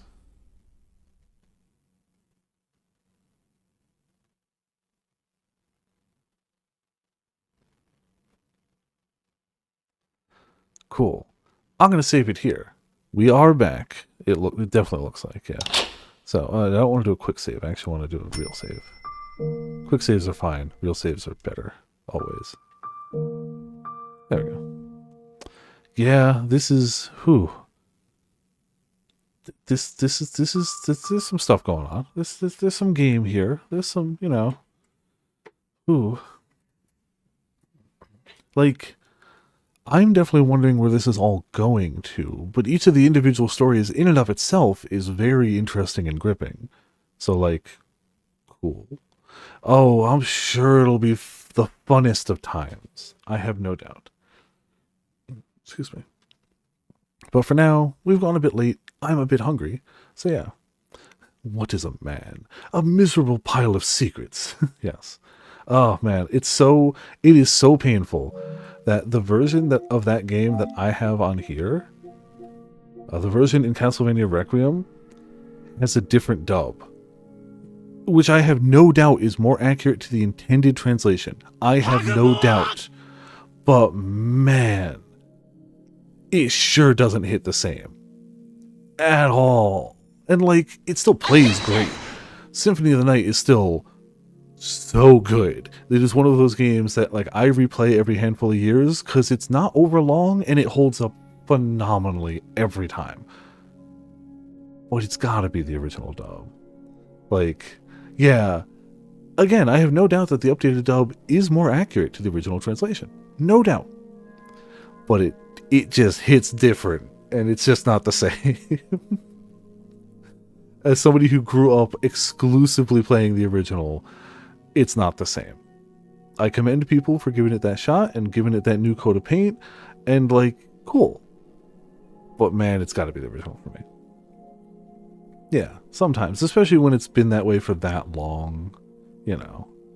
For now, though, we have ourselves a monster, a quote, a Discord, and you know what? He might actually be dead. I feel like that sums up the whole chapter. You know, a lot of the chapter, at least, not the whole chapter, a lot of it. Yeah. Tomorrow we're continuing Claire Obscura, Expedition 33. I will, however, I'm tempted to have Tuesday do Arc Tempered, but I'm really behind in Expedition 33, and it's selling really well and people are talking a lot about it. So besides the fact that technically it's sponsored and I'd like to fulfill that of like I should play through the game, I'm legitimately starting to get worried I'm going to get spoiled for it, and I don't want that. So I am going to really focus on it. So the plan for now is to do Saturday Monster Hunter again, because Arch Tempered is going to be up for at least a week, right? And maybe by then, I don't know. As much fun as it would be to do it day one, I'm going to commit to the Monday, Tuesday, Thursday Expedition 33, Saturday Monster Hunter, Sunday this. I think that's a solid plan. Oh, 2 weeks? Even better then. I feel like that is a good plan that I can commit to. And it works out in terms of me getting further in the game. I definitely am not going to finish it this week, but, you know, getting further in it while still having time to hunt Arc Tempered, because that's going to be fun too. I'm excited for that. But yeah. Up till May. Oh, yeah, it's up for a good ways then. Okay. I do know I will not be streaming on May 10th, Saturday, May 10th. It is a birthday party karaoke for Sandwich. So, I'm doing that. So, yeah. Definitely, I know I will not be here Saturday the 10th. But we'll make do. Things will work out.